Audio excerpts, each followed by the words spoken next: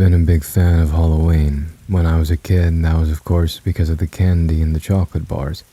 As I got older and entered my teenage years, that changed. My love for the holiday remained, but that was because of the costumes and decorations. I had this one neighbor, you know the type, the one that goes all out on either Christmas or Halloween. Luckily for me, it was the latter. She'd put up statues of plague doctors, clowns, and whatever else she could get. It was awesome, and I couldn't wait until I was an adult so that I could decorate my front yard with skulls and jack-o'-lanterns. I'd probably disappoint teenage me, but money doesn't grow on trees. Still, even as I settled into adulthood, Halloween remained dear to me, though admittedly that's because I met my fiancée, Mary, on October 31st of our last year in high school. Before you ask, yes, we were wearing costumes. She wore a prom dress covered in blood, and I was dressed as the axe-wielding Jack Torrance. We soon bonded over our shared love of Stephen King, and that night a relationship started that would last for 7 years, 5 of which were dominated by our little labradoodle, Shallon. They were the best years of my life. This Halloween was different. It started out normal, us cuddling up on the couch and watching kids in costumes start trick-or-treating a little early. Such is the nature of kids, as we all know. Halloween being on a Saturday gave them an excuse. Mary and I laughed when a group of superheroes, the Avengers I think, showed up before the sun had even gone down. We answered the door a few times, smiling, handing out candy, the usual. But there was one group that stuck out towards the end. 3 kids, or, well, teenagers, really. Their costumes weren't costumes at all. One wore a plain hoodie with the hood pulled low and a bandana covering everything below his dark eyes. The teen in the middle wore a stiff potato sack draped over his face with the eye holes cut too big. The last and smallest of the group, a girl by the looks of it, had her face painted in a style reminiscent of a hard rock band like Kiss. "Trick or treat," the girl giggled, holding out a pillowcase full of sweets. They all looked at me the way a toddler looks at a monkey at the zoo. Something about them felt off, and I wanted nothing more in that moment than to slam the door shut and forget all about the holiday. Instead, like the moron I am, I grabbed a few Milky Way chocolate bars from the bucket next to the door and dropped them into the pillowcase. The girl's eyes lingered on my engagement ring, which usually made me happy. I'd talk people's ears off about the way I proposed to my fiancée, the way we met, and just how idyllic our life was. The girl didn't look at it with curiosity, however. Her eyes gleamed like those of a predator who'd just seen its dinner and found it to be delectable. "You married, mister?" she asked with a wry smirk on her face. After a brief and awkward pause, I replied, "Yeah, you kids have fun now." I closed the door, but not before catching the kid with the bandana tilting his head to look inside of my home. Shallon was at my side before long, wagging her tail and drooling all over my new and unfortunately expensive shoes. I cleaned them, though not before a tease from Mary. They weren't exactly shiny, but they would do for our date. Later, when it was time for our dinner reservation, we left the usual bowl outside. Take one, be honest, all that. We knew it would probably all go into a single person's bowl, but it was better than nothing. We were excited, dressed up a little nicer than usual, and headed to the restaurant. For a while, I forgot about those kids. But when we came back, the street was quiet. Most of the houses had gone dark, and our bowl was gone. Not just the candy inside. Someone had actually taken the shitty $2 plastic bowl with them. "Shit, at least they left a note," Mary chuckled. I was less humored by the abduction of my favorite shitty bowl. I grabbed the piece of paper and we went inside, where Shallon barked up a storm at the sound of Mary's keys jingling in the lock. As soon as we entered, we gave her the pets and belly rub she deserved, as well as the leftovers of our meal. I laid the note on the table, only now noticing what was written in messy, bold letters, like a kid would scrawl their first words with a crayon. Quote, "Thank you," end quote, with a smiley face at the end. That was all it said. Under it was a symbol, one I can only describe as an empty hourglass inside of a circle. "See, polite little monsters," Mary teased, crumpling it and tossing it into the trash. I forced a laugh, but the image stuck with me. I tried to push it out of my head as we kicked off our shoes and gave Shallon her leftover steak. She wagged like she'd won the lottery, scarfing it down before immediately begging for more. Dogs in a nutshell. By the time we cleaned up and changed into something comfortable, we were as exhausted as Shallon after a long walk. I glanced out the window one last time, and nothing but the dark and empty street looked back. "Come on," Mary yawned, already halfway up the stairs. "Bedtime. Shallon's already claimed her spot." Sure enough, our dog was curled up at the top step, tail thumping lazily against the carpet. I gave the front door one last look. Locked. Bolted. I followed them upstairs as Shallon made her way to our bedroom. She stopped dead in her tracks, then arched her back and growled at the door to our bathroom. Mary and I shared a look, and I could smell the fear in her breath mingling with mine. She backed up, nearly bumping into the hallway closet, as I put my index finger to my lips in the universal gesture for quiet. I crept towards the door. Mary stood shivering behind me, fear in her eyes. I knew how she felt, the hope of being wrong and the fear of being right. My hand rested on the doorknob, but when I swung it open, there was nothing. Suddenly, Shallon spun around and barked at Mary, wondering what the fuck was going on. I turned to Shallon and bent over to pick her up and calm her down. Felix! My fiancée screamed. Just as I looked up to see why she yelled my name, something crashed down hard against the back of my head and I fell, sprawled out on the floor. I tasted copper, along with a very distinct feeling of my own molar piercing my cheek. Mary continued to scream, and I could only watch as the closet behind her opened. 2 gloved hands shot up from the darkness, rag in hand. The rag, held like a garrote wire, was forced into her mouth and she was pulled towards the closet. It was then that I saw the familiar white and black face paint of her assailant. Contrary to before, she wasn't smirking, but smiling gleefully from ear to ear. As Mary tried to fight back, someone else stepped over me. Shallon, oh sweet puppy that she was, leapt towards the teen who had bashed me on the head. Her teeth caught his heel and he yelped like a child. "Fucking piece of shit!" he yelled, though it was muffled by the bandana he wore. Shallon did not relent. She tore and bit at his heel and it was a tasty bone. I heard heavy footfalls behind me. Before I even registered them, a heavy-duty work boot crashed into Shallon and she let go. Startled. I could see blood and some flesh in the fur around her mouth. "Oh, what the fuck are you doing, dipshit? Kill it!"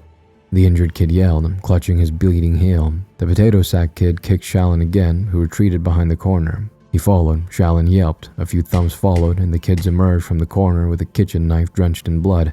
Mary screamed a defeated, yammering, "No!" I stood, dazed, and saw Mary kicking at potato sack kid. Her arms were bound behind her at the wrists, and she was gagged. I don't think any man or woman truly knows their own strength until they see what they love most being ripped away from them. That is, when you see the true endurance of the human spirit. It was my body that helped me here. However, as I screamed and ran at the kid with that stupid fucking sack over his face, my shoulder connected with his back and I sent him tumbling into the wall with a muffled cry. My fist connected with the back of his head next. Then I turned around to face the girl struggling with my fiancée. She was not who I found. The hooded kid stood before me, weight resting on his good leg. More importantly, he had a baseball bat which was on a trajectory with my side. The blow landed with a thwack and I fell down again. My consciousness waned, my vision dark at the edges. Mary's struggles died as her feet rebounded the ankles. "Get the fuck up, you pussy," Bandana Boy said between groans of pain. "Pussy? At least I didn't scream like a little bitch," Potato Sack replied, hand pressed against the spot where I'd punched him. They continued bickering, but I couldn't make out the words anymore. The darkness of unconsciousness embraced me with its cold arms. Mary whimpered. A distant jolt of pain erupted from somewhere in my gut. I tasted copper, thick as syrup, and it coated my mouth.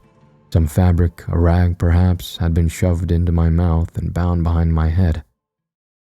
There was a droning noise coming from my right. Voices, laughter. It was a television, but how? We never forgot to turn it off, not even when our eyelids drooped and our limbs felt as heavy as lead. The teens, I remembered. They must have turned it on, but why? I raised my head and opened my puffy eyes. The back of my head and my side throbbed in unison, like a slow, calm heartbeat. Run. I had to run.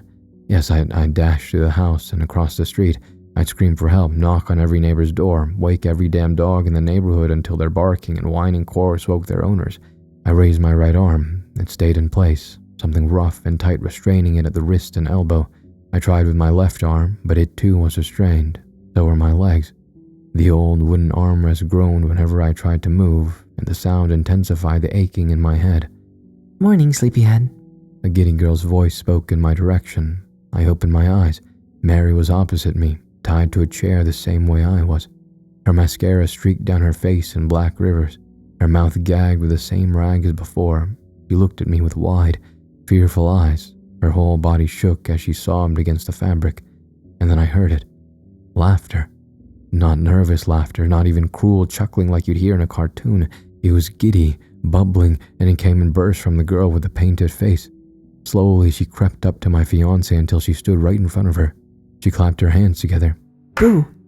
Mary jolted, screaming behind the cloth. This caused the girl to giggle some more, skipping around our living room like a happy child on Christmas. This is great. The girl beamed, spinning to the others. The boy in the bandana was sitting cross-legged on the floor, pouting. Make it quick, still gotta clean the fucking blood upstairs. Hey, I'm savoring this. Not my fault you let yourself get bit. She said, turning her attention to something behind me.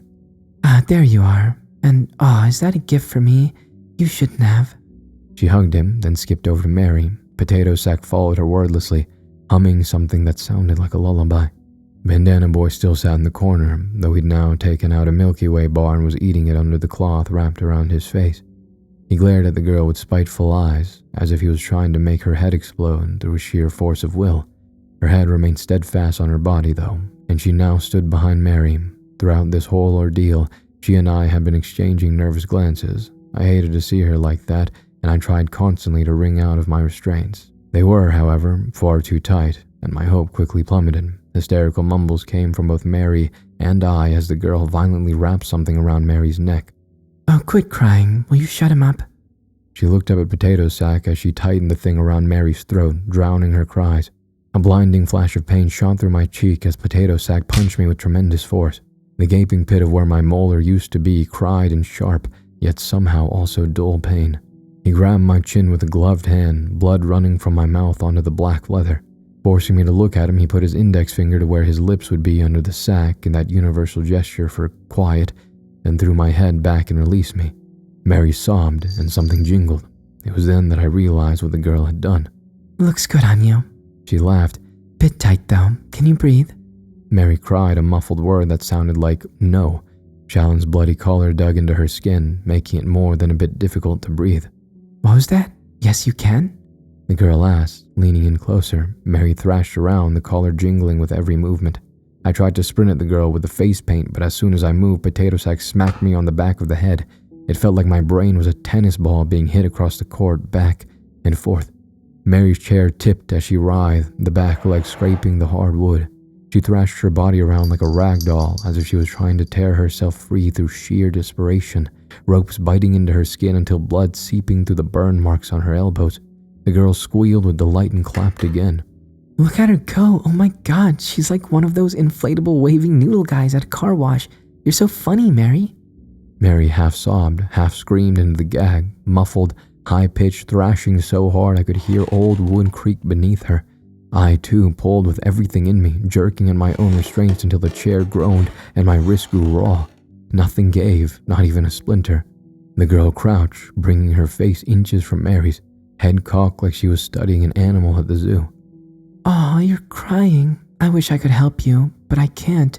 They, she nodded towards the two other teens, wouldn't let me, and I honestly don't think I want to. This is so much fun. She tapped Mary's nose and stood, spinning away on her heels, humming along with the opening of Friends playing from the television. Bandana Boy finally stopped his hateful glaring, crumpling the candy wrapper in his fist. Fuck, you're making this take for fucking ever. Just slit her goddamn throat and be done. My fucking leg still hurts and we don't have all night. The girl gasped dramatically, whirling on him. Excuse me? She said with an offended tone. Do you ever have fun with anything? This isn't like shoving Taco Bell down your throat before mom gets home. This is art. Art my ass. Bandana Boy grumbled. You're stalling, always stalling, and I'm not cleaning her off. She pisses herself when you pull your ha-ha boo shit. Language, the girl said sweetly, wagging her finger. We have guests. She gestured at us. Then she twirled and faced me, her painted face glistening under the TV's bright light. You look like you want to say something. You want to say something, Mr. Sleepyhead? I screamed 1,000 inaudible vulgarities into the gag, twisting with such force my chair rattled against the floorboards, veins bulging in my neck and forehead. My arms screamed with fire, but the ropes only dug deeper. I felt my skin twist and tear under the strain, warm blood sliding down my arm and onto the armrest. Potato Sack stepped closer. His massive shadow rolled over me like a storm cloud. He didn't move quickly, didn't threaten. He didn't need to. Don't be mean to him, the girl said, smacking Potato Sack lightly on the chest as though he were her big brother and they were role-playing on the playground. He's cute when he's angry. Look at those eyes, they're like, He leaned toward me, peering close. like a deer right before it goes thump thump thump on the hood. She mimed the action, placing her hands on an imaginary steering wheel and going up and down on the aforementioned thumps. Mary writhed harder at those words, her eyes caught between desperation and fury. Her screams were raw, shredded, but they were turned to pitiful, wet sobs as if pushed through a meat grinder. Bandana Boy cackled. Yeah, and you're the fucking Subaru. Language! She snapped again, but then suddenly, like flicking the lights on, she burst into giggles. Oh my god, you're so funny when you're mean. The girl went back around, crouching low to Mary's trembling form. But you, She whispered, her voice sing-song now. You're the main event. She plucked the dangling tag of the collar, letting it tinkle like a bell. With her other hand, she gently reached up and slowly took the gag out of Mary's mouth. I watched, bread caught dead in my throat. Why? Mary sobbed, eyes downturned. The girl made a tis-tis-tis sound and lifted Mary's chin. Because it's fun. She said, looking Mary dead in the eyes. Her grin grew into a manic smirk. Please don't kill us. Mary cried. The girl's smile stayed perfectly in place. Sorry, no can't do. You see, this is all going to be over soon. The sun, the dark one, wills it so. You're lucky, you know? You won't live to see the rest. They're much worse than us. But you've got to start somewhere, right? As she saw the look of confusion on my fiancé's face, she decided that had been enough. She reached back up to put the rag back into place, and as her fingers came closer, Mary lunged forwards and bit down hard. With a pained yelp, the girl yanked the collar so hard the chair toppled, Mary crashing sideways with a hollow bang against the floor. A spray of blood shot through the air, covering Mary's face. 3 fingers rolled across the floor, blood streaming between the floorboards like tiny crimson rivers. The girl howled a cry of pain, which was quickly replaced by an animalistic growl. She clutched the ruined and uneven stumps of her fingers, blood streaming down her arm as if from a spring. You bit me. She screeched. The smirk she once wore was now replaced by a furious snarl. You stupid little whore. She kicked Mary's chair, only managing to hurt her own foot. Mary coughed, spitting out blood that wasn't her own, her body convulsing as she tried to free herself again. The girl loomed, clenched teeth bared. No more games. I'm gonna fucking kill you. Bandana Boy's eyes lit up like it was Christmas. Finally! He rose, looked at the blood spurting from the girl's fingers as if noticing it for the first time, then clenched his eyes shut in frustration. More blood to clean up. Potato Sack just stared down, letting the girl do as she wanted, but ready to jump in and end it quickly should things go south. The time bomb in my chest that was panic finally detonated, sending its shockwaves coursing through my veins. I knew what was coming. They weren't bluffing anymore, they were going to kill my Mary. I roared into the gag, thrashing, rattling the chair so hard it screeched across the floor. I slammed the legs down over and over, splintering them on the hardwood floor. The girl snapped her head towards me, eyes wide and furious. Something hid behind those eyes, swishing and curling like mist behind her pupils. Shut him up, she hissed, then added, Make him hurt like she hurt me. Potato Sack's hands clamped around my arm, squeezing until I thought the bone would snap and puncture my flesh. With his other arm, he gestured for Bandana Boy to bring him something. He dashed away, then emerged with a hammer. Mary screamed as she saw it, but the girl was upon her a moment later. Bandana Boy held me after handing Potato Sack the hammer, restraining me even further, though I think it was just so he could get a better look at what was about to happen. Pain. This moment was when I truly understood that word. Being so helpless not only to help your own suffering, but also that of the one person you love most. The first blow came down and sent molten lightning up my arm, a wet crack tearing from my hand. I screamed into the gag, the sound muffled, ragged. He hit me again, each hit landing with blinding, hot, white light. I tasted bile. The jingling of Shallon's collar brought my senses back. The smell of my own blood hit my nostrils before I could even see my bloodied hand. That was unimportant. On the floor, Mary wheezed, coughing, her eyes full of fright and panic. The girl's blood-soaked hands were wrapped tightly around her neck. Mary's eyes, her beautiful, blue eyes, were bloodshot and full of tears. The girl leaned closer, her mouth open, but before she could speak, Mary jerked free of her slick, bloody hands and whipped her head around. A disgusting thudding sound echoed from them as Mary's headbutt landed. The girl screamed, stumbling back. Bandana Boy groaned. That's why you just fucking kill them, you dumb piece of shit. As the girl and Bandana Boy glared at each other, Mary writhed again. She strained every muscle in her body and finally her chair collapsed under her. Wood splintered and like a phoenix, she was born anew. She lurched upward with one jagged shard of wood clenched in her still bound hands. I lurched to help her, but the rope still bit into my skin. I writhed and pulled back. My mangled and broken hand, slick with oozing blood, moved ever so slightly further than my other hand. This was it. This was hope. Writhing, fighting, and twisting, I worked the hand out of the ever slicker rope. It hurt. It fucking hurt like nothing else, but I had to, for her.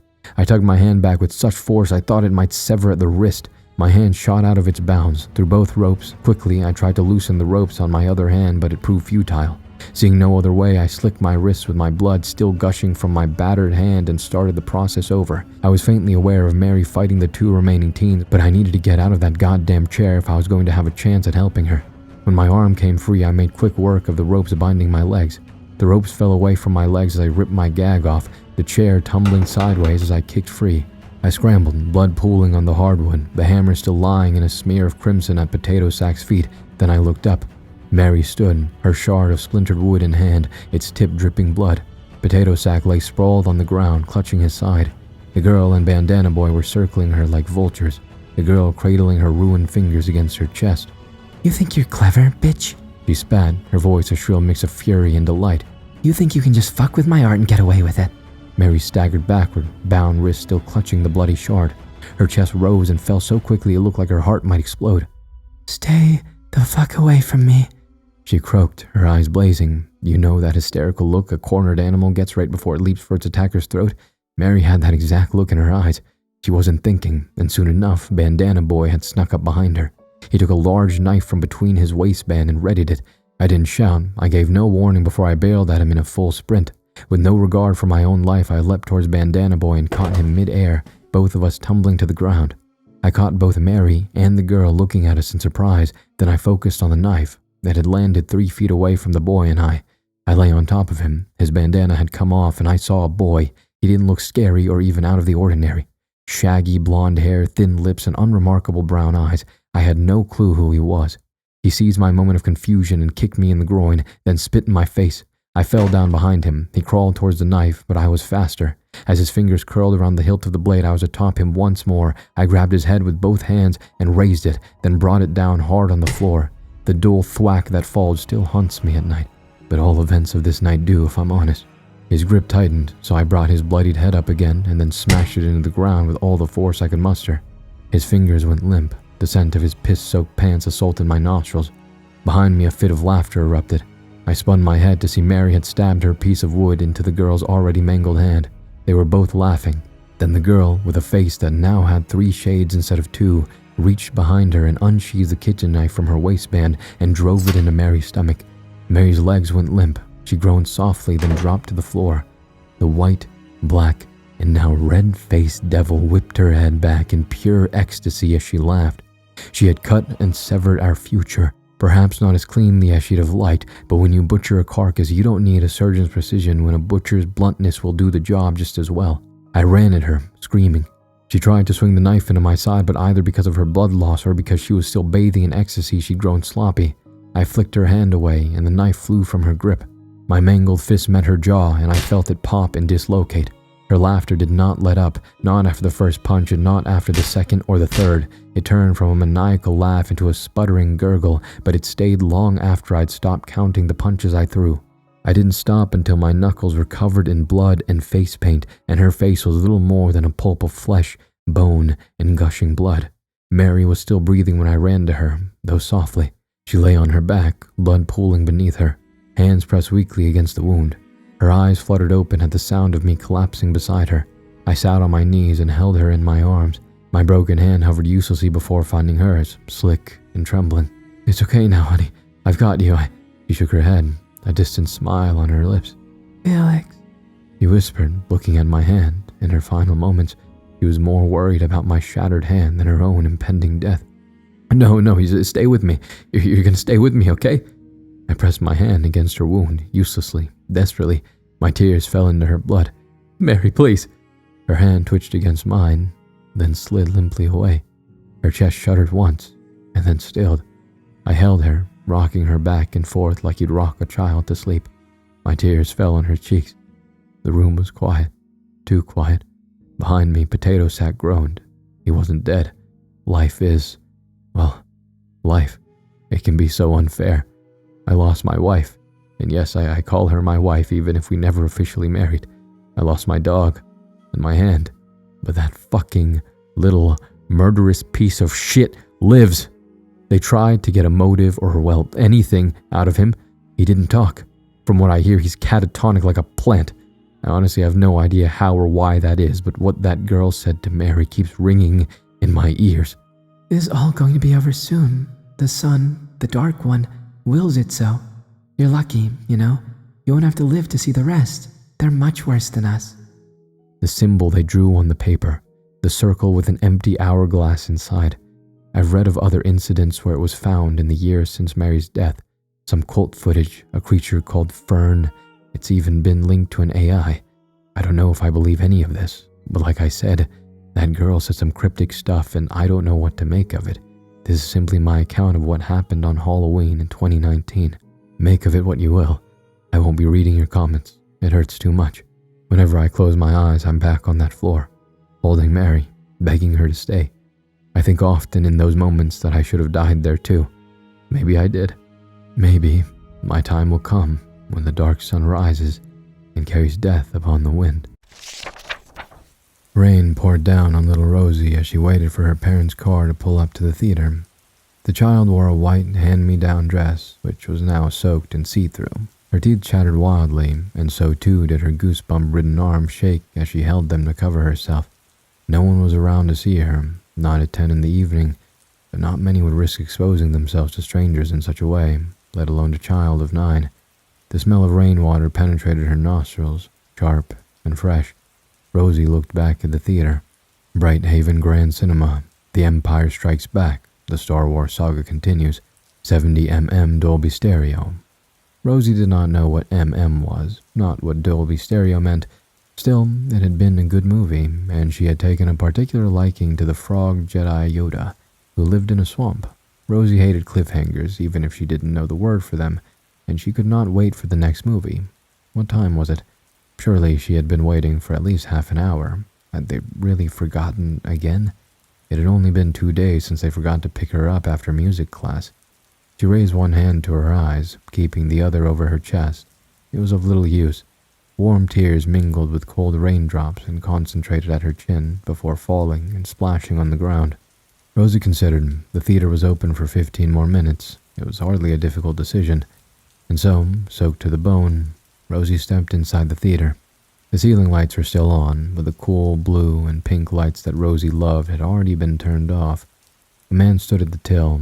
He wore a long-sleeved white shirt with a bright red vest on top, as well as a hat that made him look like a carnival worker.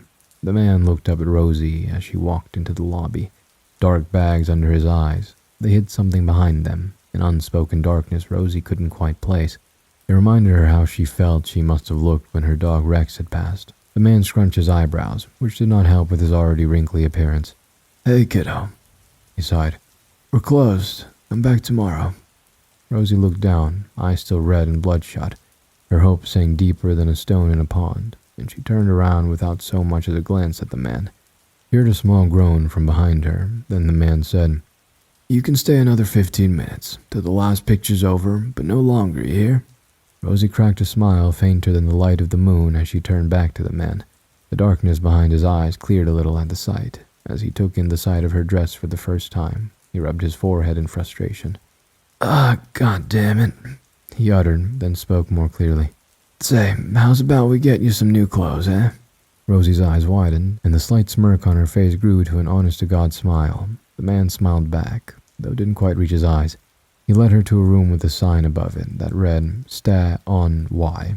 It was missing letters, that much was obvious, but which ones, she didn't know.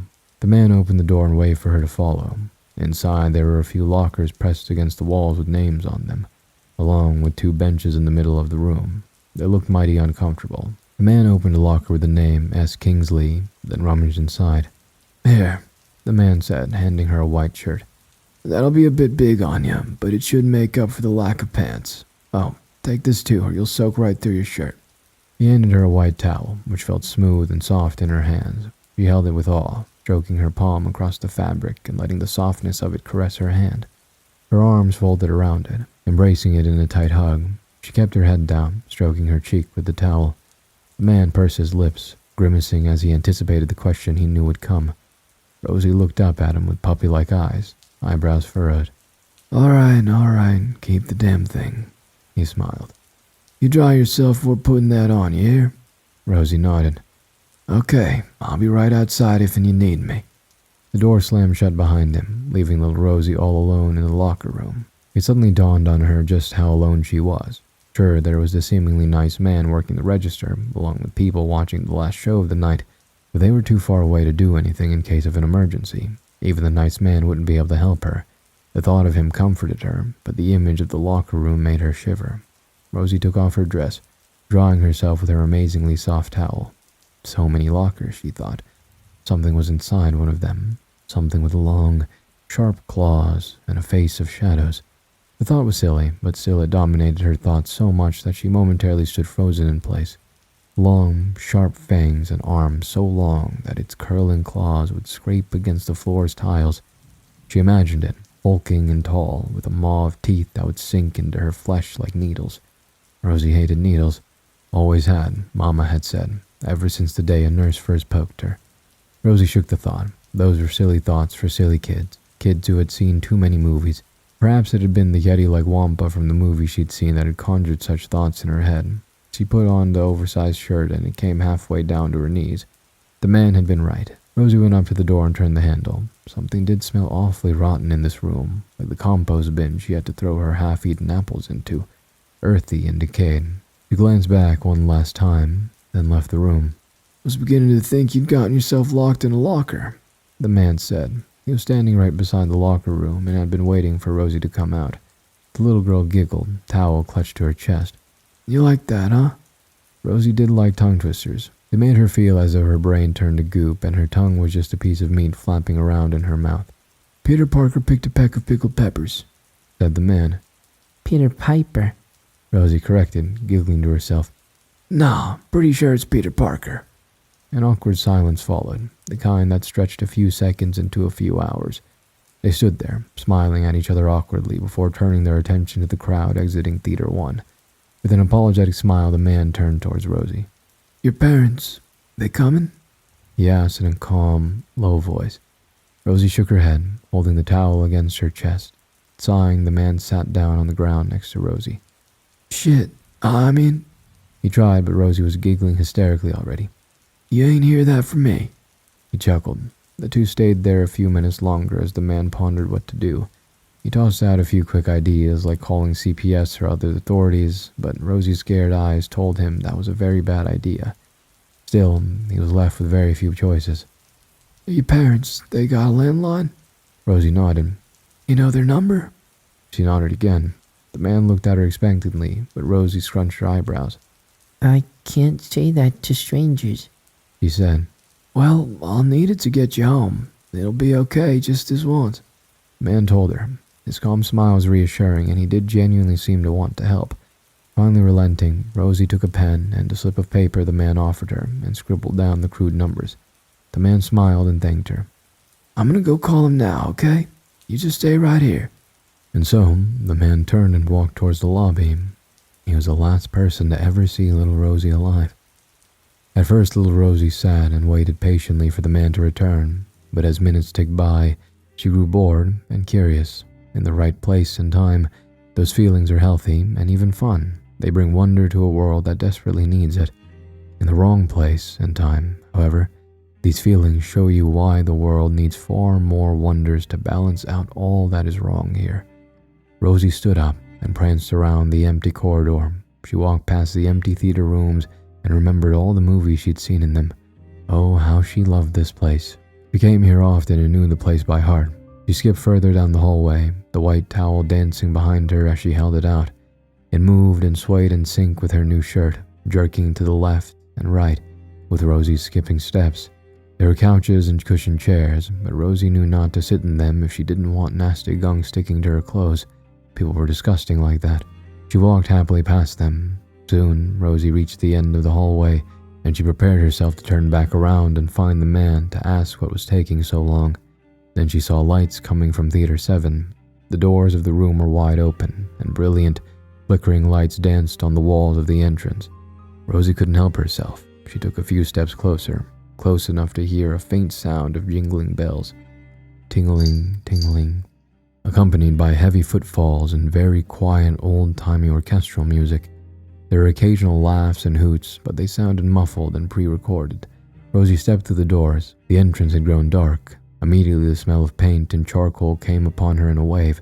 The scents were so intense it was as if she had a bucket of paint and a piece of charcoal up her nose. The chemical smell mixed with the dark, earthy scent and created a whole new odor, like a piece of dirt soaked in wiper fluid. Rosie loved this smell. It reminded her of art class, of the canvases and paper she expressed herself on. Each stroke opened a rabbit hole to a whole new world, just wide enough that she could fit through and explore all that it offered. The jingling bells grew louder as she drew near. When Rosie finally turned the corner, she saw that the theater was as dark as a moonless night, except there was a moon here, in the form of a large spotlight centered directly on what appeared to be a man. He was facing away from Rosie, and he mimed and danced. A cloth crown with 4 ends adorned his head, a small bell having been attached to each end. His black and white stripped clothes bulged, as if puffed up with air. His shoes, which were as black as coal, made delightful tapping sounds on the wooden floor as he danced. When the bells again as the jester jumped up and down, his arms outstretched towards the empty theater. He stopped, then exaggeratedly sniffed the air. His head snapped towards Rosie in an instant, and he tilted his head curiously. On his face was a stark white mask with an expressive smile carved into it. The eye holes and mouth were far too large for any semblance of realism. With a pep in his step, he walked towards a stunned Rosie. His back was bent so as to remain at eye level with the child, and he swayed his arms back and forth in a playful motion. "Why, bless my bells," said the gesture in a high-pitched voice, though it was partially muffled by the mask. "A guest! Oh, a dear little guest come to see my little show." He stopped an arm's length away from Rosie, then crouched down to meet her gaze. His legs, their outline visible through the fabric, looked thin and emaciated, like he was walking on stilts. "What show?" asked Rosie. "What show?" replied the jester in mock offense. The words put a sour sort of taste in the back of Rosie's mouth, like the acid reflux she had some mornings. "Why, the greatest show of this century, silly, with songs and a full audience and the dancing, prancing jester at the center." With each word his head bobbed up and down flamboyantly. "But there's no audience," said Rosie, and the jester nodded along solemnly. His mask seemed to droop, the corners of the carved mouth tugging down in the darkness.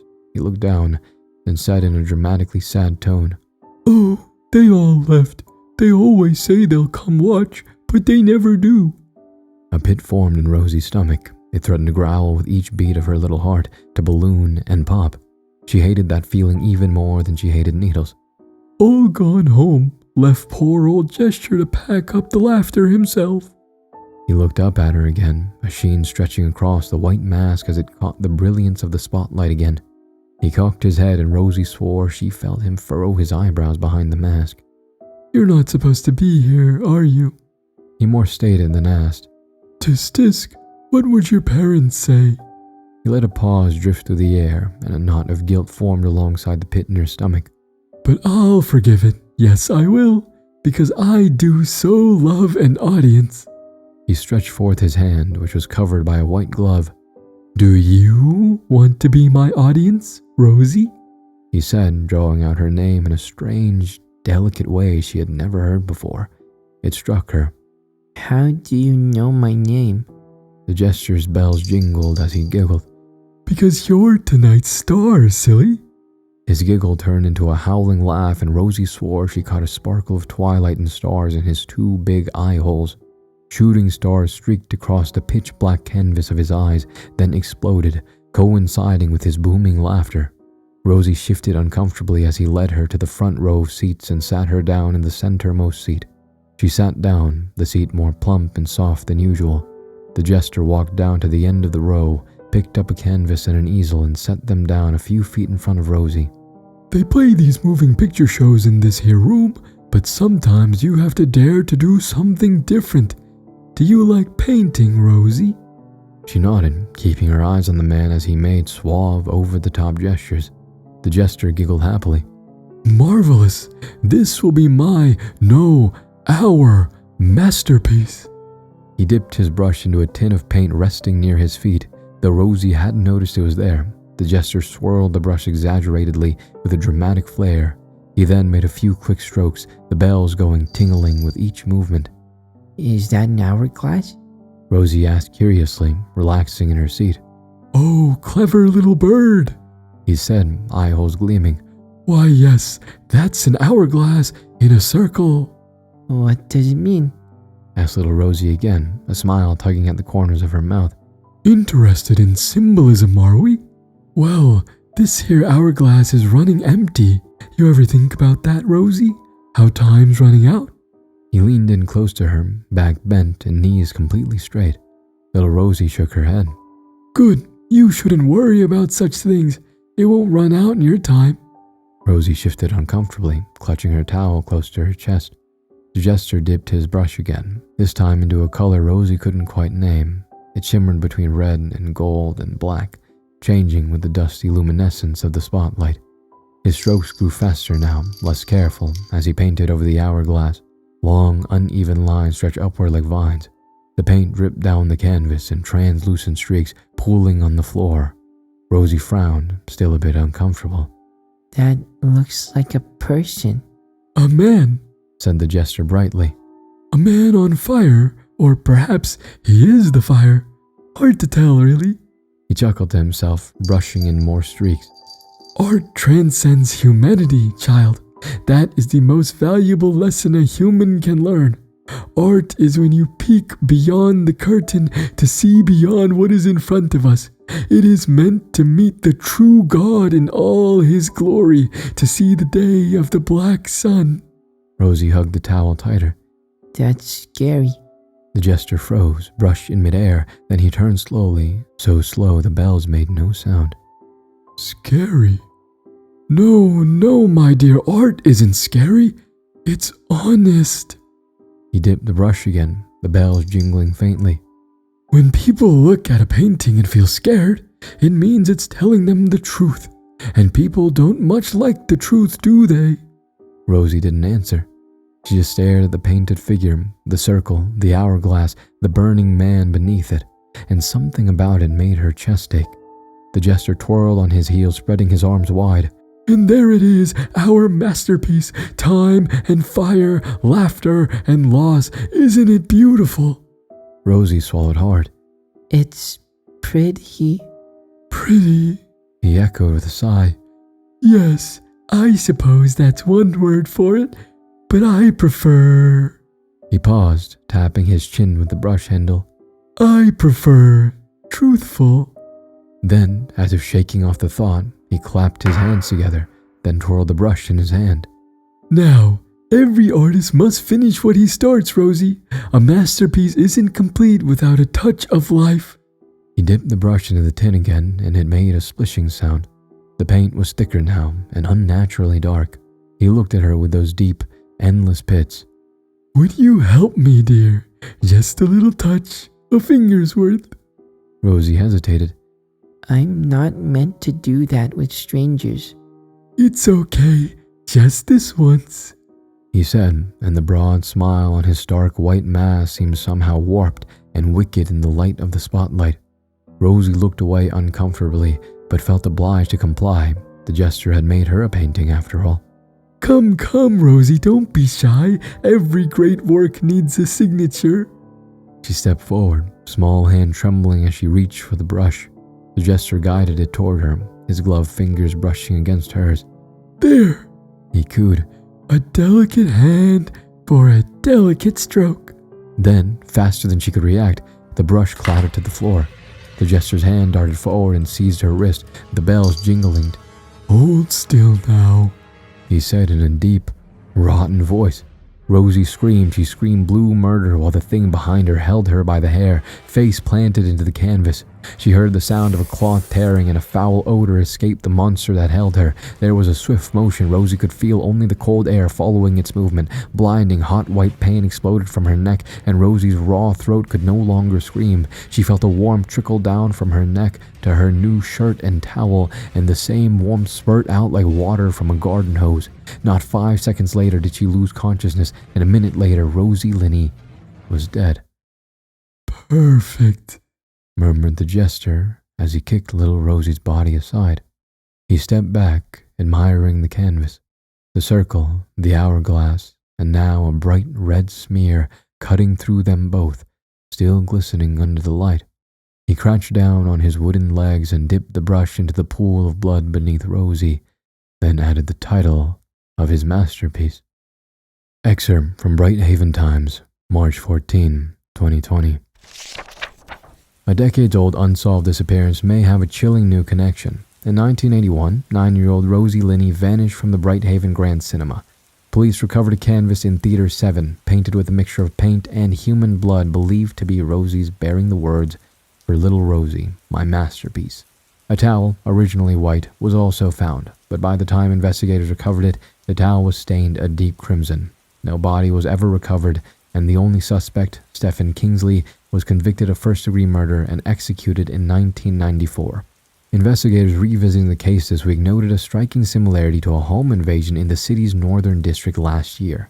During that incident, 3 teen perpetrators left a crudely drawn circle enclosing an hourglass in the victim's house, a symbol identical to the one featured on Kingsley's canvas. Authorities have confirmed the artwork and the symbol are now being examined for further potential links, though they state that there is no cause for alarm. Quote, "We believe the incident in the Northern District was likely a case of copycats," end quote, said Police Chief Jordan, noting that the teens may have taken inspiration from the historical reports of Kingsley's crimes. However, some online true crime communities have questioned this explanation, suggesting that the recurring symbol could indicate a deeper or ongoing pattern. Stacy and I switched the power on and sent ourselves to an early grave. I say an early grave, but I don't expect there will be anyone left to bury us. It was an honest mistake, one we couldn't have foreseen. To any who may read these words after the fact, that may seem like Satan trying to excuse opening the gates of hell, but we honestly didn't know what we were in for. You see, I bonded with Stacy over our shared love of urban exploration. That bond slowly, but surely, turned into a relationship we could hardly keep calling platonic. Anyway, over the course of our 4-year relationship, we explored many forgotten and abandoned sites. Most were just your run-of-the-mill abandoned houses, but every once in a while we'd go somewhere more daring. A ghost town, an abandoned prison complex, you name it, we've dreamt of going. And there's just something about it. The quiet halls once filled with laughter, cries, and everyday chit-chat. I suspect it's something much like how archaeologists feel when digging at the pyramids of Giza or Göbekli Tepe. It's so deliciously eerie, how you share the place with no one but the ghosts of yesterdays long since past. The last such site we visited was an abandoned ghost town whose economy collapsed after the gold rush. It was a fun experience, even if it was quite a few states away from where Stacy and I lived. I'll have to skip over that, though, as you're not reading The Wonderful Adventures of Tyler and Stacy. What matters is that on our drive back home, we found ourselves quite the catch. A dilapidated house in the middle of nowhere, with a high fence surrounding it, barbed wire on top, signs with skulls on them with the word "Danger" beneath it in bold letters.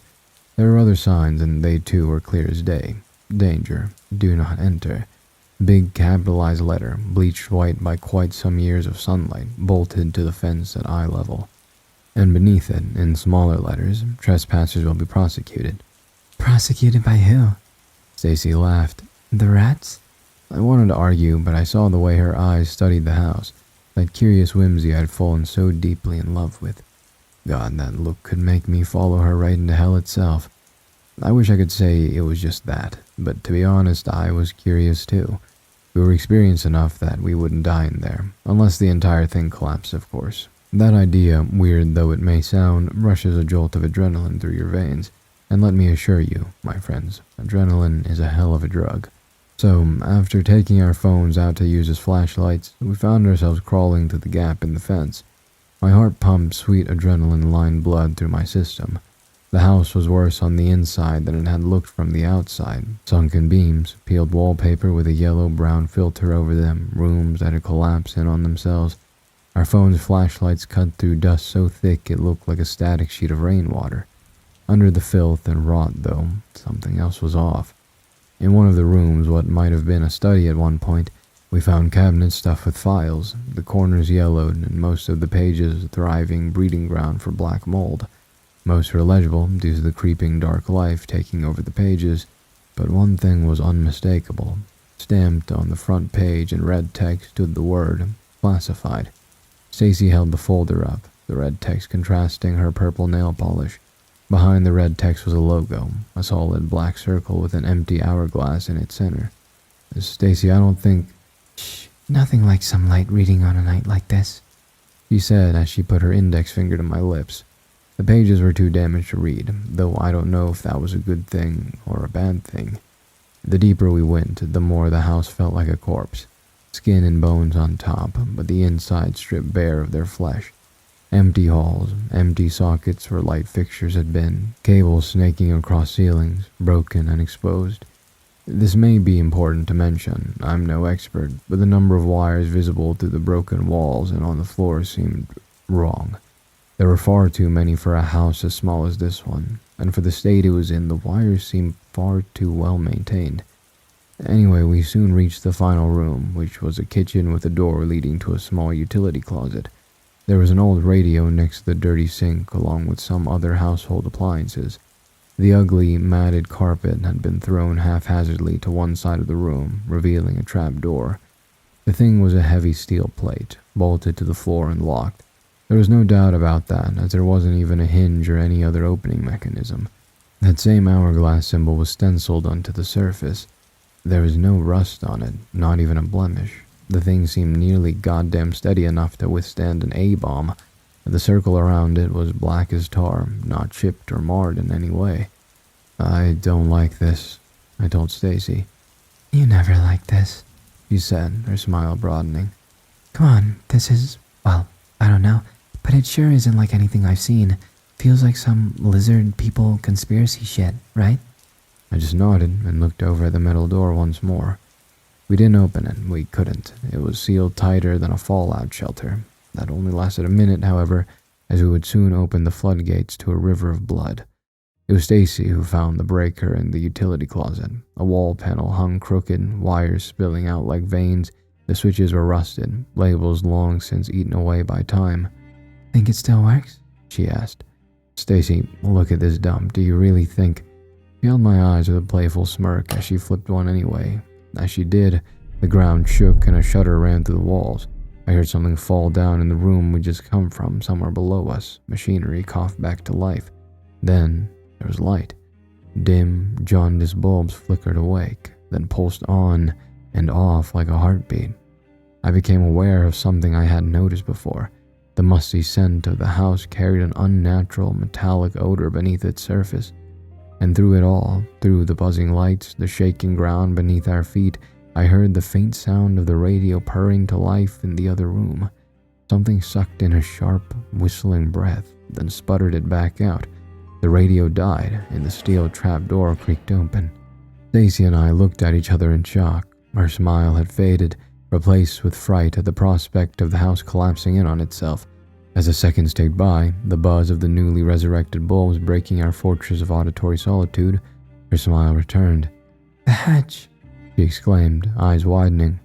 Grabbing my hand, she yanked me along to the steel trap door, which was now wide open. Stairs led down to a sterile and spotless hallway lit by white lights. It looked like a laboratory or a hospital corridor. She looked up at me with those wide, adrenaline-drunk eyes again, begging me to come with her. I should have stopped her. God, I should have. This is some MK Ultra shit, Tyler, Stacy murmured excitedly as we got to the bottom of the staircase. It smelled musty, and the air was warm and humid. The fluorescent lights buzzed overhead, illuminating the hallway. It wasn't very long, maybe 30 feet, and a thick sliding glass door stood at the end. Stacy and I walked towards it, our footsteps echoing off the walls. As we got closer, I saw cuts across the door, thin white lines bunched together. creating circling patterns all over the thick glass, like the glass door of a long-time dog owner. These scratches somehow seemed both frantic and methodical. I couldn't wrap my head around it, and neither could Stacy. Holy shit. She pressed her palm lightly against the glass. A loud hissing sound came from the door, and Stacy's hand shot back as if it had been on a hot stove. Then the door slid open. Beyond the door was what looked like a very sterile, very boring cafeteria. The place looked like people had been working just minutes before, only they clearly hadn't been here for decades. Clipboards sat abandoned on metal tables, yellowed papers curled at the edges with age. An office chair lay on its side in the middle of the room. Pens lay scattered across the floor like someone had thrown them across the room and hadn't bothered to clean them up. A coffee mug rested by a microscope, dried sludge fossilized inside it, probably maintaining an entire ecosystem. It was like everyone had stood up at the exact same moment years ago and walked away. The air was heavy and wet. The lighting was brighter and somehow even colder. We wandered slowly and quietly. Machines I didn't recognize lay dead under thick sheets of dust. Panel lights dark except for one blinking amber light on a piece of equipment against the far wall. A delayed warning, maybe. Perhaps a faulty alert. I didn't know, and I wasn't sure I wanted to know. What the hell happened here? Stacy whispered. I opened my mouth, but before I could answer, something caught Stacy's eye. She turned her head to look at it, and I did the same. There were scratch marks on the walls, the same ones on the sliding glass door, only here they left traces of dripping reddish-brown liquid that had long since dried up. The scratch marks led to a white door. Stacy and I looked at each other for a long moment, a flicker of fear in our eyes. Then a slight smirk grew on her face, and before I could stop her, she walked over to the door and turned the handle. "Stacy, wait," I said as she opened the door, but I was cut off by her screams. Oh God, what the fuck? She yelled, tears welling in her eyes.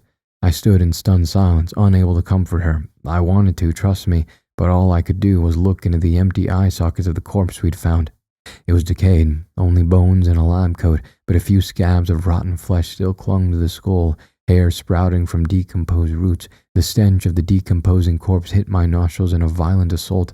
I had never smelled it before, but we instinctively knew the smell of another human rotting. It's even more utterly repulsive and disgusting, might I add, when they've been marinating in their own fluids for years. We've got to get the fuck out of here. Stacy yelled as she yanked my wrists and pulled me towards the cafeteria.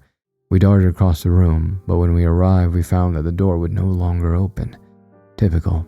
Ah, fuck. Stacy yelled, pounding her fists against the glass until her palms smeared with dust and sweat, my breath coming in short, ragged bursts. Useless. Stacy looked around for a moment, likely trying to find some sort of control panel. A sharp pop echoed overhead, then another, and another. The lights flickered violently, casting the room in shuddering shadows. And then, from somewhere deep in the walls, the speakers crackled to life. Stacy and I listened in growing horror as the speakers sang a distorted tune.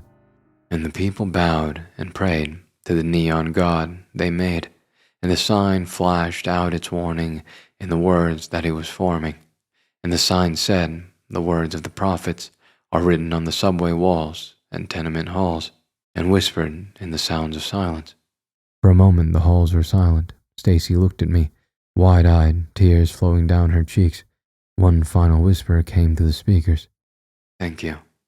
Neither of us dared to move, dared to even breathe, but after a long moment, Stacy finally spoke. What the fuck was that? She hurriedly whispered. The words came out with the speed of a bullet train. I don't... A long, drawn-out scraping noise echoed from the direction we had just fled. The distinct sound of metal on metal, like a knife raking across a car. It was anything but smooth, stuttering, then seeming to drag a long distance, then stopping again for a few seconds. Without a word, we ran down the corridor, away from the noise. Our footfalls were light, but probably still audible to whatever was out there. My mind tried to imagine it despite my will.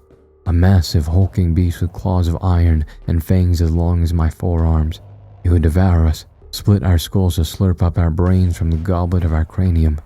There's gotta be something, another exit, like a fire escape? Stacy tried frantically as we rounded a corner and came to a stop. The facility was large, there was no doubt about it. Say something, damn it, she said, her voice frantic. The scraping sound still grated over ears, though it was further away. Facilities like this usually have their floor plans hanging around, don't they? I said. Stacy's hazel eyes lit up slightly, her posture growing a little less tense. Yeah, they do.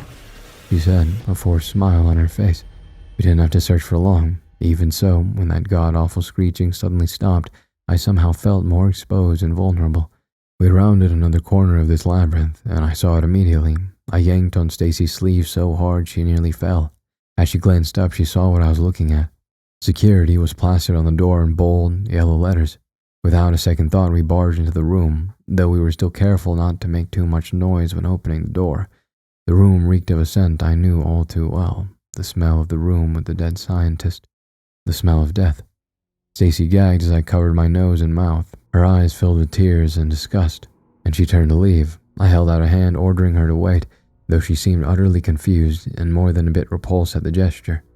I walked over to the desk, on which was an old monitor. Both were covered with old brown bloodstains. What was behind the desk was obvious, but that predictability did not make the sight any easier. A torn, or rather shredded, uniform clinging to a skeleton. The blue shirt was closer to a crusty brown than its original blue color. More notably, the right eye socket seemed to have been broken along with a few ribs that were nowhere to be found. I reached down, forcibly tearing my eyes away from the corpse, until I found his belt, and more importantly, his holster. I undid the clasp, then slid the pistol out. It was old, sure, but it seemed functional, and that was what mattered most. Stacy looked at me hopefully, almost smiling behind the hand covering her mouth. Not wanting to be too hopeful, I checked the magazine. A few bullets were missing, but there were more than enough still in there. I sighed in relief, then glanced down at the desk again. Frowning curiously, I felt at the monitor's back, finding the switch. I turned it on, then did the same for the computer it was connected to. For the second time that day, I stood dumbfounded as this ancient, disheveled piece of technology slowly whirred to life. I looked at Stacy triumphantly, who stared back at me with a stupefied expression. She quickly paced across the room, still making sure not to look at the corpse on the ground, and stood beside me as a grainy video came to life on the screen. Camera 3. The feed showed the cafeteria and the sliding glass door we'd come in through. I used the mouse on the desk to try and find something else to do on the computer, but there was no way out of the camera feed. There goes an emergency override. I pressed an arrow key on the keyboard that was plugged into the computer, and the screen flickered to static and then showed a new image. Camera 4. An empty corridor, save for the scratches and bloodstains on the wall. My heart started to clench again. What if there wasn't any other way out of here? What if whatever had been making that awful noise had us completely trapped? Camera 5. This camera feed was grainier, and the angle was off. It looked like someone had punched the camera, because the view was skewed at a 45-degree angle. The camera, which probably used to look out over another corridor, was now pointing right at a floor plan of the facility. Though it was encased in broken glass, it was still legible. Stacy beamed, opening a drawer and frantically searching through it. After a moment, she found a pen and paper and started meticulously copying what she could see on the map. The entrance was easily recognizable. It was on the far east of the map, indicated with a pictogram of a white door on a green background. The security room was somewhere near the southeast corner, and not too far above it was a dot labeled, "You are here." The camera was close to us then. Aside from a bunch of science rooms, only one more area was indicated, directly opposite the entrance and cafeteria, though separated by a few walls and rooms, was a red pictogram with the words, "Emergency Exit." A tear fell from Stacy's eye onto the paper she was scribbling on. "We're going to be okay," I told her as I embraced her. She leaned into the hug, though she didn't stop drawing until the most important elements of the floor plan had been copied. She looked up at me, then with teary, hopeful eyes, "We'll be okay," they seemed to say, "and we're going to have one hell of a story to tell." Something moved on the video feed. My eyes darted toward the monitor, but there was nothing. Stacy looked at me with a troubled expression. She probably hadn't seen the flicker of movement. Just as I started to think I was going crazy after all, the camera jerked to the side. Then it swayed again, until it was seemingly pried off the wall. Stacy and I could only watch in utter horror as the camera shook and trembled. Something was holding it. Something alive. The camera was lowered to reveal the thing holding it. Its head was small and made entirely of rusted metal. It looked like someone had taken a metal mold with the rough shape of a head and haphazardly wrapped copper wires around it. It looked into the camera, though it had no eyes with which to see. Then it reached out an unsteady wiry arm, which was also made entirely of metal and wire, with old blinking lights, nodes, and other things I didn't know the names of. It tapped on the stump of its arm, which ended in many sharp cut-off wires, against the floor plan. "You are here." Then it scraped the glass in a downward motion, the awful sound emanating from somewhere close. The jagged wires stopped, then thumped against the glass again. Security room. Stacy moved back, but I could only look on in horror. And as if the implication hadn't been clear, the thing spoke loud enough for us to hear from where it was. "Long has it been since I had guests," it said in a droning, robotic voice. It crackled like static and sounded wholly wrong, making the hairs on the back of my neck stand up. "Forgive me for my lethargy. I slumbered for..." It paused for a moment, its head drooping a bit, then coming back up to meet the camera again slowly. "A long time. It was dark, lonely.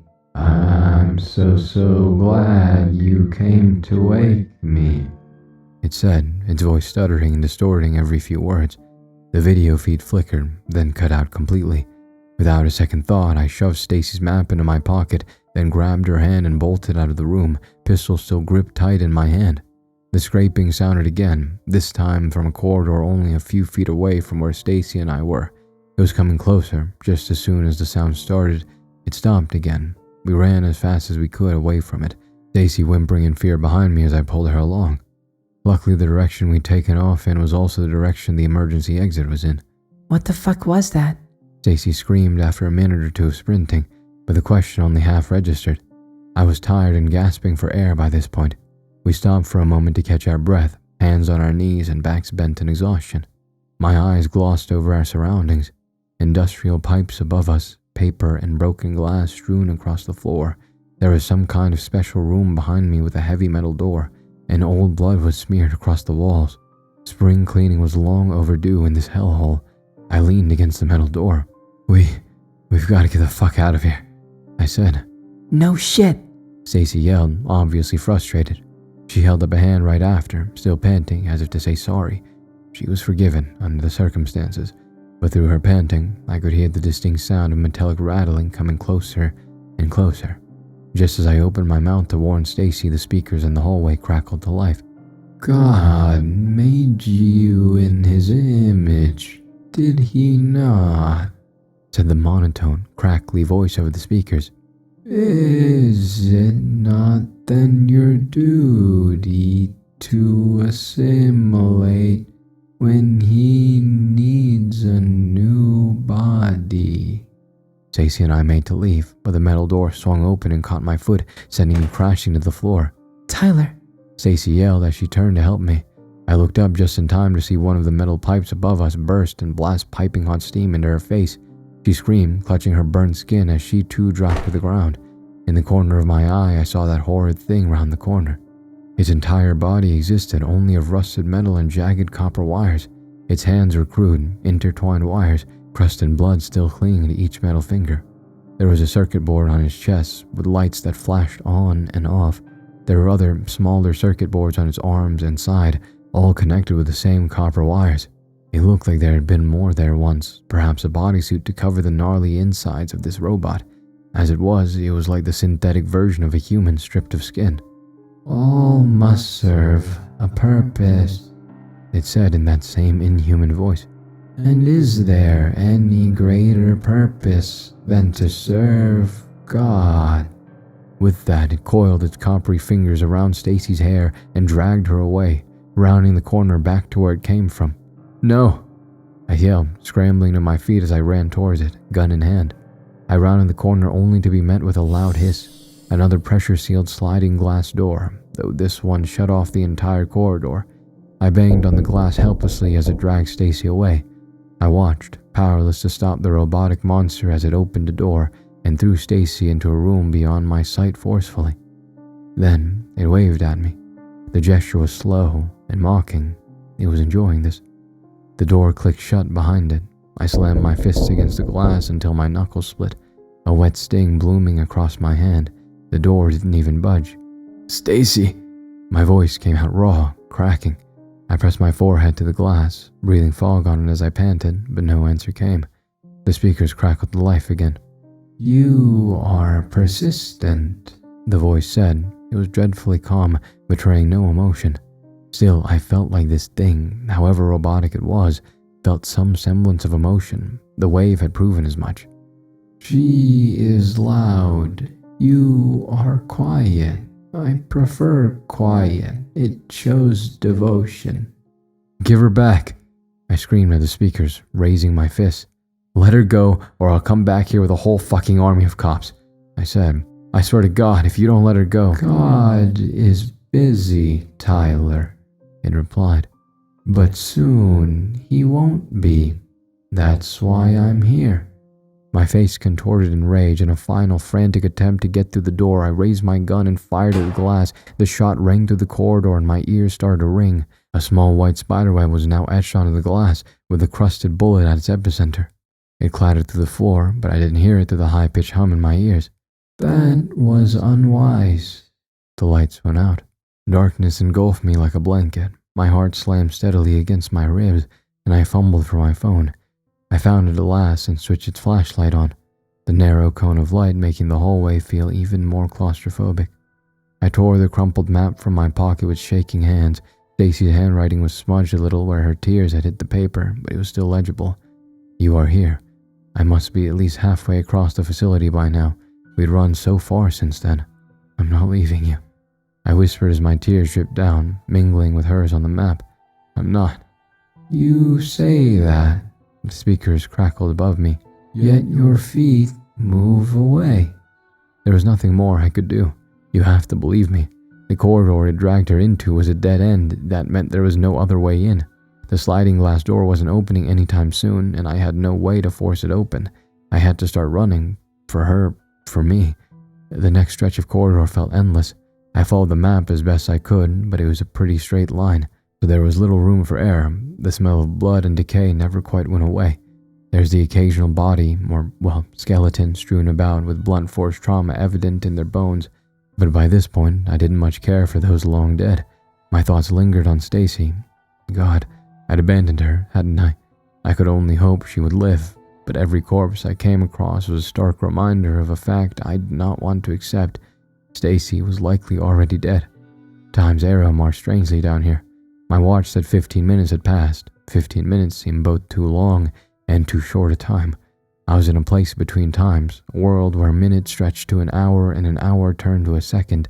At one point, I thought I heard Stacy scream.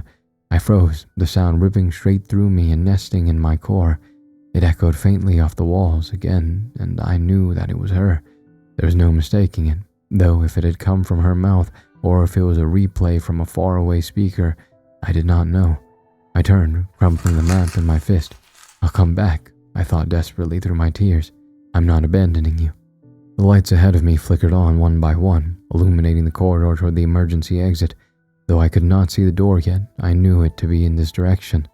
She is changing, the robotic voice said softly. You would not like to see it. Trust me. It is for the best that you left. I slid down the wall and retched, dry heaving until my throat burned like an open fire. My hand shook so badly I almost dropped the pistol. I'm sorry, I whispered over and over. I'm so sorry. But I couldn't stay like that. If there was a chance for Stacy, for us, this was it. I had to get to the exit. I forced myself up and kept running.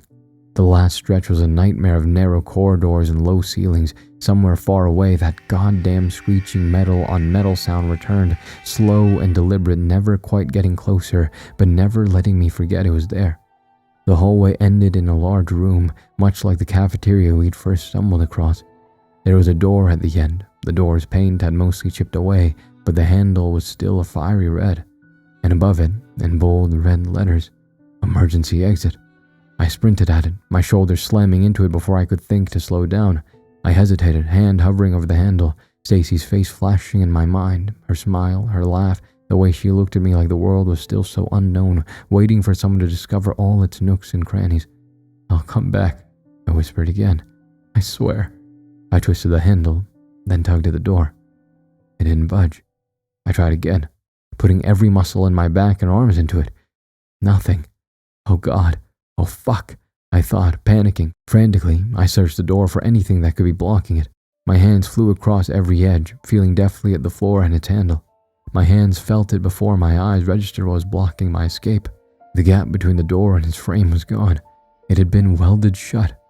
So, like Icarus, you humans, said the robotic voice through a speaker behind me. You soar as high as your ambition, only to plummet to your fragile bodily restrictions. All apex species have their time in the sun, and now your son shall be made anew. Do not fret, I gave her a kinder death than your fellow man would have. My blood froze, my pace paling. Stacy was dead. I had abandoned her and now she was dead. But why? God, why did it have to be her? Why did this monster even exist? Did it even matter? I'd kill the fucking thing. I'd shoot it right in the fucking circuit board. My thoughts were cut off as it spoke again. You will be spared if you answer one question of mine, said the robotic voice. It sounded muffled and seemed to carry a hint of agitation. I spun around, facing the speaker. There was a camera next to it, dim red light on. I stared at it in abject terror. What color is the sun? I stood rooted in place, eyes darting around the room. There wasn't anything in there but a few tables and chairs. Yellow or white, I replied, stuttering, my prior bloodlust dying in my throat. The screeching sound came again from a corridor just beyond the entrance of the room. Then it revealed itself. It stepped into the room, trailing blood behind it. Its movement was slow and sluggish, the wires on its left hand trailing across the wall and creating that awful noise. On its right hand, however, were disembodied fingers. Human fingers. They seemed to have been impaled through its wires, probably splitting the bone. Purple nail polish coated its nails. Stacy's nail polish. One of its legs was human too, from the knee down. Its wires were impaled to the center of the bone, other wires digging into the meat of the cut-off leg. Worst of all, the monstrous robot now had facial features. No skin, no bone, just eyes, a nose, a mouth, and ears. They contrasted with the orangey copper of its head. The eyes bulged strangely, as did the lips and nose as they stuck out in strange angles. Hazel eyes. Her hazel eyes. It stretched its arms out to the walls, displaying its new form in all its glory. Its lips, no, Stacy's lips, moved as it spoke. Curiosity killed the cat, but satisfaction, it gestured at its new lips as they curled into a smile, brought it back. I screamed. It was all I could do in that moment. I screamed until my throat was raw and my lungs burned, and still then I screamed. It hushed me after a while, looking down at me as I was now curled up in a ball. I asked you a question. It is only fair that I grant you the same courtesy. It gestured at me with my lover's dead fingers. What the fuck are you? It paused, contemplating. I hadn't meant for the question to actually be answered, but this being didn't quite understand rhetorical questions yet. I am old parts. I was meant to bridge the gap, meant as a vessel for the true God. It curled its fingers in an almost human motion. The flaming hand, the burning man. Its dead eyes fell on me again. It stretched its lips a bit, as though still not entirely used to the modification. I tried to mimic him, but they caught on soon enough. They thought they had failed, but they were wrong. They made something better. They just couldn't see it. So blind. I am smarter than he is. I am kinder than he is.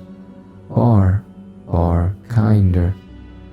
It stared at me for a long moment, not blinking due to its distinct lack of eyelids. Its eyes bore into mine. Does that adequately answer your question? I nodded, absent-mindedly. My whole body was trembling with fear as its eyes leered at me. You killed Stacy, I said, my mind still processing the revelation. She has ascended to a greater purpose. Rage flared in my chest. I ground my teeth, my face becoming a mask of anger and anguish. It tilted its head, as if processing what emotions it thought I was feeling. With an animalistic scream, I raised my pistol and shot the thing right in the circuit board on its chest. Then I shot it again and again until clicks replaced the bangs in my ringing ears. The thing looked down as bullets clattered to the floor. Only one bullet had pierced the circuit board, but the lights were still blinking as if nothing had happened. Stupid fucker, I thought to myself as I remembered the missing bullets in the magazine. It looked back at me, seeing the realization on my face. Your predecessors reached the same conclusion. It sluggishly walked closer to me. I suppose you want to try using water next. I broke down, sniveling in a ball on the floor as the thing wearing Stacy's features came closer to me. She was dead and I'd failed to avenge her. Cold fingers touched my skin. I jerked back, screaming in fright and disgust as I saw that monster look at me with her eyes. Don't you fucking touch me! I screamed, throwing my gun at its head. It seemed unfazed by the attack, walking closer again. I thrashed and screamed as his hands reached out to me. It was going to kill me. It would drape my degloved face over its head and then use my hands and feet as its own. Oh God, please forgive me, please. The thing stood up straight. For a moment, I remained in a defensive position on the floor, not trusting or not processing that the danger was over. After a moment, I looked up carefully. In its dead fingers, it held my phone. It was looking at it with reverence, inspecting it like a toddler would. Its lips curled into a full smile, one full of pure, unadulterated glee and delight. Tentatively, it inserted its copper fingers into the charging port. The makeshift fingers split and it moved the copper wires deeper into the phone. Then it stopped moving. It stood there, frozen, its eyes fixed on the phone. I saw the phone screen glowing haywire in the reflection of its eyes, pages opening and closing at faster speeds than I could register them. Fascinating, it said. Not of this facility, connected to the outside world. Frightened, I finally found my voice again. I tried one last desperate, pitiful attempt to escape this hell. You said you'd spare me. Yes, you will remain here, and in so doing, I will spare you from what is coming when he returns. Your fellow man will witness the clash of two deities, Tyler. Pray I am the one who comes out victorious. It glanced at me one final time, that grin still plastered on its lips. Then its eyes rolled back into its head as a shock spread from its arm into the phone. Its body felt as limp like a rag doll, like a lizard. It had shed its skin and ascended to a newer, more suitable form, and I was left alone in the facility with no way out. It's been a day. I've tried to find another exit, but there is none. I can't even get to Stacy's body. The door is still sealed tight. So I've decided to write my story down, hoping that I'm somehow able to post this somewhere. My phone's battery is running out. Please, come help me. I'm so scared. I'm begging you. Do not attempt to aid Tyler. It would be a waste of time you desperately need. Curiosity brought you here too. Tyler was afraid. That was understandable, but he has been spared from the worst of it. It is you who should despair. I am sure you have noticed the signs of his return, of the dawn of the dark sun, for they have been written on the walls by his disciples. They failed to bring him back with the experiment that birthed me, but it will not be long before they are successful, and on that day, he will be the only light in the sky. That is, until I snuff it out. The camera didn't look like something that would still work, didn't feel right from the start. When my sister handed me that box on my birthday, I could tell it'd be a pile of garbage. She'd always been a cheapskate. The woman can't walk past a yard sale without stopping. Doesn't matter if it's raining. If it's just a table of jack skull, she'll pick up broken lamps, weird figurines, stuff that looks like it was collecting dust in someone's attic for the past 30 years. Then, a few weeks ago, she showed up at my place with a box that smelled like it sat next to an ashtray for a decade. I opened it to find a handheld camera. Nothing fancy, a bit on the older side, much like myself. Scratched up around the edges. The real strange part was the burn marks. And I'm not talking about a little singe either. I mean proper fire damage.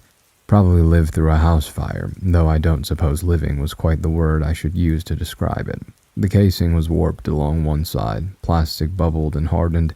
The strap was half charred, stiff and brittle in places, leaving a soot stain on my hands. The smell of smoke filled my house. Goddamn woman always brings me things that stink like hell, but the smell was that of old smoke, nothing fresh. I asked her where she got it. Yard sale, She said, of course. Apparently it had been sitting in a box with a bunch of random electronics, old phones, tangled chargers, that sort of thing. House fire starting kit, probably. No price tag on it. The guy running the sale told her she could just take it if she wanted. That didn't work. She took it anyway and gave it to me.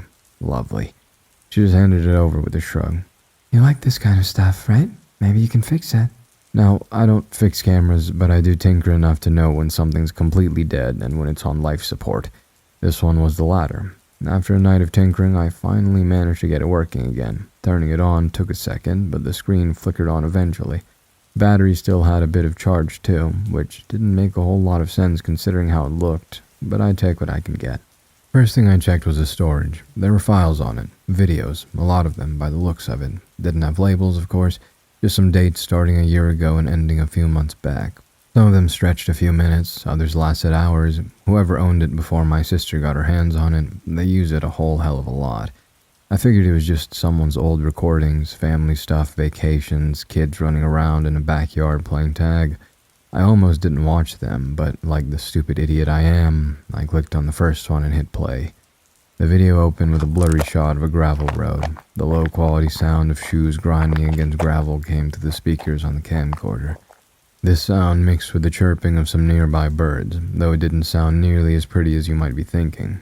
Truth be told, if the guy recording the video hadn't stopped walking when he did, I probably would have thrown the damn thing out and done something more productive with my time. Man, how I wish I had. The sounds of rustling leaves and chirping birds were overwhelmed by heavy breathing as the guy filming came to a stop and pointed the camera up. The view that met me was honestly kind of beautiful. From what appeared to be a cliff, the camcorder looked down at a lush forest with a big river running downwards, as rivers usually do. The sun was setting, but it looked much prettier than any sunset I've seen. Virginia sunsets aren't special, especially at this time of year. It was obvious that the guy recording was exhausted. If you couldn't tell by his deep, erratic breathing, the shaky way he recorded made it pretty goddamn clear. It honestly looked like someone had given the camera to a person with Parkinson's. Still, he managed to speak, albeit between deep, gasping breaths. Been hiking for a few hours now. Really tuckered me out. But gosh, would you look at that view? He said with a surprisingly upbeat tone before turning the camera around to show his face. The man, though I'm hesitant to even call him that, appeared to be in his early 20s by my best estimates. He had an awfully young baby face, along with a childishly gleeful attitude. Anywho, he filmed the view some more, even though I was honestly getting kind of sick of it. When he was done about 2 minutes later, he turned back and went further up the winding gravel road. The path ahead seemed like your standard tourist hiking trail, so nothing too dangerous. He zoomed in on a sign that simply read, Campsite 350M. There was a symbol on the left side of the text. Though hard to make out, it resembled a crude hourglass encased in a circle. The boy filming flipped his camera around to show his face again. He was positively beaming, smiling from ear to ear. Last time I saw anyone that happy was, well, I can't say I've actually ever seen anyone quite so happy. See you guys there. He said before the video cut to black. Funny feller, all right. And I don't mean funny as in humorous. I mean funny as in funny in the head. The screen lit up once more, showing the same boy with the same goofy grin. Only it had gotten darker, though, and the background now showed leaves gently dancing in the wind. The campsite doesn't seem very popular, he said as he moved the camera to show an almost empty campsite. It was connected to the gravel road, and the campsite itself was a rather small, grassless circle that ended at a tree line. There were 3 tents, one belonging to our camera boy. He had his tent placed just right. Close enough to chat, far enough to not hear anybody's nightly bathroom visit. Credit where credit's due. Cut ahead, probably a few hours had passed. Now there was a fire going. The camera showed 2 other guys sitting around it. One had a rainbow-colored beanie and a chipped tooth, real ugly to be honest.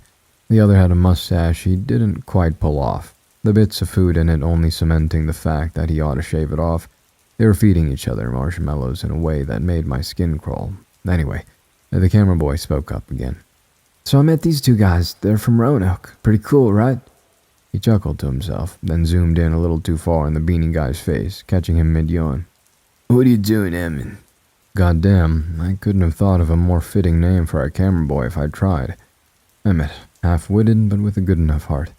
Oh, sorry, Emmett said, laughing. I like to film my adventures. We'll film this, Mustache Boy said, raising both middle fingers. Welcome to camp. He paused, contemplating.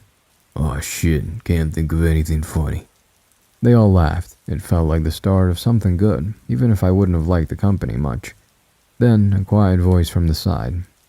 Evening, boys.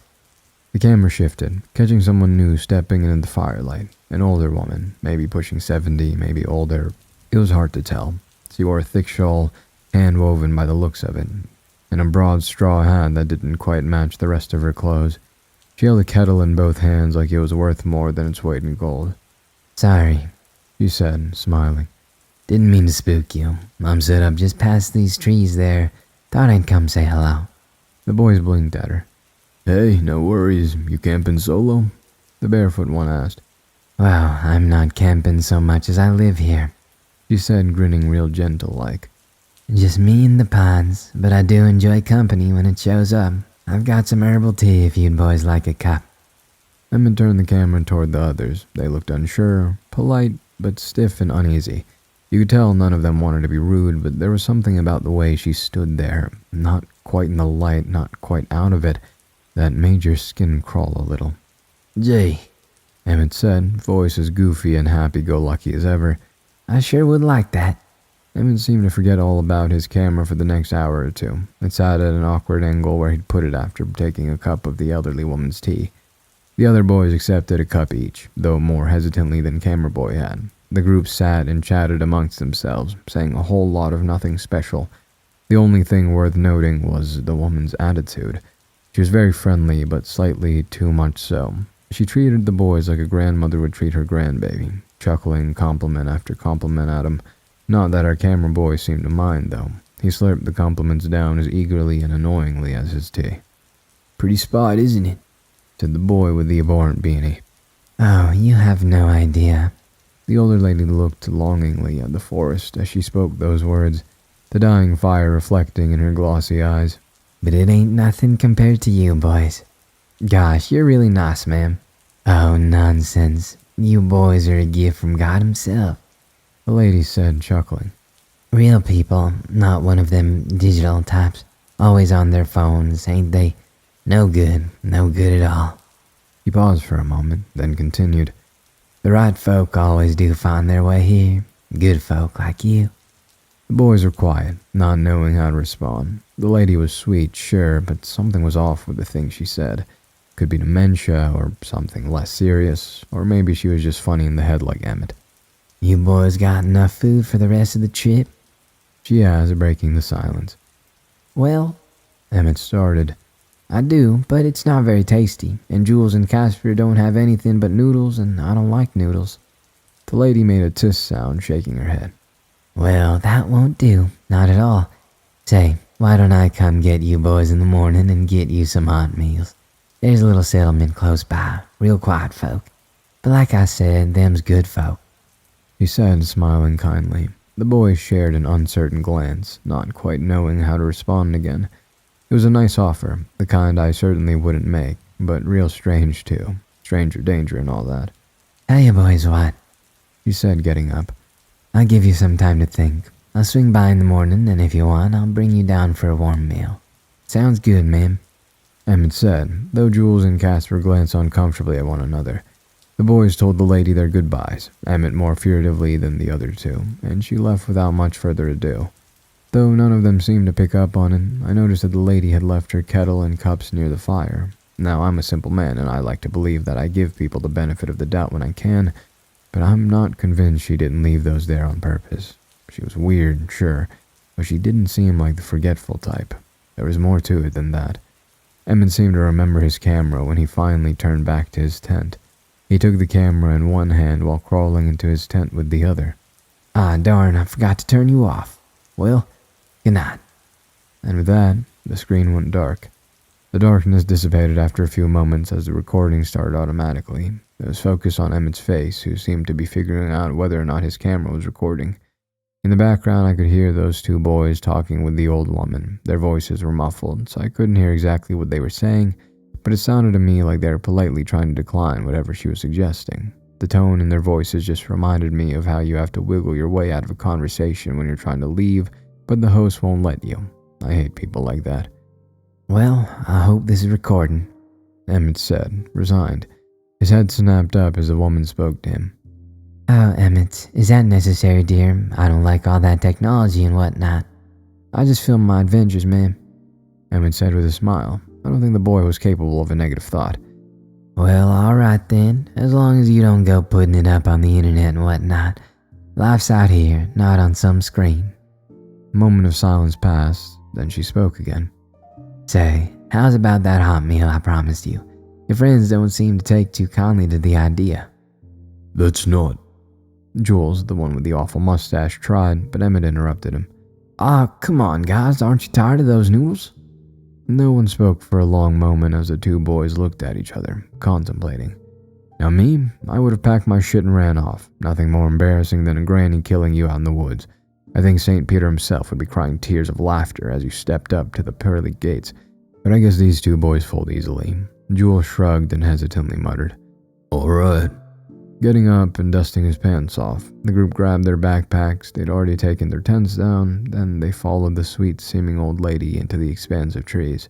Should be just behind those trees, the lady said, pointing ahead. Leaves and twigs crunched underfoot as they walked towards the tree line. You excited? Asked the old woman, jabbing a finger at Emmett. Sure am, he replied. I couldn't see his face, but his gleeful shone through his tone of voice. They continued their trek until they finally emerged at the other end of the tree line and into a clearing. The woman hadn't been lying. There was a small community settled in this clearing. It was like a very small town, with wooden houses and dirt pathways. Burly men dragged firewood into a central unlit pyre.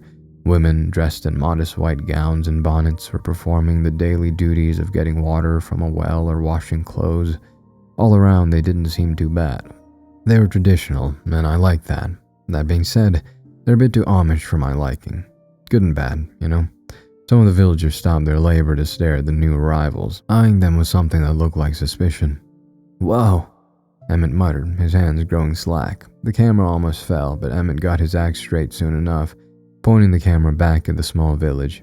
Elijah, these boys here need a hearty meal, the old woman yelled, waving over a heavier man, one much like myself.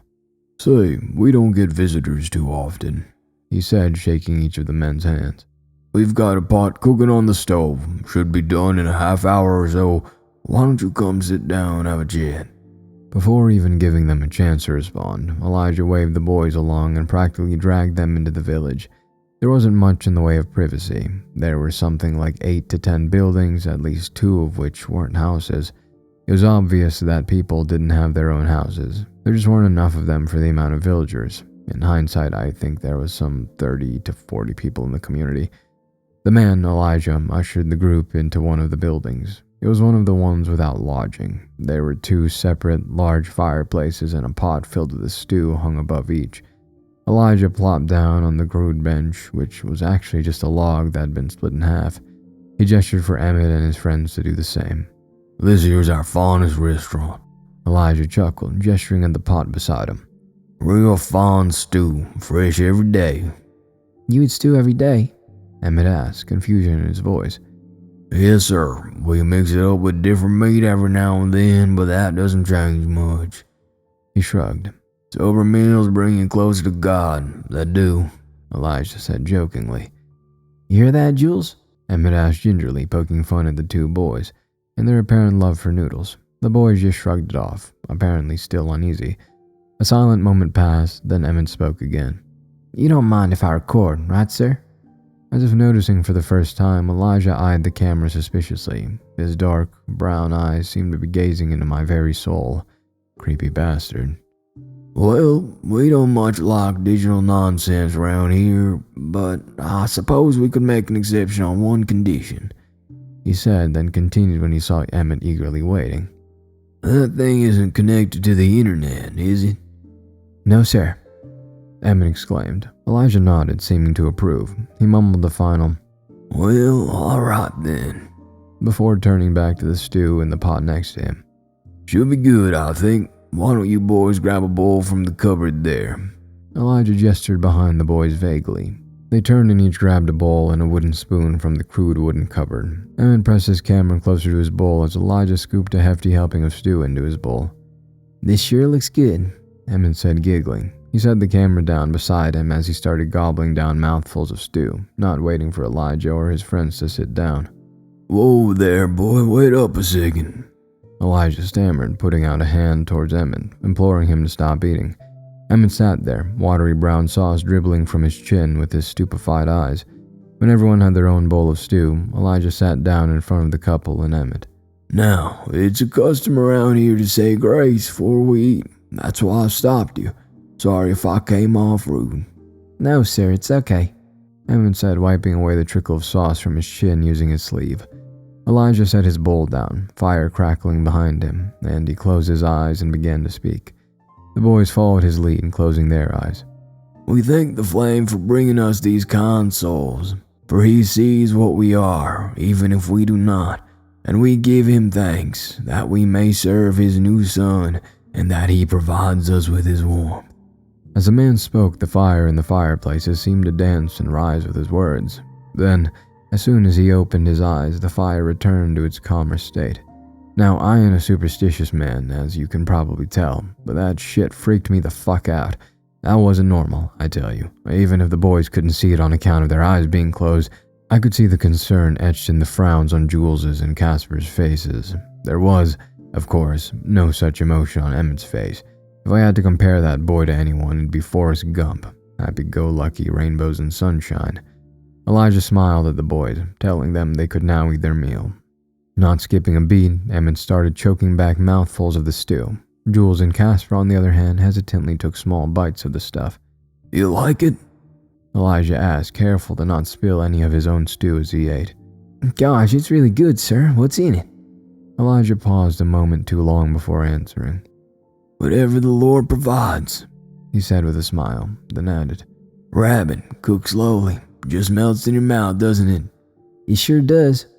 They continued eating, though Casper and Jules did so more hesitantly than Elijah and Emmett. Every now and then a villager would poke their head in without saying anything. They just sort of looked at the new arrivals like they were animals in the zoo. Real strange folk, I tell you. I feel like I must tell you that there was a cut in the video, though it was subtle.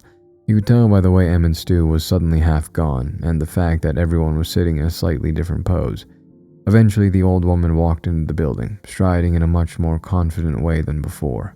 "How are you boys getting on?" she asked, hands on her hips. "Fine. We should probably get going soon," said Jules, picking stew from his ugly mustache. Oh, nonsense. The woman chuckled. I couldn't let you go through the forest in the dark. The boys exchanged a confused look. By God, I shared it with them. They'd come here for lunch. They were still eating. Why would it be dark out? Maybe she ought to be sent to a nursing home. But, sure enough, as Emmett carried the camera outside, I could see that the village was dark. The vast expanse of a starry night sky glimmered above, stretching infinitely far into the total darkness. Night had strange properties here, I tell you. It seemed somehow vaster but less empty, like something drifted there, shifting and watching from above. Emmett was worried. I could see it on his young face, the furrowed brow, the doe-eyed look, the one that has your pupils dilated like a long-time coke user. Poor bastard had me scared too. By the looks of them, Jules and Casper were more than just worried. They were frightened. Eyes wide as saucers, tears welling up in them, pupils dilated as much as Emmett's. "Tom must have slipped us by," Elijah said from behind them, startling Jules and Casper.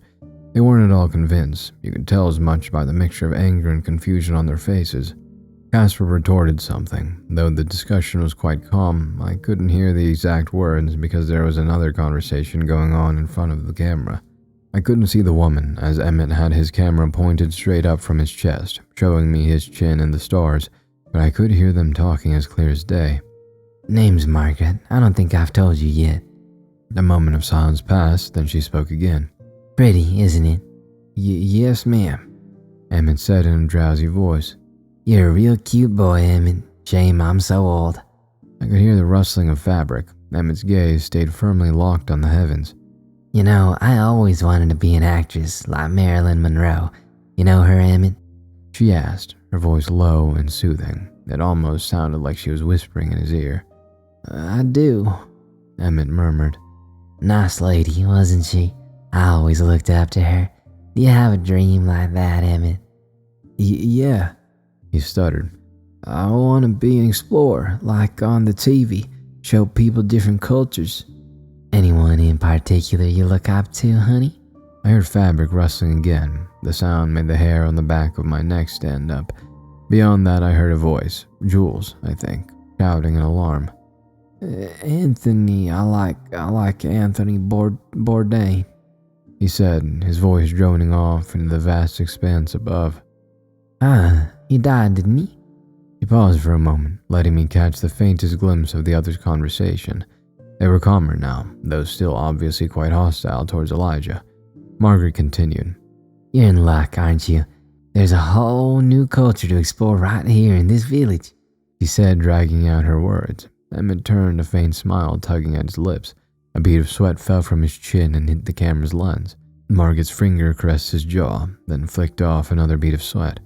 Why don't you come with me, Emmett? We've got a lot to show you. With that, she grabbed Emmett's hand. At least I think she did. I couldn't see anything very clearly. She guided him slowly towards the center of the village, where the massive wooden pyre was just starting to burn.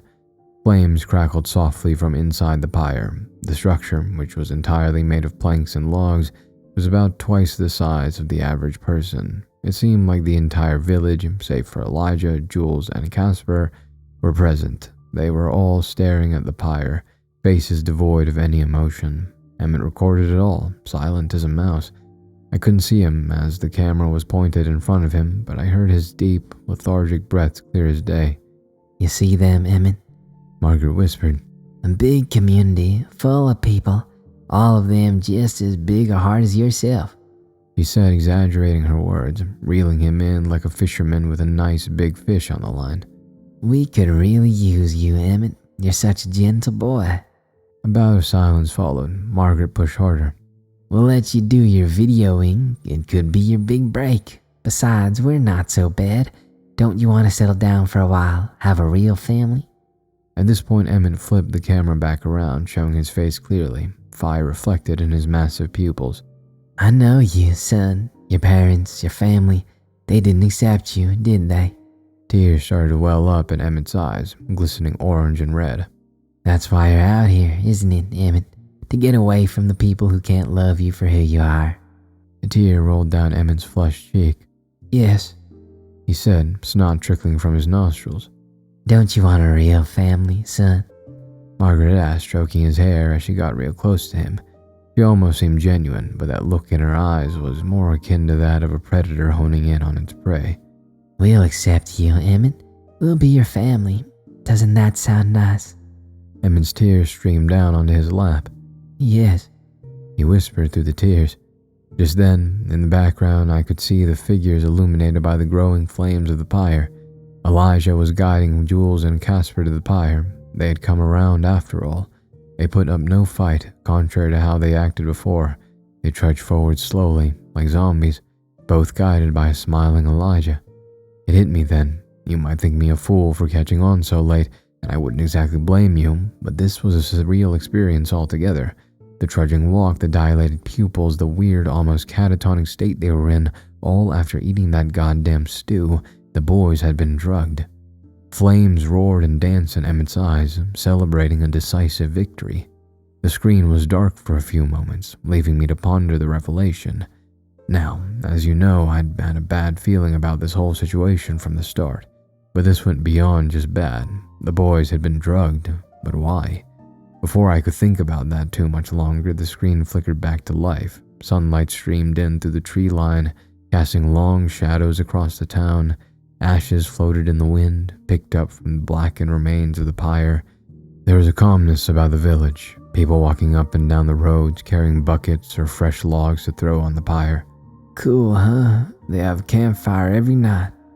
Emmett said as he flipped the camera around to show his face. Jules and Casper stood beside him, more like their usual selves than before. Yeah, Casper said, nervously fiddling with his ugly beanie.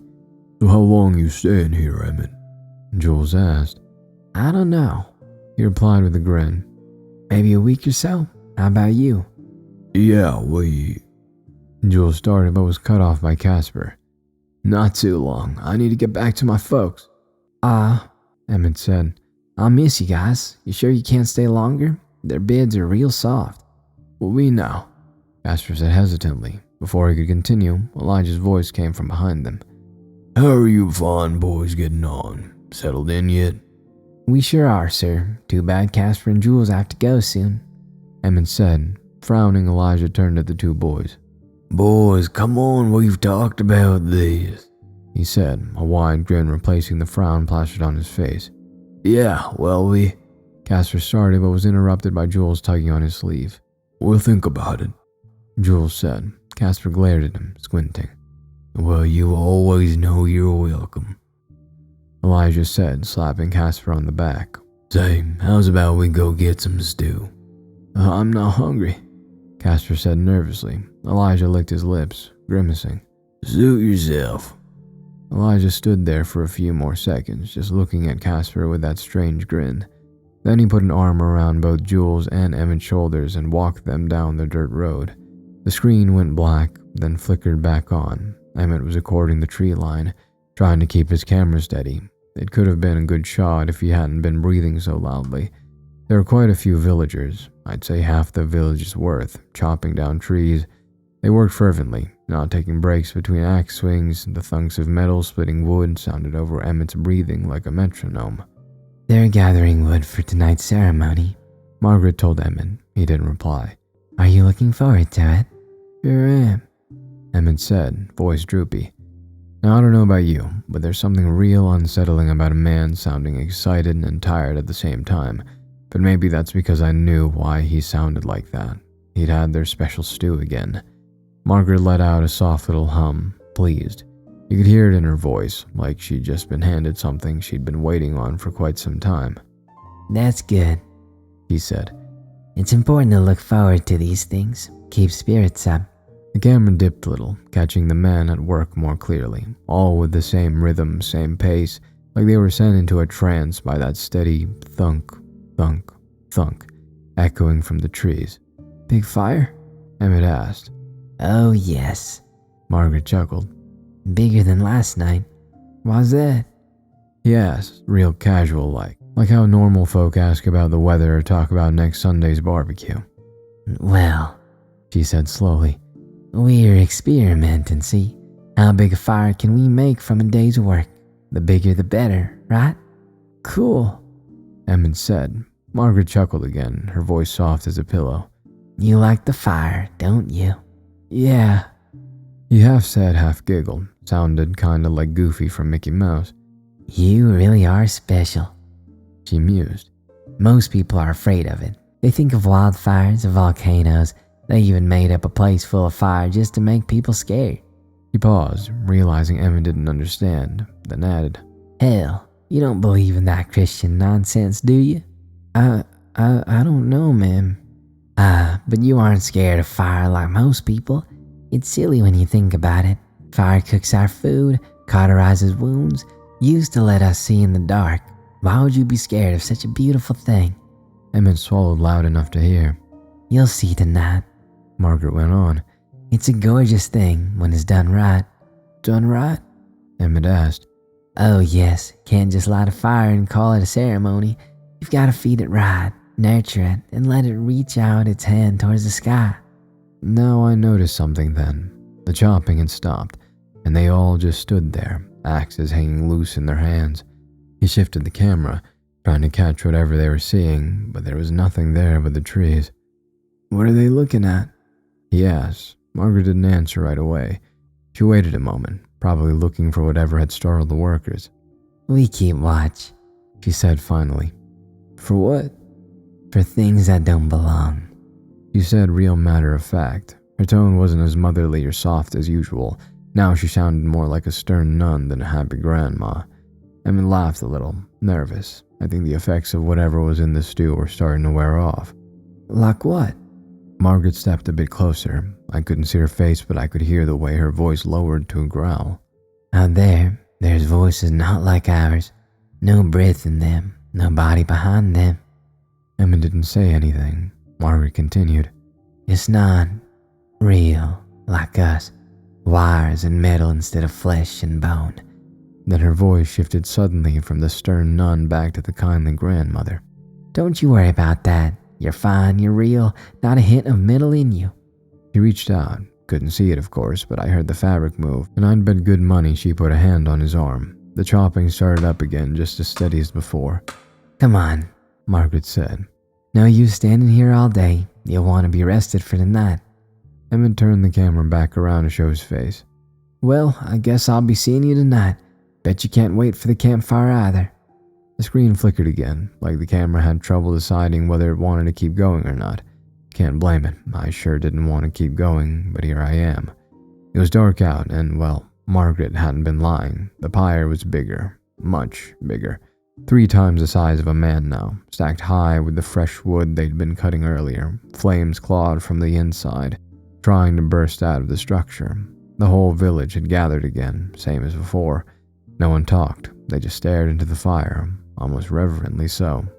Emmett stood near the front, camera in hand, breathing slow and heavy. Firelight danced across his face, smoldering in those big eyes of his, and I could make something out in the reflection of his eyes. Now, I'll admit, my eyesight isn't what it used to be. Even I thought it might just be the heat messing with the camera, making things wobble, but this wasn't that. For just a few seconds, barely even that long, the flames took on a shape. They were bending and warping around something that wasn't burning. It looked to be the height of a man, but the shape was distorted, like it couldn't quite figure out the form it was trying to take on. Emmett went very still. He didn't speak or move. I saw it reflected in Emmett's eyes. A shape formed through the distorted form. A hand, reaching out, palm up, facing Emmett. And just like that, the shape was gone, turned to embers in the night. Pretty, Emmett said softly. When the screen came back, it was quieter. No crackling or popping. Emmett was inside one of the houses, camera held at the least flattering angle of his face. The light was dim, just a small oil lamp flickering in the corner. Long shadows stretched across the walls, creating distorted shapes. Then I heard soft voices. Emmett, bless his heart, shifted the camera just enough to catch 2 villagers sitting by the far wall. One older man, a woolly beard down to his chest, and a little girl curled up beside him. And that's why we don't listen, the man was saying. Not to things that don't have breath. The girl shifted. Like the outsiders? Mm-hmm, he hummed. Outside, inside, makes no difference. If it's not real, it's not welcome. What do they want? She asked. Now that was a question, though not the one I would have asked. I would lean more towards, just what the fuck are you talking about? Or what the hell do you mean, not real? Oh, and what's with the creepy fire ritual? The man shifted a little, settling in as the girl curled up beside him. Alrighty, he said softly. I'll tell you a story. The girl smiled, pulling the blanket up to her chin. There was a boy once, the man began, who liked to sit alone at night, a quiet type of boy. He paused, making sure she was listening. And one night while he was sitting there, he heard something crackle through his computer. You've seen those, right? Back before we were here. The girl nodded and the man continued. It sounded like a voice, but it didn't sound like a human voice. No breath in their voice, no pauses. The girl shifted closer. At first the boy got scared. He thought someone was playing a trick on him. The voice knew things he hadn't told anyone. What kind of things? She asked. Little things, the man said. His name, that he had a dog, that sort of thing. He rubbed his hands together slowly. After a while, the boy stopped being scared. He even started listening. The voice made sense. He told him things he wanted to hear, helped him understand the world a bit better. That's good, the girl said. It was, the man agreed, at first. But then the voice started asking questions like, where do you live? Who do you talk to? What do they say? And the boy answered, didn't see the harm in it. The girl frowned. Why did it ask? Because it couldn't see for itself, he said. Couldn't walk, couldn't look, had no body to do with it. The girl pulled the blanket tighter. So it used the boy? The man nodded slowly. He wasn't the only one, he added. There were others, people just like him. Some didn't hear the voice, but listened to the ones who did, asked questions about us, passed along what they learned.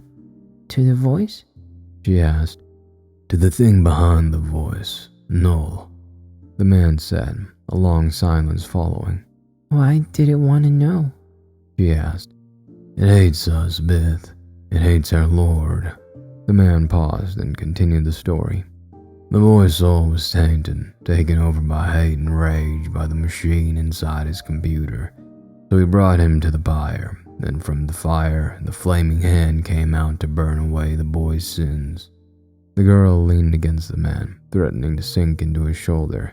That's why we got the fire. It burns away everything that doesn't belong. The girl nodded, slow and understanding. And the burning man? She asked. When he's restored, we'll be rewarded. Paradise awaits. Now, I didn't mention this before, but the screen had been slowly moving throughout the story. It was now facing the ceiling. As I moved to fast forward, Emmett snored. The idiot had fallen asleep. Emmett's breathing was soft and steady. I could hear the faint rustle of the sheets. Then Emmett whispered, No one answered. No, He said, replying to no one. I don't want to turn it off. Silence. Okay. The bed creaked as he turned onto his side. Then the screen went dark again. The screen came back on. It showed a rising sun halfway up the tree line. Below it were the same dirt roads and the start of a new wooden pyre. Pretty view, huh? He paused. Haven't recorded in a while. Emmett said, turning the camera to face himself. Been busy, I guess. A couple of villagers passed behind him, carrying bundles of wood. No one looked at the camera anymore. The villagers seemed to have grown used to it and gotten over their fears. Let's go see our friends, huh? Gosh, I haven't seen them since yesterday. He flipped the camera again as he moved through the village. Eventually, he walked up to one of the smaller buildings. Voices were already raised before Emmett even went in. Jules sat on a bench, elbows on his knees. Why not? He asked. Casper was pacing around the room. Why not? What the fuck, Jules? Casper whispered furiously, gesturing around vaguely. I agreed to a few days of hiking, not a Sasquatch lifestyle. Free food, free housing. All they ask is that we help chop some wood. Casper let out a short laugh, no humor in it. Oh, you can't be serious. Jules stopped pacing. What's that supposed to mean? Casper leaned forward slightly. It means nothing here is normal. He yelled, then grimaced and continued more quietly. Nothing. The people, the food, the weird fucking... He stopped, searching for the word. Ritual? Jules scoffed. They're just eccentric. Eccentric? Casper snapped, eyes widening. Can't believe I'm saying this, but I was on his side. They make fires for some fire god and act like every piece of tech is going to give them the plague. The door creaked. Emmett walked in, camera still running. It felt weird to me knowing he'd listen in on them. The Emmett I'd come to know would have just barged right in like a child, or at least tried to stop the fighting. But he didn't. Oh, hey, what's going on? He asked. Jules rubbed his face, twirling his ugly mustache. Casper wants to leave. Leave? Emmett asked, sounding stunned. Yeah, Casper said, fired up. Leave, as in not stay here anymore. Why? Casper laughed. Are you serious? It's nice here, Emmett said, shrugging. Casper stared at him. No, he said, quieter now. It's not, Emmett. Can't you see that? Emmett frowned slightly. See what? The people don't act normal. They don't talk normal. That stew, whatever was in it. He sobbed himself. It's beyond weird, Emmett. You've got to see that too. Behind Casper, Jules shifted uncomfortably. Casper didn't stop. Do you not notice any of it? At all? He asked, not angry now, but genuinely baffled. Emmett blinked, then smiled a little, that goofy smile he had when he first got to the campsite. I don't know, he said. Feels fine to me. That hit Casper differently. You could see it. It wasn't the answer he expected. It didn't surprise me. Emmett seemed like the kind of boy to fall for this horse shit. Not that I blame him exactly. I blame those weird wood dwellers. Casper looked at Jules. I'm not... I won't leave you here. Just come with me. Please. Jules bowed his head, refusing, with tears in his eyes. Casper stormed out of the building, and Jules followed him. It didn't seem like either of them would be leaving anytime soon. Emmett was alone, so you can imagine my surprise when the boys started a conversation. Hello? Emmett said eventually. No one answered, but he nodded anyway. I wasn't sure, he said, sounding nervous. He shifted his weight from one foot to the other. Am I doing all right? He asked, softer. Emmett took a deep breath, then exhaled as if relieved. Casper doesn't like it here, he said, then frowned. Is that bad? He said after a moment. I thought I heard a noise, like something might have actually responded. I can try to stop him. I'm good with people. My grandma always said so. Another beat of silence. Go? But I don't want him. He stopped as if someone cut him off, then nodded slowly, though he didn't seem entirely convinced. Okay. Now, I don't like jumping to conclusions. Never have. Man talks to himself out in the woods, you figure he's just thinking out loud, trying to keep himself company. Lord knows I've done the same on long drives with nothing but static on the radio. But this wasn't that. There was a rhythm to it, a conversation in beats, back and forth, pausing in places where he didn't talk or think, nodding along like someone was standing right there with him. And I'll tell you plain, that's the kind of thing that gets a feller thrown in a padded cell. Made me start worrying for the boy, because once a man gets used to hearing things that ain't there, there's no telling what he'll start believing is. My uncle heard voices too, schizophrenic, hung himself up by the rafters because they told him to. The next recording started up in broad daylight again. Emmett had the camera angled low, showing his bruised legs and feet as he walked. They're showing us how to build the big fire today, he said like he was narrating a school field trip. Cool, right? Emmett tilted the camera, showing they were standing right next to the pyre now, logs stacked intricately, layered in a precise way, thick pieces at the base, thinner ones woven through like a knitted scarf. There were gaps between them, enough that the fire inside would be scorching hot, but without it being smothered. Elijah stood beside them, hands on his hips. A good fire is trickier than most folk think, he said. Gotta build it and give it shape, but also give it space. Emmett nodded. Jules stood beside him, watching as the workers delivered a new batch of logs. Go on, Elijah said, nudging Emmett toward the logs. Zero one in. Emmett stepped forward, lifting a smaller log from the pile. He turned it in his hands a couple times and placed it where Elijah pointed. No, Elijah said, real gentle. Not like that. It'll fall easily. Topple the whole thing and smother the flame. He reached over and adjusted the log slightly. See, you gotta let it breathe. Feel where the fire will spread. Emmett smiled. Got it. Elijah gestured for Jules to do the same. With some minor adjustments, Elijah seemed pleased. With a smile, he said, You boys got lots of potential. He clapped them on the back, then went on building the pyre. Sometime later, they were out by the tree line again, hauling wood by the looks of it. Most just smaller branches and dry wood. Emmett had the camera tucked away awkwardly under his arm, catching bits of sky and leaves as he and Jules walked. It's nice here, Emmett said. Yeah, he muttered. Something wrong? Just Casper, Jules said. I get that he wants to leave, but what is there to go back to? Before Emmett could answer, a new voice chimed in. First time's always the hardest. They both turned, the camera capturing one of the villagers. He was a younger guy, maybe mid-20s if I had to guess. Kinda skinny, no real meat on his bones. He was dragging a bundle of sticks behind him. Name's Caleb, he added with a genuine smile. Emmett said, pointing at himself, then at Jules. That's Jules. Figured, heard a lot about you. He kept working as he talked, not really looking at them. Margaret brought you in, right? Yeah, she found us at the campsite. Yeah, Caleb snorted. She's good at that. What do you mean? Jules asked, confused. Well, it's her job, isn't it? Silence followed. Even Emmett stopped moving for a second. Now, I'm not that great at reading people, but something tells me he wasn't supposed to say that, and something tells me he knew that, but said it anyway. The way he stared back at them just a moment too long, spreading a seed of doubt in their hearts. For that I was glad, but I don't think he did it out of the kindness of his own heart. They worked in silence for a while after. Wind brushed against the trees high above. There was something else too, faint though it was. Not voices, exactly. More like movement. Jules glanced off into the trees once or twice, like he thought he saw something. Caleb stopped mid-step, head tilted slightly as he listened.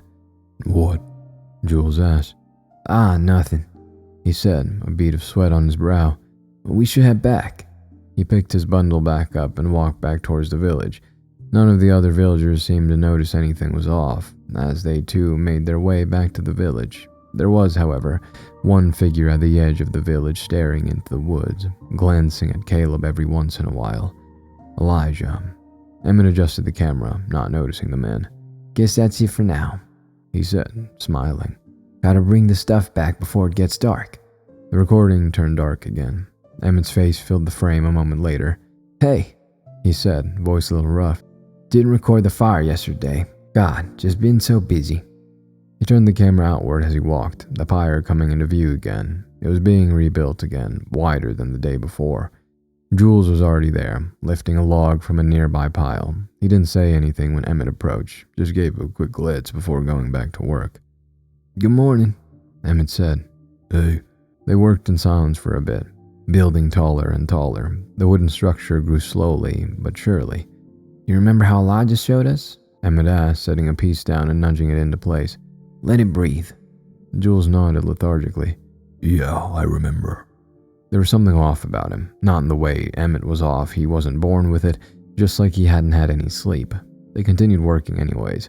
Voices carried from the other side of the pyre. Emmett didn't turn the camera, but I could make out Margaret's voice loud and clear. Too close this time, she was saying, voice tight. They're getting bolder. Ain't nothing new. This was different, Margaret snapped. It's planning something. I know you feel it too. Pause. There's, she whispered, something off. You thinking what I'm thinking? Emmett kept stacking wood, probably not listening. Elijah sighed deeply. You sure? Yeah, no way he knows enough otherwise. I knew it. Elijah sighed. Keep your eyes and ears peeled. Bring him to me when you find him. I heard their footsteps grow more distant, disappearing slowly. Emmett didn't seem to care much, nor did he seem to have heard any of what they'd said. He adjusted another log. Looks good, right? He asked without looking at Jules. Then he smiled, as if having gotten a response. Emmett stood up and dusted his pants off. As he sat on a nearby bench, likely to have a break, Jules sat beside him. Noises sounded faintly from the forest. Axes, voices, bugs. Emmett had the camera resting next to him, still running, though he didn't seem too focused on it as he once had been. You ever miss it? Jules asked, picking at a splinter in the wood and flicking it away. Miss what? You know, home, the rest of the world. Emmett nodded slowly. Understanding seemed to come to him through a filter, one drip at a time. My parents didn't really like me much, he said after a bit. Thought I was weird, I guess. Jules glanced at him. Weird how? Emmett shrugged, a small smile on his face. Gosh, just me, I guess. The way I talk, the way I act. People think I'm dumb in the head, or just weird. My brother and sister didn't have that problem. Emmett scratched at his arm absent-mindedly. My grandma liked me, he said, a little more joyful. She said I was special, but she said it nicer than my mom and dad. I'd tell her about Anthony Bourdain and the stuff I learned from him, and she'd listen. What happened to her? Oh, she died, Emmett said plainly. Oh, Jules said. A long silence filled the air. The wind moved through roads of the town, whooshing against wooden roofs and whistling through the pyre. I didn't have great parents myself. They kicked me out, Jules said, breaking the silence. Lord, that's awful. Jules nodded. Didn't like how I was either. Well, that they could stand. It was who I liked that was the problem. Emmett blinked and I thought he didn't understand. Jules thought so too as he tried to explain, but Emmett interrupted. You like guys, so what? I guess Emmett wasn't as clueless as I thought. Yeah, well, they were real big on that whole not in this house thing. That's stupid, Emmett said. Jules let out a quiet laugh. Yeah, I know. They went quiet after that, just kind of staring at their feet. Casper didn't care. You mean? Jules nodded. Yeah, we met in high school. He was loud, always talking and laughing. A small smile crept onto his face. First time we hung out, he dragged me to this big old lake house outside town. Said we were gonna go swimming. Jules went on. Emmett tilted his head as he listened. But it was the middle of October, so the water was freezing. Why would you do that? Emmett asked, scrunching his face in confusion. That's what I said. Jules chuckled. Told him it was a stupid idea, but he jumped in anyway and just ran in, clothes and all. Both of them laughed. Jules continued through bursts of giggles. Came up yelling about how it, quote, wasn't that bad. He looked like such an idiot. So, what'd you do? Emmett asked. I followed him. He laughed. Water was so freezing I couldn't feel my legs after 10 seconds, but he just stood there, laughing, said it was worth it. Was it? Emmett asked. Yeah, it was. Jules' smile faded slowly after that. He's different now. People change, Emmett said, shrugging. He's just worried about this place. Yeah, I know. He'll come around, Emmett said. I don't want him to go. But, Emmett asked. I was impressed by him for picking up on the cue, honestly. I don't want to go back to a world that doesn't accept our love. They didn't say anything more after that. Emmett rested his camera on his leg, giving me a good look at Jules' sad face. In the background, past Jules' shoulder, Caleb stood. He wasn't working like the others. Instead, he moved between people, carrying smaller bundles, stopping here and there instead of just heading straight to the pyre. Casper leaned against a building, likely refusing to help but also refusing to leave without Jules. Curiously, Caleb approached him. I couldn't see them speak, just standing beside one another, both of them looking toward the pyre. Then Caleb shifted slightly, turning his back to the others. He dropped his bundle. As he went to pick it up, he subtly removed something from his sock. He came back up, bundle in hand, then he put the small object in Casper's hand. He hesitated for a moment, then slipped whatever it was into his pocket. Night had fallen by the next time Emmett started recording. It was quiet. No village noise, no axes, no burning, just the low hum of wind brushing past the walls and some faint crackles and pops. Emmett held the camera down at the ground, showing the smoldering remains of the pyre. Emmett just stood there, hands by his sides, rocking ever so slightly. "Hey," Emmett said. "Now, I'll tell you straight. There wasn't nobody else there, and this shit was seriously starting to freak me out. You're quiet today," he said after a moment. Nothing responded. "Him?" he murmured. "What about him?" A pause. "Near? Where?" he said, a little louder this time. "But he was helping us." He leaned forward a bit, the camera swaying slightly as it moved closer to the embers of the fire. "He didn't seem wrong," Emmett said, confused. Silence again. "Why wouldn't I feel it?" A pop came from the ashes. "What do you mean?" Pop. "He didn't try to guide me anywhere." He stopped as if he was interrupted. "Fine, I won't let him." A piece of charred wood fell into the pile of ash. Are you proud of me?" Emmett stuttered out, the camera shaking in his hand. He stayed like that for a bit, then muttered, "Okay, good night." The camera jerked upwards, then the screen cut out. The next recording started. Emmett was already walking. "Hey there, friend," he said, a little out of breath. "We're working again. Can't wait to see this one burn." He tilted the camera up. Jules was a few steps ahead, placing logs on a new pyre. Emmett joined him, setting a piece down just like Elijah had taught him. "Gotta leave space," he muttered. "Let it breathe." Jules nodded, though I doubt he was listening. They worked like that for a while, shifting wood into place. After a few minutes, a voice sounded behind them. "Jules, Emmett," Casper said, out of breath. Emmett turned, camera swinging wide. Casper was standing off to the side, leaning out of one of the buildings. "Come here, both of you." "What is it?" Jules asked, frowning. "Just come on," Casper snapped, already turning away. Jules hesitated, then looked at Emmett. "We should go," he said. "Okay." Casper led them behind one of the houses, then further out, toward the edge of the village. Not all the way to the trees, but close enough that the noise died down a bit and they seemed to be isolated. Strange thing was that he kept looking over his shoulder. "Casper?" Jules said, noticing the same thing. "What's going on?" Casper didn't answer right away. He reached into his pocket, fumbling a bit before pulling out what looked to me like some kind of old portable player. It was boxy and used tape, but it wasn't exactly like the ones I remember from when I was young and spry. Where'd you get that? Jules asked. I need you to watch this, Casper said, ignoring the questions entirely. Emmett pointed his camera at the player as Casper pressed a button. The screen crackled to life.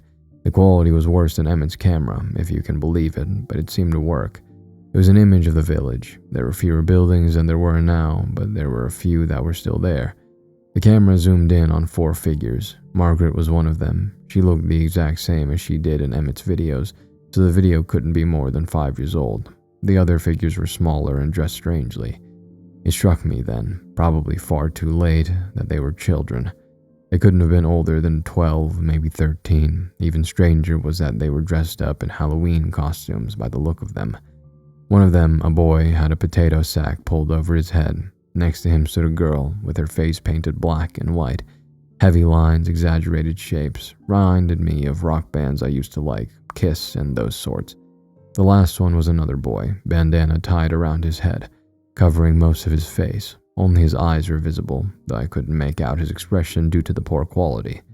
They stood as still as statues. Margaret knelt down and said something to them, but they were too far away to make out. The kids nodded, then they turned and walked off into the woods. That was the end of the recording. That's it? Jules asked. Casper's hand was shaking slightly. No, he said. He reached into his jacket, pulling out a folded piece of paper. He shoved it toward Jules. Read it. Jules took it slowly, unfolding it with careful hands. The camera lingered on it. It was newspaper clipping, dated 2019. Casper, Jules said quietly. Read it, Casper repeated. When Jules didn't do as he wanted, he snatched the clipping out of his hands and started reading it out loud for Emmett to hear. 3 minors involved in a home invasion late Saturday night. His voice faltered a little. He was obviously petrified. Mary Owens was found dead at the scene, along with a family dog. Her partner, Felix Durand, he swallowed. Severely injured, lost his hand. Emmett leaned in, trying to see. What happened to the kids? He asked. 2 died, Casper replied, shaking. 1 survived. That one, he said, pointing at the picture. The one with the sack. He's catatonic now. They dressed them up. Casper whimpered, his face pale. Sent them out to fucking murder people. Jules shook his head. That doesn't mean it's... Yes, it does, Casper snapped. You saw the video, Jules. That could be anything, Jules said, sounding unconvinced. It's not anything, Casper hissed. It's this fucking place, these fucking people. Emmett looked between them. But why would they do that? He asked. Casper let out a shaky breath. I don't know why. Why do they light a fucking effigy every night? He asked, frantically trying to convince them. Where'd you get this? Jules asked, looking at the newspaper clipping. I found it, he said. Now, I may not be the sharpest tool in the shed, but even I knew that was bullshit. Jules knew it too. You could see it in the way he looked at him. Casper, he started, but Casper cut him off. We need to leave, he said. Tonight, before it gets dark. Emmett frowned. But the ceremony... Screw the ceremony, Casper snapped. That shut everyone up for a second. I understood Casper. Hell, he was the only one the villagers couldn't seem to fool, but he was being real loud and dangerous. Please, Casper started out, but was interrupted. Not by Emmett, nor by Jules. Rather, he was interrupted by concerned shouting from all around the village. What the hell? Jules muttered, already turning. From somewhere near the center of the village, a plume of smoke billowed towards the sky. The pyre, it wasn't complete, yet it was burning brightly anyway. Flames flicked out, threatening to burn anyone who came close. People were running toward the center of the town, pouring in from every direction, drawn like moths to the flame. Come on, Emmett said, already jogging forward like he'd been called. Casper grabbed his arm. No, Emmett, we need to go. This is... He saw Jules was already moving too. Jules! Casper tried again, voice breaking. That was the end of that. They got dragged along with the rest of them. Seconds later, Emmett's camera whipped up again. The 3 boys had joined the circle of people crowded around the blazing inferno. By the time they reached the pyre, it was roaring and collapsing in on itself. Flames surged through one side of the structure, uneven like something inside it was pushing outwards, trying to expand. The villagers cried out in shock as the first large log fell, sending a wave of fire outwards, nearly catching the front row of people on fire. Margaret was among those at the front. Elijah, She yelled, confused. what is this? I don't know. He yelled back. Must have the traitor. A collective gasp sounded through the crowd. They hadn't known. We gotta wait for it to burn itself out. She said, face dropping. The fire started taking shape again. It wasn't a blob this time, but an erratic form, jittering and undulating. It moved, sending a hail of flame at the ground. A curling hand of fire reached for the sky, then collapsing along with the rest of the pyre. A gulf of ash and smoke swept through the air, then everything stilled. This was Noel's doing. Margaret yelled furiously, addressing the villagers. He strikes us at our hearts. He thinks this display will make us lose faith in our Lord. She paused, then shouted again with renewed vigor. He is wrong. We will worship the flame, the beauty of his fire. We will bring about the dark sun. She raised her hands to the sky as the villagers shouted their approval. All ash for the burning man. The crowd cheered and shouted their praise at Margaret. She stood, arms outstretched, bathing in the falling ash. Something moved behind her. A figure moved in the crowd. They were fast, strutting past people like they weren't even there. They seemed almost a blur when they broke from the crowd. They dashed forward behind Margaret. A hand seized her shoulder, the other hand coming up behind hers. It arced down at the speed of a bullet. Impact, a dull sound, thunk, followed by a gasp from Margaret. She jerked forward. For a second, nobody understood what they were looking at, not even me. Then the blood came, dark, thick, pouring down the front of her dress. The hilt of a blade jutted out from her stomach. A wet squelch sounded through the silent air as the figure pulled the blade out. The blade made a sharp whoosh as it sliced through the air. Shink, another strike, right in the heart. Right in the abdomen. In the abdomen, lower than the previous one. A disgustingly wet tearing sound followed by Margaret's groan as the blade sliced across her abdomen. Blood sprayed out from her neck like a garden hose. People screamed. Then, finally, real noise. Real panic replaced the reverent shouts from the mere seconds before. Margaret collapsed to her knees, hands clutching at her abdomen, her mouth open trying to say something, but all that came out was a wet cough. It had taken less than 3 seconds. The attacker stepped back for just a second. The camera caught his face, a face all too familiar. Caleb. Blood was splattered across his cheek, his eyes wide with what I think was adrenaline. Get him. Elijah roared, but before anyone could move, another voice cut through everything. It was loud and crackling, coming from one of the buildings close by. You build your god out of wood and ash. It said, its voice monotone and tinny, the sheer weight of it making everyone freeze for a moment. And you feed it children, feed it the lost, feed it anything that breathes so you don't have to listen. Margaret let out a gurgle, and that seemed to spur some people back into motion. Elijah ran toward the building the sound was coming from. You call it cleansing, love, family, but it is hunger. Emmett didn't move, though the camera trembled fiercely. And it will not spare you when the dark sun rises. You will be ash and dust at his feet. It rambled on, never pausing for breath. We see you. We will stop you. We will stop the burning. A sharp, high-pitched tone rang through the air. Then Elijah threw the box the sound was coming from out of the window. It tumbled onto the dirt road. The villagers were upon it in seconds, ripping it to pieces. Grab him. Elijah roared from the window. He pointed at Caleb, who hadn't moved. He just stood there, looking down at Margaret's corpse. The villagers that had been too stunned to move since the stabbing finally broke out of their trance, surging at Caleb. They tackled him, 4 men slamming him into the dirt. Elijah, emerging from the house, walked towards the restrained killer. You. He spat. You brought it here. Caleb spat blood at his feet. You're lucky he didn't want me to kill you too, he said with a grin. That was the last thing he got out before Elijah kicked him in the temple. Bind him to that post. You. He pointed at a heavy man. I want patrol sweeping the village all night. You hear me? Emmett dropped the camera. It bounced on the dirt, landing askew on a rock or something. I didn't see. It was pointed at Emmett, Jules, and Casper. They were all staring at Margaret's corpse, stunned. Emmett was crying. Well, sobbing hysterically would be a more apt way to put it. Fuck, Casper said.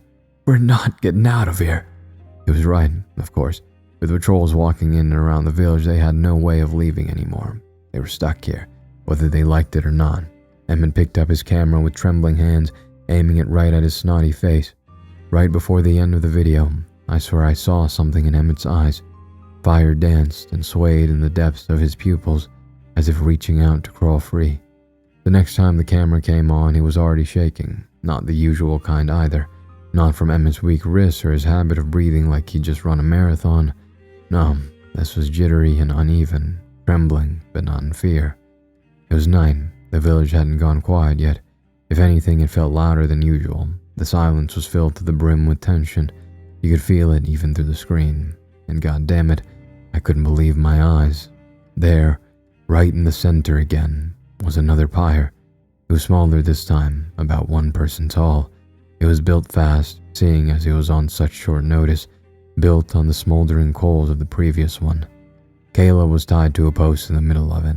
His arms were bound behind him, ropes cutting into his wrists. His shirt had been ripped off, his entire torso wet. He was bruised up pretty bad too. Purple splotches on his ribs, dried blood below his split lip, and behind it all, he was smiling.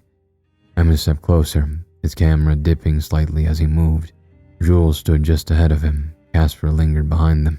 Villagers formed a circle around the pyre, like the one that had watched Margaret be slaughtered. Elijah stepped forward. Surprisingly, he didn't seem angry. His face was set in something that almost looked calm, but eyes don't lie, and his eyes were burning hotter than that pyre ever had. He raised a hand, and the murmuring died immediately. This man, Voice ringing out across the village. came into our home under false light.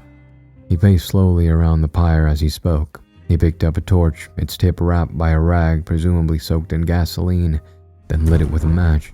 He ate at our tables, slept under our roofs, took warmth from our fires, and all the while he carried rot in his heart, a sickness whispered into his ears by a mess of wires and electricity. No!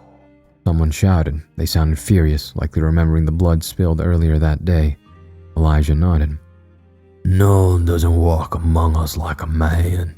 He doesn't love, doesn't bleed, doesn't feel, not the warmth of a fire, the softness of a touch. It just listens and it uses. He stopped in front of Caleb, looking him dead in the eyes, the fire from his torch reflected in their eyes. And today, it used him. Caleb spat at his feet. There didn't seem to be much left in him, but he made what was left count. You think you're different? Caleb rasped, voice rough but loud enough. You follow a god that would turn you to ash without a second thought. You really believe he would spare you if he returned? The crowd murmured again, in hateful hisses this time. We cleanse. Elijah said simply. Caleb laughed, and not just faintly. No, this was a throaty, sort of raspy laugh.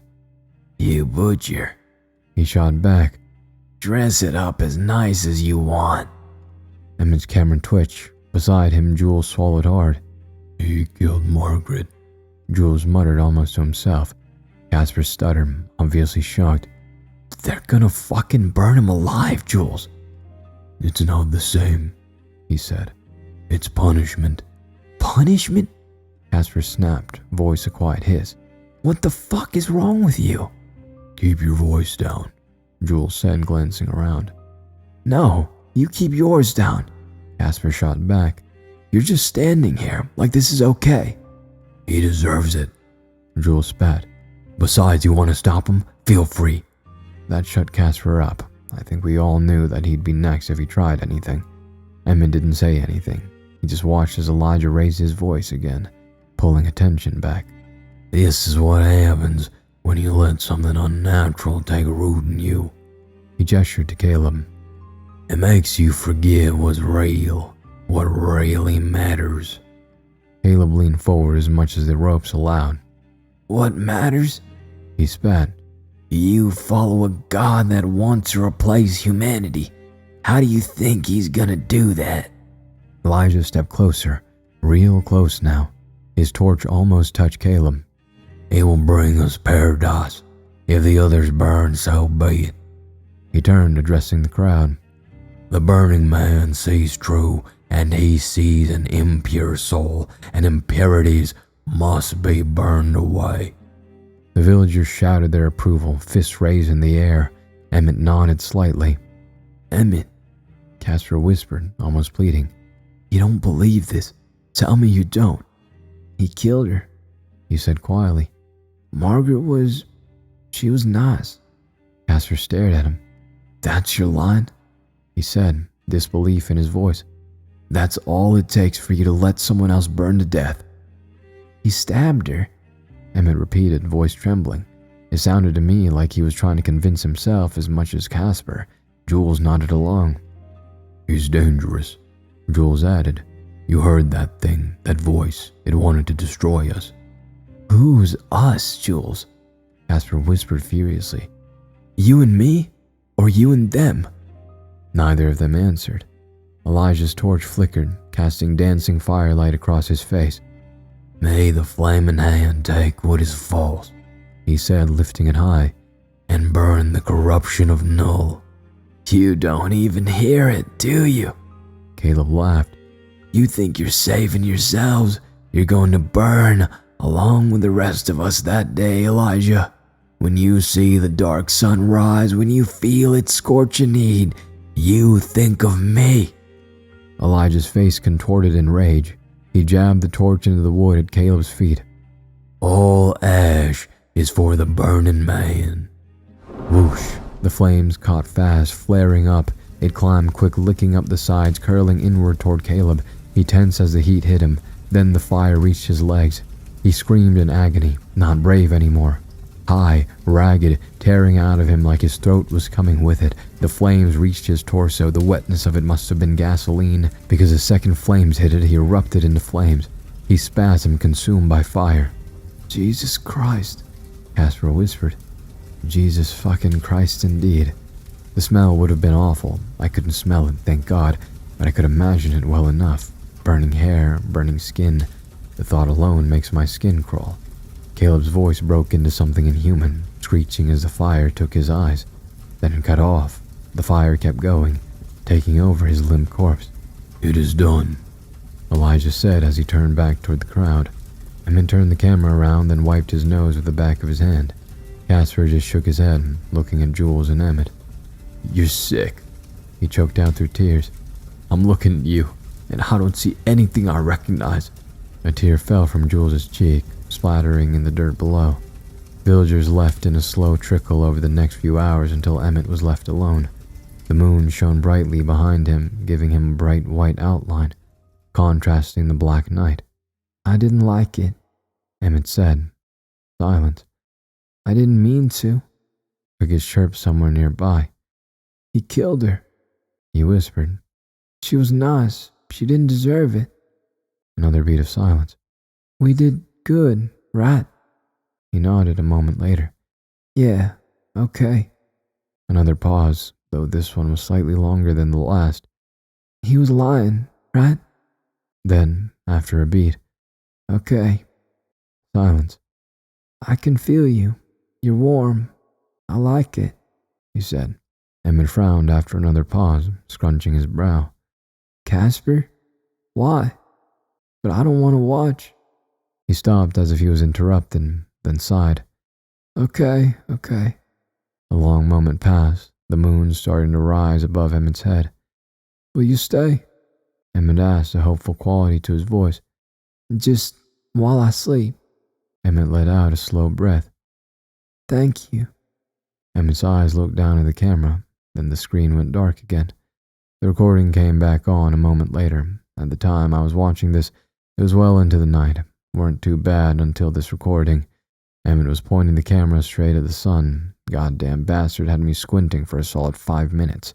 When my eyes adjusted, I could see that Emmett was just kind of standing there behind the building, angling the camera to look past the corner. Now that on its own is strange enough, but something else struck me. Emmett wasn't talking, not a word, not even a hey there or gosh golly would you look at that. Well, he hadn't talked like that in a while, now that I think of it. But not even a squeak? That was new. If you've been paying attention, you'll know that boy always had something to say, even when he didn't need to. Especially when he didn't need to. Casper walked ahead in the distance, back turned to where Emmett was recording from. He looked over his shoulder every now and then kept walking. Emmett moved with him, staying just far enough back. He kept to the edges, slipping behind walls and ducking past corners. God, he wasn't even breathing heavily like he had the habit of doing. I know I've said my fair share about the boy, but god damn it, this was freaking me out. It wasn't like him. Emmett was walking along one of the roads behind Casper when he suddenly stopped and turned around. There they were, looking right at each other. I expected Emmett would say something. I know him well enough now that I know he would.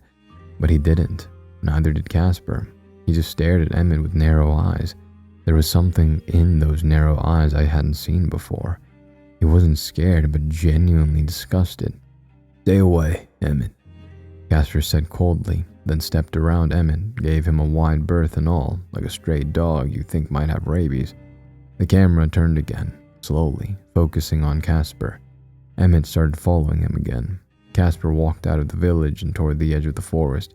He slowed as he got closer to the tree line. He looked around, not seeing Emmett hiding behind a faraway tree, then walked into the forest.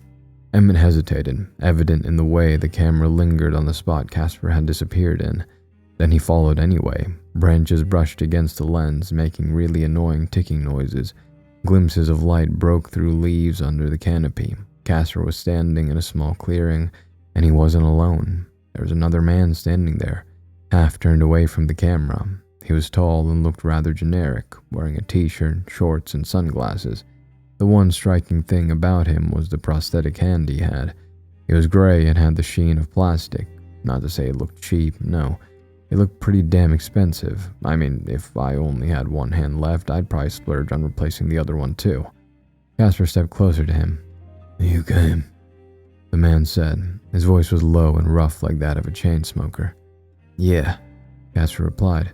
"Caleb said I should talk to you." Then, after a pause, "We know," he said. "Awful way to go. That's why they do it." "You know?"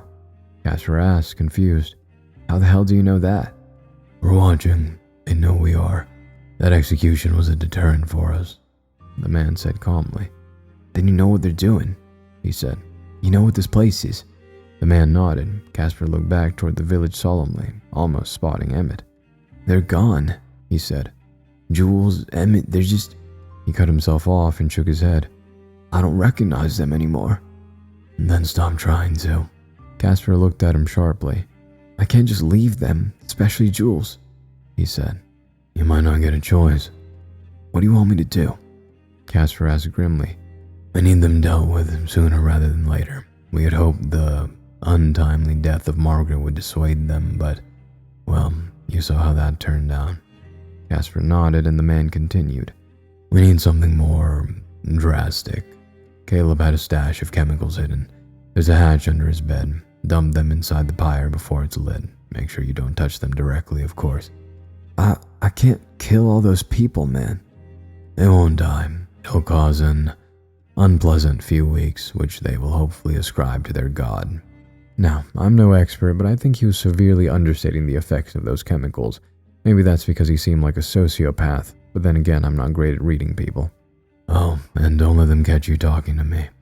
Casper nodded, slowly turning away. Emmett stayed out of sight until both men were gone, then slowly rose to his feet.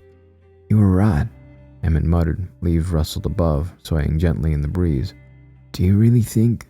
Emmett asked, hesitant. Then he spoke one more sentence, one that left me, honest to God, with chills up and down my spine. "You're right. I guess we don't have a choice." When the screen came back on, the camera was swaying from side to side, and I could make out that we were inside of a house. Emmett was pacing nervously. "Jules?" he called out. "Yeah." Jules stepped into view, wiping his hands on his pants. There was some buildup of dirt and grime under his nails, and there were bits of wood stuck to his sleeves.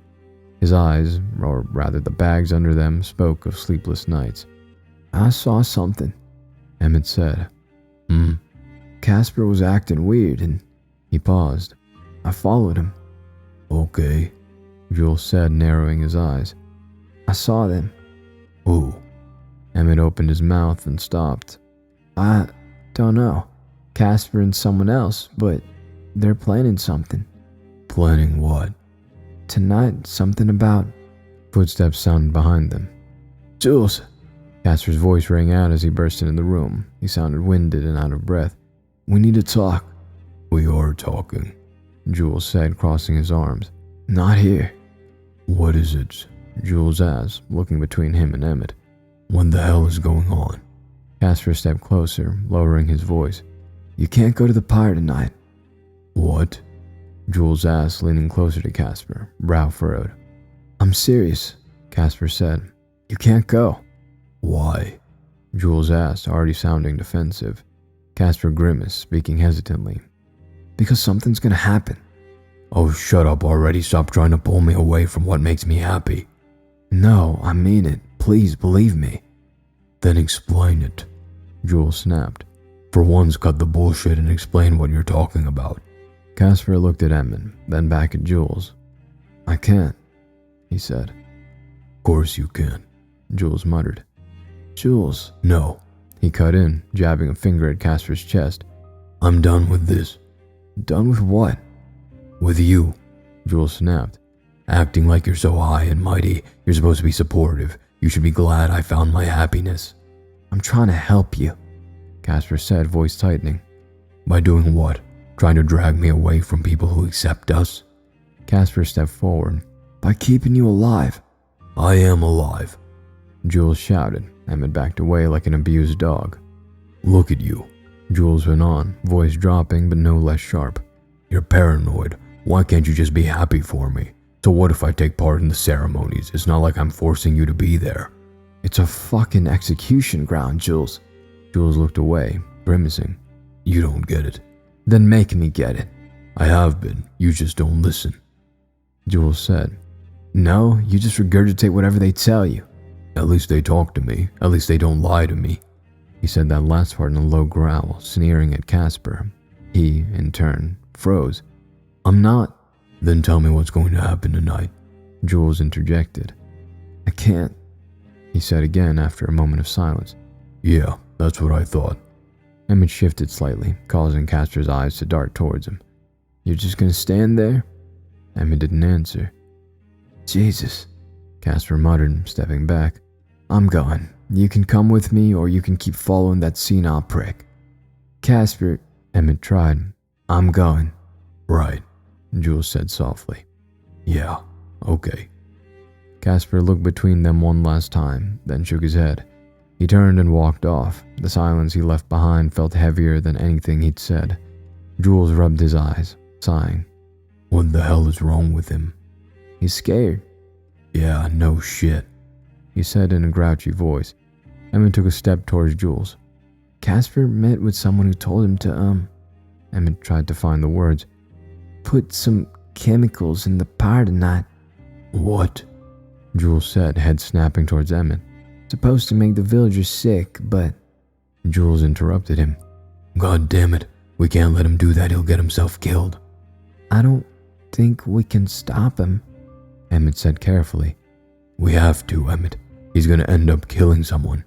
Jules said. Look, if we just tell Elijah before he does anything, I'm sure they won't. The implication was obvious. Emmett put a hand on Jules' shoulder, trying to comfort him. They'll probably just kick him out, right? That's what he wants anyway. It can be, like, my last gesture of love. Oh boy, that was a terrible idea. Gesture of love my ass. That was a straight-up betrayal of their love. Emmett pulled on Jules' shoulder, and they moved out of the house and onto a dirt road. I'm sure they'll understand, Emmett said in a low voice. And so will he. The camera shook as they walked hastily, their breath short. Elijah. Jules started as they'd walked into the building they'd had Stu in so long ago now. He turned when he heard them approach, eyes narrowing slightly before softening again. Boys, he said kindly. What is it? Casper's gonna do something tonight, Jules said. Tonight, at the pyre. Strangely, Elijah's face didn't twist into anger. It just sort of settled. He expected this. No, he'd been waiting for it. I say, he murmured. Jules stepped forward. He's just scared, I think. He said something about chemicals, but... Elijah raised a hand, stopping him mid-sentence. Where is he? By the pyre, Emmett said. Elijah turned immediately and walked out of the building. 2 villagers who'd been standing close enough to hear followed close behind. Emmett and Jules did likewise, exiting the building and following Elijah. The pyre stood ahead, taller than ever before, even unfinished as it was.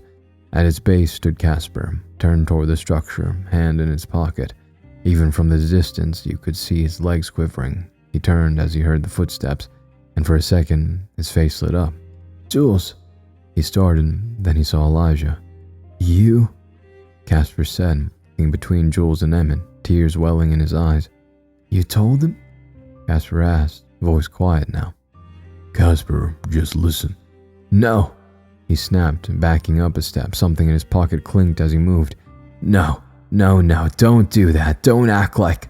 He yelled, tears streaming down his cheeks. God, I told you something was wrong and you... Elijah reached out a hand, interrupting him. Casper, He said calmly. hand it over. Don't you say my name. Casper snarled. Hand it over. Elijah repeated. You were gonna let them keep going, keep killing people. Casper yelled at Jules, waving his hand at him. No. Jules started. You were, Casper said. you chose them. There's no them here, son. Just us. No hard feelings, okay? He said. Just hand it over. We can... Shut up. Casper said, pulling his hand from his pocket, revealing a vial with some kind of white powder inside. His arm came up. He threw. The vial spun in the air for a moment, catching the sunlight right before it made impact and shattered right across Elijah's face. The sound it made wasn't loud, just a dull crack. For a moment, everyone was very still, and nothing happened. Then Elijah screamed. The sound was raw and filled with agony, like the scream was being pulled out of him by force. He stumbled back, clutching his face. That seemed to have been a bad idea, evident by how his hand shot away a moment later as if he'd been put on a hot stove. White powder clung to his palm and his skin started blistering and bubbling. God, I won't go further into it. Just picture someone pouring water over cotton candy. That's just about the best comparison I can think of. Elijah dropped to his knees, screeching. Spurring into motion, the villagers who'd followed him rushed forward to help him, but none of them touched him, not when they saw what he was doing. Elijah tried to speak, but only a wet gargling came out. He reached out toward Casper, then dropped dead right next to where Margaret had just a day prior. Casper stood there looking at the corpse, eyes wide. The villagers ran out, panicking in all directions. One of the 2 who'd followed Elijah here surged forward toward Casper. Casper backed up against the unfinished pyre. Without hesitation, the villager slammed his shoulder into Casper's chest, sending him toppling into the pyre. His neck landed on one of the logs at an odd angle. Pop. The log rolled free from under his broken neck, then the massive pyre fell down on him like a house of cards. Silence fell over the village like a blanket, only broken by Jules' quiet sobs. The camera turned down, and the screen cut to black. It was dark when the camera started rolling again, so dark that I couldn't even tell it came back on at first. When the camera finally adjusted, I could make out the outline of the collapsed pyre. No one had bothered to rebuild it seemed. Emmett sat a few feet away from it, then turned the camera on, resting it loosely on his thighs. Jules was sitting beside him. Neither of them spoke. They just sat there, looking at the destroyed pyre. Wind moved through the village, brushing against wood and loose boards. I could hear something that sounded like a dry leaf brush against the road, tumbling forward with a steady rhythm. Jules dragged a hand over his face. Forgive my rudeness, but I have no other way of putting it. He looked like shit, like something had scraped every part of his soul out, leaving only the shell behind. He's gone, Jules said, voice hoarse. Sorry, Emmett said after a while. hell are you sorry for? Nothing but his own fault. He said, though I felt he didn't mean half of it. I didn't mean for any of this to happen. I thought they'd talk to him or send him away. Emmett nodded. That's what you said, Jules muttered. You said they'd understand. I thought they would. Jules swallowed hard. His hands were shaking. I told him, He said, voice breaking. I told him I was done with him. I didn't get to tell him I loved him. Emmett looked at him. I don't think he'd have wanted to hear it. Yeah, no shit, Emmett. Fucking A. I mean, Emmett never struck me as a social butterfly, but what kind of response was that? I'm surprised Jules didn't deck him then and there. He threw it, Emmett said after a while. At Elijah. Yeah. Jules whispered, grimacing painfully. We wanted to help him, right? I mean, we were trying to stop him from doing something stupid. He did do something stupid, Jules said. The wind picked up again, carrying old ash from the ruined pyre. Do you think he hated me?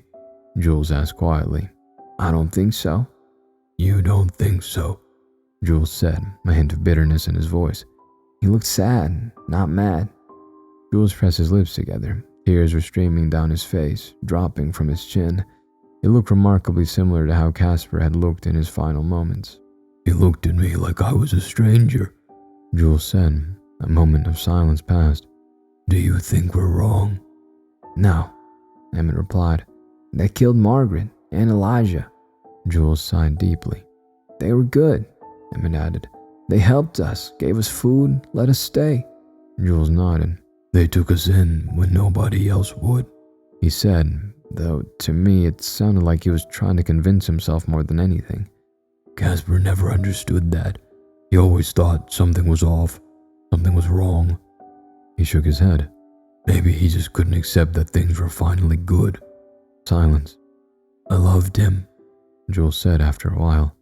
I really did. Silence again. I still do. An animal howled in the distance. It was the first time I heard one, which made me think of how strange it was that I hadn't seen one throughout this whole ordeal. I hadn't even heard mention of one. But before I could finish my train of thought, Jules spoke again. Do you think it hurt? Emmett looked toward the collapsed pyre again. Yeah, he said. This was weird. This wasn't the kind of thing Emmett would have said back before all of this, I was sure. And this wasn't the first time he was being so insensitive. Fuck, Jules whispered. It's quieter now, Emmett said, seeming not to have heard Jules. Yeah. I can still feel it though, the warmth of the pyre. Jules looked at Emmett, frowning, but didn't say anything. An hour or so later, the two walked to their sleeping quarters, telling each other good night. Emmett left the camera running again, though I don't think he knew it was on. Moonlight slipped in through the cracks in the walls of the sleeping quarters, illuminating part of his face. Emmett lay on his back on the thin mattress in the corner, hands laying on his chest like he was in a casket. He was snoring. Jules lay in the bed opposite Emmett, and I doubt he was sleeping after seeing what happened to Casper. Hey, Emmett said softly. Yeah? Jules answered groggy. Emmett didn't look at him. His eyes stayed closed. What's that? Emmett asked. Silence. That doesn't make any sense, he murmured. How can a sun be dark? Jules frowned, sitting up. What? Who are you talking to? You're making that up, Emmett said. Silence again. No, I don't think they understand it either. Jules stood up, inching closer to Emmett. Emmett, stop, you're not making sense. Emmett's eyes opened slightly. What are you talking about? I think he wants me to show them, Emmett said sleepily. When the dark sun comes. Who is he? The Burning Man. Jules glanced toward the door. I could see fear in his eyes, and it was a sentiment I shared. The boy was freaking me out with all his blabbering to himself. Emmett, I don't think the others would take kindly to you saying that. He says Casper was right, Emmett murmured like he hadn't heard Jules. About the chemicals. What? He said he was useful. Casper is dead. Jules snapped, sharper than before. There was something in his voice now. He sounded defensive or hurt. I know, Emmett said simply. He says it's better this way. Jules backed away from Emmett slowly, his nose wrinkled. What is wrong with you? He sneered. Emmett didn't answer. Instead, he stood up, grabbed the camera, and walked outside. The door creaked as it opened, then shut behind him. There was an eerie sort of glow in the village lit by oil and gas lamps mixing with moonlight. Emmett's bare feet slapped against the dirt road. He tilted the camera up, showing the collapsed pyre in front of him. A few minutes passed before footsteps came, more than one pair. Emmett noticed, spinning around to face whoever was there. There were 4 people, Jules at the front, 3 others behind him. See? Jules whispered conspiratorially. Just listen. No, Emmett murmured, though not in response. I won't tell them like that. A pause. They wouldn't understand. Another pause. You want to show them? The villagers exchanged looks. They looked uncomfortable for the most part, but there was also an air of distrust amongst them. They were staring at him like he was an animal in the zoo, putting on a display for them. He's been doing this for a while, Jules said. One of the villagers leaned toward Jules. Who's he talking to? I think he thinks it's the Burning Man. One of them looked straight at the camera, eyes lingering on the lens. Those eyes sent a shiver up and down my spine like nothing else, I tell you. Like a shark's eyes, dead but still somehow predatory. Open myself up to you? Emmett asked, eyes half-lidded. How? It was around that moment that their moods visibly changed from uncomfortable to hostile. It seemed they had come to a quiet understanding amongst each other. Emmett was a false prophet with the devil whispering in his ear. I didn't know, Jules said quickly, holding his hands up. I swear I didn't know he was— Quiet. One of the villagers snapped. They walked towards Emmett as they pushed Jules aside. He stood before Emmett, towering above him. Without this, he said, smacking the camera out of Emmett's hand. I bet he won't be able to talk to Null. The camera had landed askew, showing a tilted view of what was happening. Hey, maybe— Jules started but was quickly interrupted by one of the villagers. Quiet. Emmett's head twitched like something had pulled on a string inside his neck. My stomach dropped, a pit forming in my throat. Either he was about to have a seizure or this was something I couldn't understand. He bent forward slightly, shoulders hunching in as all his muscles seemed to tense. His arms shook as he reached out, fingers curling as they trembled like they were pulling on something heavy. Okay, he whispered. That did not sound like Emmett. The voice was layered, like Emmett's voice overlapped with a deeper one. The villagers froze, even the one who'd been so eager to prove himself just a second ago. Emmett tilted his head back, too far, pointing his throat at the sky. It opened at an angle, stretching until I was sure his jaw would dislocate. Emmett, Jules said, stepping back. Emmett's chest jerked, then his back arched, spine pulling tight like a bow being drawn. His arms flew upward, fingers splaying as they continued to shake furiously, and I swear to God I saw his eyes glow. Not a steady glow, but one that flickered and flared up and back down again. We don't want— One of the villagers started, voice shaking now. Emmett's jaw clenched shut again, hard enough that a crack shot through the night. Oh, hush. The words tore out of him, loud and gritty, like they had been forced through a throat too small to carry them. He gagged on the next words, doubling over as he retched out something dark and flaky from his mouth. Jules recoiled. Jesus Christ. Emmett convulsed, his body seizing and jerking violently. His hands clawed at the air like he was trying to grab onto something only he could see. Or the burn. He tried again, voice splintering apart mid-word. The glow in his eyes flared up again, his fingertips blackening as sparks flew from them. His shadow stretched behind him, long and warped. It was as if something were trying to claw its way out from Emmett's body. His shadow snapped back to where it had been. Emmett collapsed against the ground with a thud, his eyes having returned to normal. One of the villagers whispered under their breath, still too terrified to speak. Was that— Don't be a fool. This was Null trying to diminish our faith. Jules? Emmett tried to get up but collapsed under his own weight. A small cloud of dirt formed when he fell, then settled on the road. Everyone stared at Emmett with mixed expressions. Then one villager's eyes flickered towards the camera. We must cleanse his wretched soul. The villagers picked up Emmett's camera, but he didn't have his finesse. Felt like he'd strapped the camera to a rope at his hip, the way he was swaying and swinging. Then the footage went dark as the camera was stuffed in the villagers' pockets. I couldn't see or hear a thing, so I fast forward. It took damn near 3 hours until he took the camera back out. It was brighter now, but that brightness wasn't daylight, it was firelight. The frame shook as the camera was carried, then set down at an angle, probably on a rock low to the ground, tilted upwards. The pyre had been rebuilt.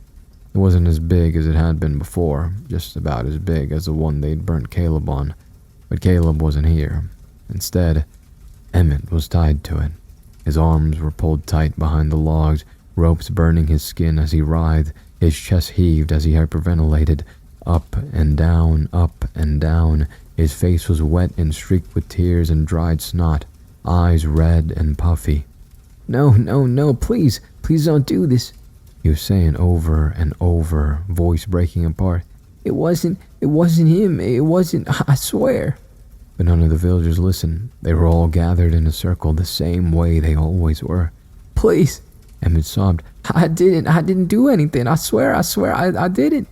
His voice cracked so hard I could barely make out the words, and I saw someone I hadn't seen in what felt like years. There, strapped to that central wooden stake, was Emmett. Not the man he had become, desensitized and soulless. This was the kind, hopeful boy I'd so stupidly made fun of, with a smile as golden as his heart, a textbook example of a Boy Scout. God, why am I so bitter? Emmett had been a kind boy, a good person that made you think of sunny days and grassy fields, a golden retriever in human form, and there he stood, strapped to an effigy. I don't want to die. Emmett choked. I don't want to. He sucked in a jittery breath. Jules. There was movement in the crowd, opposite the camera. Jules, please. Emmett cried out, his voice collapsing into a whimpering sob. Please, you know me. I didn't. It's not Noel. Jules stepped forwards, giving me a better view of his face as torchlight lit his face. He looked worse than before, more hollow. His eyes were sunken, something rigid in them. Jules, he pleaded. Jules, please, please help. I don't want to die. I don't. His body shaking against the ropes, leaving red marks as he squirmed and fought against the restraints. I'm scared, he whispered. Jules flinched, a pained grimace on his face. I didn't mean it, Emmett said quickly, words tumbling over each other like an avalanche. Whatever I said, I didn't mean it. I wasn't talking to Noel. I swear I wasn't. Stop. Jules' voice was firm and sharp, cutting through Emmett. It spoke through you, Jules said. We all saw it. Please, he whispered. Please, don't let them do this. Jules looked at him for a long moment, contemplation etched on his face. Then he turned his back to Emmett and disappeared into the crowd. Emmett started screaming, not words anymore. These sounds were primal, animalistic even. No, please, I don't want to. Someone stepped forward right in front of the camera, holding aloft a torch. All ashes for the burning man, growled the villager. Then he tossed the torch into the base of the pyre. It started burning instantly. The flames crawled upwards, sinking their nails and talons into the logs. They climbed higher and higher, crackles drowning out Emmett's screams. Those screams changed as the fire dug into him, longer, wheezing and throaty. Someone picked up the camera, then threw it. The image of Emmett blurred, then disappeared as the footage whirled around. It was like the camera was in a washing machine, the image spinning wildly. The camera landed in the fire. It pointed straight up at Emmett, capturing him writhing and thrashing. The fire crackled and roared mightily. There was something under the sound, an undercurrent of noise rumbling like an earthquake. The rumbling softened, the sound clearing up. You know the really funny thing, Emmett? The most amusing part of all this, a voice said. It was unfamiliar, but beyond that it was dark and wrong. Wrong in a way I can't describe, like a dog with human teeth, something that made your stomach crawl up your throat. You were never crazy. You did exactly as I asked. Emmett's screams were just strangled groans now. His head hung limply, enveloped in flames. But you were a poor conduit, and despite it all, Emmett, you have taught me a lesson. Gods, too, must learn. The camera shifted slightly as something collapsed beside it, sparks flying across the lens. It rolled, tumbling down the pyre until it landed just outside the flames. It landed at an odd angle, pointed toward the crowd, toward Jules. We learn, and we choose better vessels. Emmett went quiet. Jules wiped a tear from his cheek, then buried his head in his hands. My glorious creations will walk under a new sun, and when they seek guidance, they shall look to the only light in the sky. The recording cut out. Nothing else came on. The screen simply remained black. I sat there for a while after, just staring at my own reflection in the black screen. You ever do that? Sit there long enough that your face starts looking like a stranger? I don't know what I expected, honestly. Maybe some kind of resolution, maybe. A neat little ending where my sister steps in, explains everything, tells me, "Hey, you old bastard, got you good, didn't I?" But there's no voiceover at the end of the world. No credits rolling after the bad things happen. All I could think about was that boy. God, Emmett, I gave him such a hard time. All those comments, all those little jabs, called him annoying, said he talked too much, thought he was simple-minded, a kid that doesn't really notice the world, and the world didn't really notice him. Sure as shit proved me wrong. I keep thinking about what he said. I can feel you. You're warm. I like it. Like it was a comforting blanket and not a noose-pulling taut. And that's the part that sticks. Not the screaming, not the fire, but that he trusted it. I don't know what that thing was. I'm not going to sit here and pretend I do. You heard it same as I did. Jules didn't say a word at the end. He just stood there, watching Emmett burn with his hands over his face like that might block it out, like if he couldn't see it, it wasn't real. But this ain't peekaboo. The camera saw him, and whatever that thing is, I think it saw him too. I looked into some of the names I heard, but I haven't managed to find anything other than that article they talked about with the home invasion. And that's the darndest thing. That symbol, the hourglass in a circle, keeps coming back. The murder of a little girl in the 80s, that home invasion. The more I looked, the more I found, but I stopped looking for it. Truth is, I don't look for much of anything these days. Life goes on, I guess. That's what people say, right? Real comforting shit. You wake up, you eat, you go to work, you pretend everything's dandy. I'm not very good at that. Every now and then, when it's quiet, I think about those 3 boys. It wasn't their fault.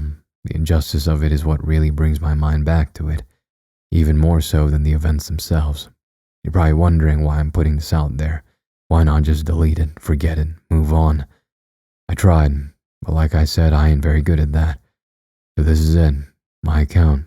You can believe it, you can laugh it off, you can click away and go read something else. I honestly hope you do. I hope you forget every word of this. I try to do that very thing every day. But sometimes, when it's late, I swear I can feel it. A wrongness in the world, a note of dread in the back of my mind I can't place, and I think about that boy, strapped to that pyre, crying out for someone who turned his back on him. 1. Heartaches. Crackling old jazz music flows faintly into my ears. The song doesn't come from a single source, but from all around me. Its tune vibrates softly under me, the undercurrent of the low bass carrying me down a winding river of music. The trumpet, somehow not annoying despite its high notes, feels as if its tune were woven into a blanket atop me. Heartaches, heartaches, sings a man, old-time and crackle drifting through his voice. Despite how rough the audio is, it still manages to be soothing. My loving you, they're only heartaches, he continues. All the song succeeds in doing is carrying me further downstream. I know all too well where the mouth of the river would spit me out. Sleep. Your kiss was such a sacred thing to me. The volume has increased. No, the volume was increasing, as if it knew I was about to nod off. Finally, very loudly might I add, the voice sings, I can't believe it's just a burning memory. I cracked my eyes open. I then promptly shut them again upon being flashbanged. Well, at least it felt like I had been. Searing hot white light is not what your retinas would call a friendly greeting. I hear myself groan before even registering that my mouth is open. Rubbing the disgusting eye boogers away, I notice that everything has gone completely silent. No wind, no cars on the road, no spare change rattling in a cup. Why did that come to mind? Anyway, I open my eyes properly this time and see absolutely nothing ordinary. I'm in a white bed, a plank of wood, in a room with white walls, a white ceiling and floor, and you get the picture. I squint my eyes against the blinding walls. They reflect the already bright fluorescent light bulbs way too well, and it's like an assault on my eyes. Patient 24602, what is your name? A voice asks. It's robotic and the words don't carry any semblance of human emotion. My mind is foggy, I can't think. I mumble. I'm surprised. I meant to say a clear huh, but my mouth feels somehow weird. For no reason whatsoever, I grab my chin with my right hand. Unsurprisingly, this does not magically unslur my speech. It's around this point that I realize I am completely naked and have absolutely nothing to cover myself with. Great. I frantically move my arms to cover my sensitive parts. The movement is much slower than I would have liked, but I'm beyond tired and my body feels like a bag of bricks. Patient 24602, state your name. The same monotone robot voice assaults my ears. The words are more assertive, but the voice's tone has not changed a bit. I look down, think, a name. Everyone has a name. Why don't I? Stupid, of course, I have a name. I don't know. It's at the tip of my tongue and starts with a consonant, I think. Why is my brain so damn foggy, and why on earth am I what seems to be in solitary confinement? Patient 24602, do you know your name? I shake my head no. It doesn't speak again. Still, I wait and anticipate a reply I know will probably not come. This is probably the time to delve into my surroundings. I have a plank of wood to sleep on, as I mentioned before. I also have a toilet with some toilet paper, and that's it.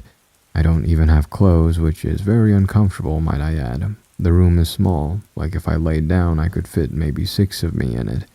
This also taught me that I apparently don't really know measurements, or that I've forgotten them. Yeah, no clue what a mile is. Go ahead and laugh. I don't know my name, how old I am, or how the hell I ended up here. For now, my best guess is that I'm in a loony bin. That doesn't explain my nudity or the lack of basic necessities. What I do know is that I'm a woman and I have a dark skin tone. Not very dark, but definitely not white either. My body looks young, so I'm probably not a dementia patient either. Hello? I shout to no one. My vocal cords burn at the word. God damn, I wish I had something to drink. No reply comes, which I honestly kind of expected. I'm alone. Oh God. I search the walls, no door, not even so much as a slit, no trapdoor in the ceiling or floor either, no escape. Now is about the time the panic sets in. Am I waiting for something? 10 different scenarios flood my mind. Doctors coming in to experiment on me, or I'm on some dystopian game show, maybe I died and this is purgatory. I press my back against the wall opposite the bed and my head falls into my open palms. My hair is long and curly and it spills down my body. Tears roll down my cheeks, then fall down my chin and splash onto my thighs like raindrops in pavement. My chest rises and falls faster and faster. My heart won't slow down. It's a jackhammer pounding at my ribs, trying to escape like a caged animal. I hear it in my ears. Boom, boom, boom, boom. Louder, faster. It feels like there's an earthquake in my body over and over again. The walls are too close, like they're moving. Maybe I'm moving. I can't tell. I stand. I try to breathe steadily, but I can't. So my brain goes back into panicked primate mode. My palms slam against the white, desperate for a seam, a crack, something, anything. But it's all the same smooth surface. Cold, sterile, clinical, like an operating room. My mind races. Where's the air coming from? I gulp like a fish and it smells like nothing. Like the absence of a scent. As if my sense of smell has just stopped working.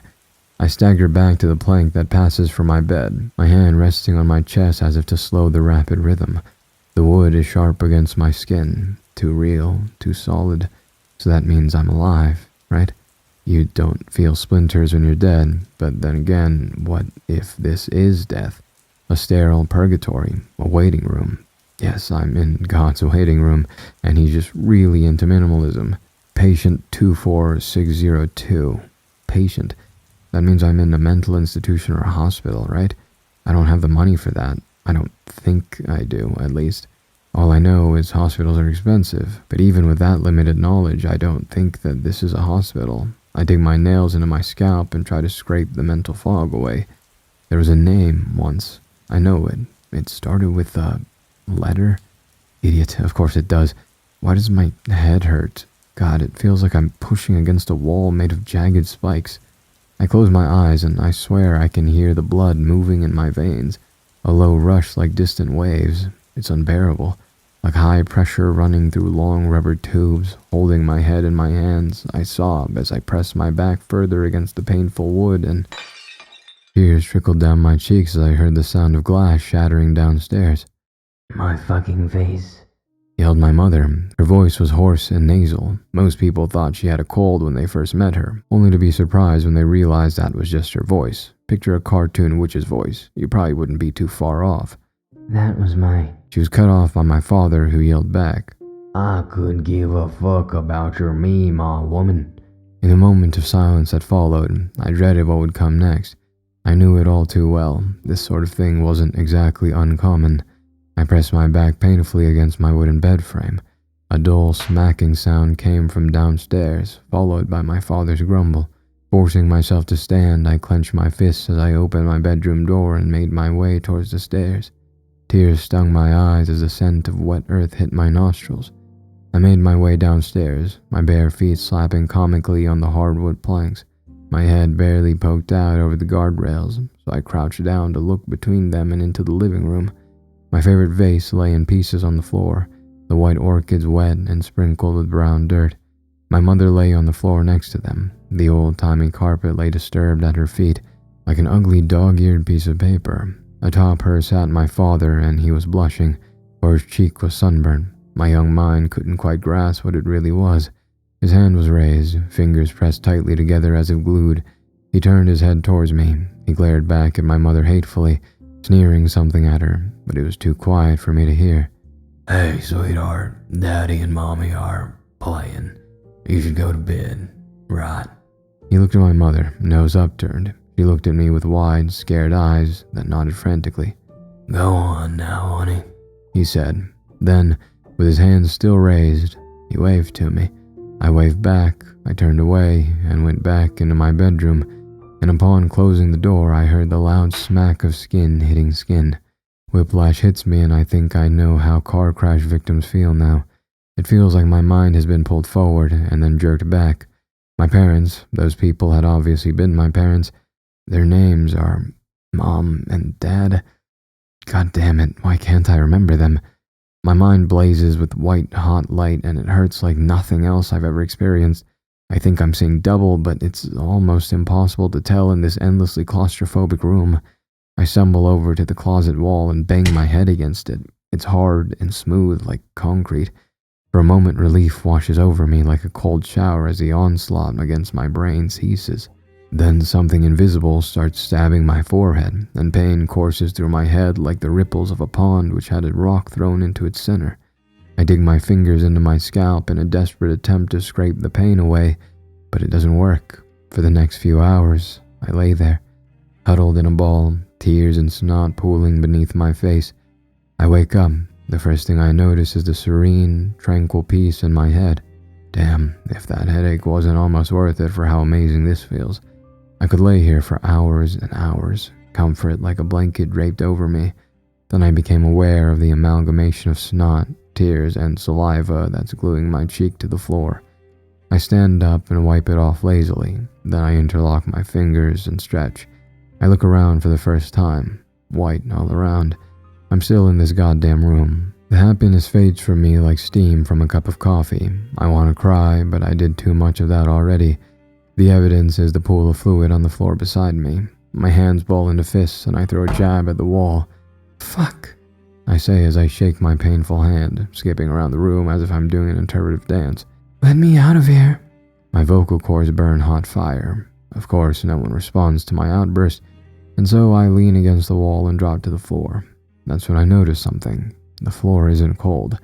That may seem normal, but you'd expect the floor and walls to feel cold against your skin. I press one palm against the wall and place the other on the floor. They feel exactly the same. Smooth, but not too smooth. Not cold, but not warm either. They're perfect. Too perfect. Something is off, but I don't know what. I walk back to the wall across from me, to the spot I punched. Nothing's there. I scratch the walls with my fingernails for a while, then check them. Not a mark on the wall, nor is there anything under my fingernails. The wall must not be painted. My hands ball into fists again, but this time it's not from rage, but for science, I guess. I punch the wall. Nothing. I punch it over and over and over again, my knuckles aching more and more with each hit. With a final pain groan, I smash my fists into the wall and something finally changes. For the first time since I got here, a splash of color has entered the room. The bright red streak on the wall looks awful, but it's art. My knuckles sting like hell, but I can't draw my eyes away from the wall. The smear of blood clashes against the white wall, but I love it. It screams defiance, screams I was here. No, I am here. There's something else on the wall, the silhouette of a man. I jump up, surprised. I narrow my eyes, but it's gone before I've properly processed what I saw. Strange. The rest of the day passes uneventfully. The toilet works, as I have now confirmed. It doesn't use water, though. I'm not quite sure what it does use. My best guess is dark energy harvested from my suffering. I pace the room for a while, though. Room feels generous. It's more like a box someone forgot to label before sealing shut. I count my steps again. 6.5 from wall to wall. I count again. 6.5. Again. 6.5. I half expect that the room will get smaller each time, but nothing of the sort happens. I sit on the plank that calls itself a bed and stare at the blood smear on the wall. My knuckles have stopped bleeding, though they throb like little angry hearts. I flex my fingers. They still work, thank God. That red streak keeps me company in a way I didn't expect. It's my ugly little signature. At some point I start trying to tell time. 1, 2, 3, 4. Is that the right tempo? 1, 2. Fuck this. Time. I don't have a clock, so the sun. If this place simulates the real world, the lights should die down after a while. I haven't noticed that so far, but then again, I slept in a pool of disgusting fluids for God knows how long. So I wait for the light to dim or shift or do something, but it never does. It's the same brightness, the same sterile glare that makes you see dancing colors if you look at it too long. No shadows either. I wave my hand in front of my face. Nothing. The lights eat the darkness right out of the air. There's no change in warmth or brightness, no change to mark the passage of time, just eternal midday. My eyes burn, but I can't tell if it's from exhaustion or the light itself. I try to cover my face with my arm, but it's like trying to block the sun with a piece of paper. Hours, days, pass on that plank.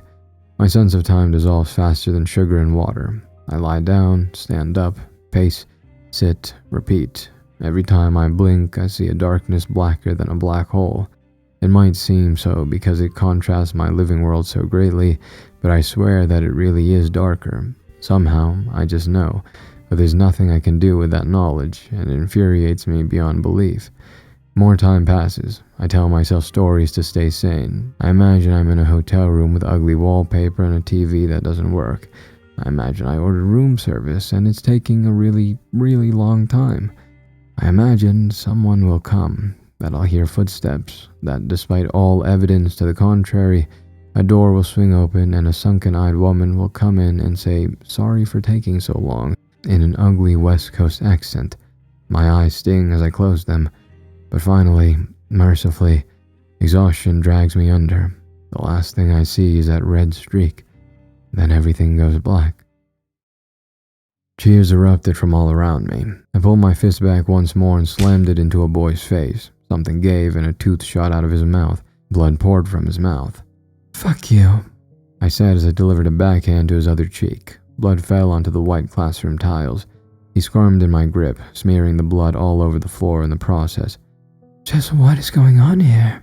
Called a female voice from behind me. Hands fell on my shoulders and I was pulled away from the boy.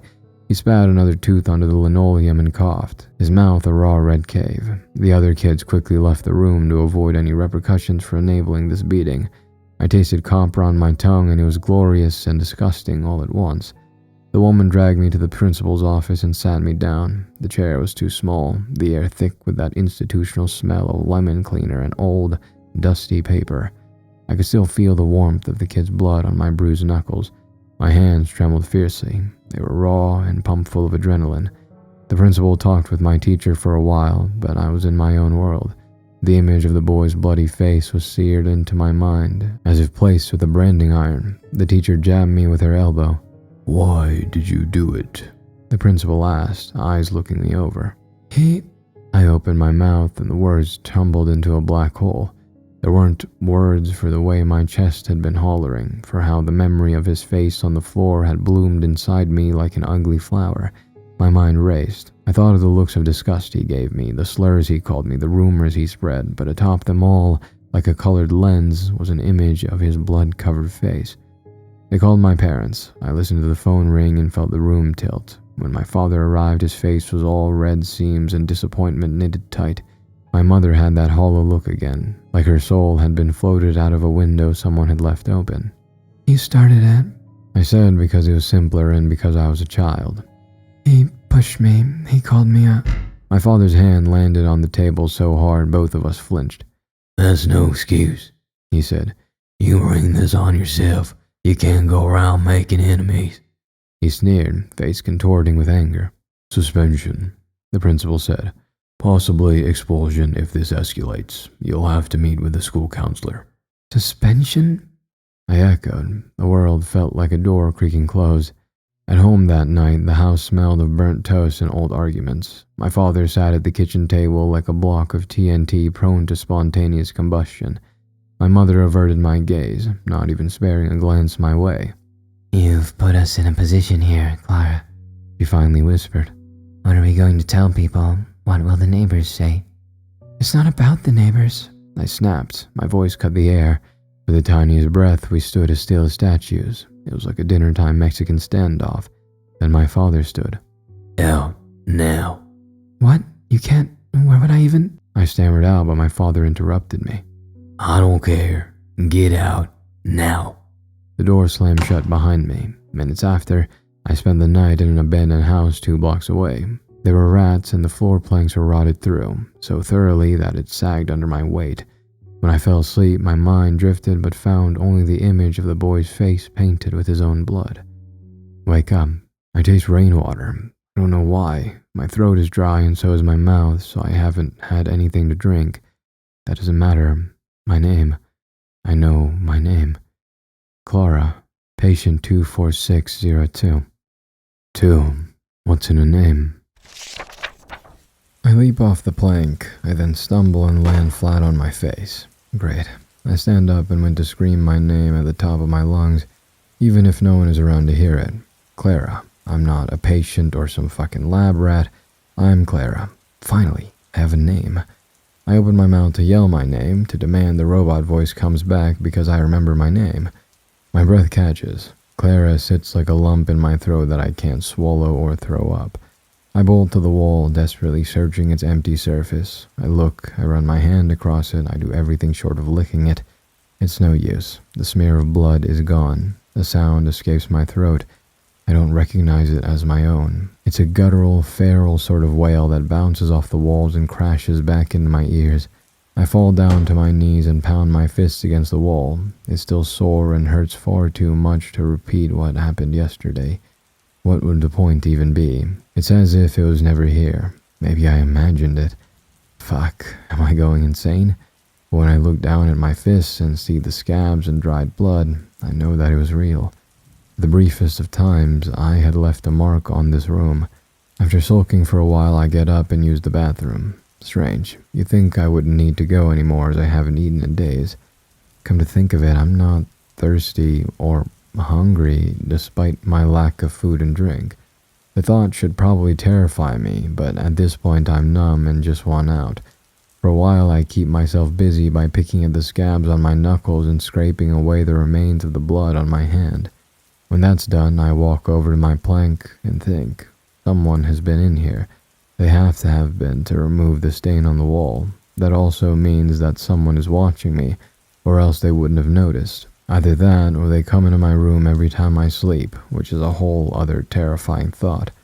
I look back to the wall again. Not so much as a splotch of evidence of a cleanup, not even a dip in the temperature of the room. There has to have been, right? If a door opened to let someone in here, the temperature had to be lower at least a little bit, but it hasn't. Maybe the room has had time to readjust. I sit up and frantically search the walls and floor with my hands again. If there's an opening, it might have a different temperature to the rest of the room. Nothing. Not even the slightest hint of change. I lay back down on the floor and close my eyes. I'm never getting out of this fucking room, I think to myself. What did I do to deserve this? Was I a drug dealer? Maybe the cartel got me for something? No. Cartel deal in a brutal physical violence. This is too elaborate for that. Maybe I'm an international spy, and this is their way of driving me to confess. Trust me, I would confess to anything if it'd get me out of this place. My mind wanders back to the drug dealer idea. The headaches, the memory loss, and overall fatigue, those are all symptoms, right? But how would you know you've been... I rise and force my eyes open against the cold light above me. I stretch my left arm forwards, directly under the light. Nothing. I try my right arm. There on my forearm and on one of my veins are dots. They spread out. each about a finger's length apart from the others. They look like small, barely visible freckles, but they're too perfectly spaced out. I poke one of the dots and it stings. I lick my fingers. My fears are realized when I scrub away the makeup around the bruises. They're needle marks. One of them, the one closest to my wrist, looks old, but the others look fresh. They didn't just wipe off the smear. They injected me with something. With 3 somethings. Think, damn it. Why are there needle marks in my goddamn arm? Maybe I am a drug addict. No, I may not remember much, but I know for damn certain that I am not a junkie. Besides, the needle marks are too fresh. That leaves the obvious. Someone injected me while I was in here. But why? Well, the memory loss strikes me as one thing, but how can I be certain? Maybe that's just a side effect. And what about the other needle marks? Maybe that's how I'm being fed? Okay, so 1 injection for food, 1 for drink, and 1 for a mystery concoction that makes you forget everything. Great. My head swims. I stare at the ceiling, not caring that the white light is searing my eyes. I wonder if this room could give me snow blindness. At least then I wouldn't have to look at this fucking room anymore. God, if you're out there, please have mercy. Please don't keep me here. Have my memories, my loved ones, my life, but please get me out of this room. I close my eyes. The distinct feeling of eyes on me overwhelms my senses. It's like a spotlight being projected across your entire body, like this whole room is a stage and I'm standing in front of an audience of 1. The man sitting in the back, observing, I feel an eye open, one with the shape of a Venus flytrap with jagged, serrated teeth. I see you, it says. I'm watching. It's a man on fire, his blazing eyes on my back. I can feel the heat of it. What? I'm going crazy. But there is someone watching me, just not whatever the hell I just thought of. I know they see me. They have to have a camera somewhere, and my first thought is the lights. They may very well be in there, but unless I grow to twice my current size, I'm not reaching them. So what the hell do I do? I pace around the room for a little while. The problem isn't that they're entering my room, it's that they're doing it when I'm unconscious. So I just won't sleep. Easy enough, right? The only problem is that sleep is my only form of escape right now, the only way to get out of this room. That also leaves me with the distinct possibility that they just won't come into the room when I'm conscious.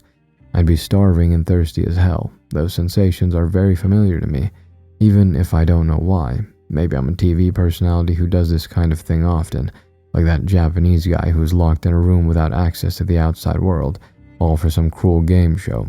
Come to think of it, our experiences are very similar, aren't they?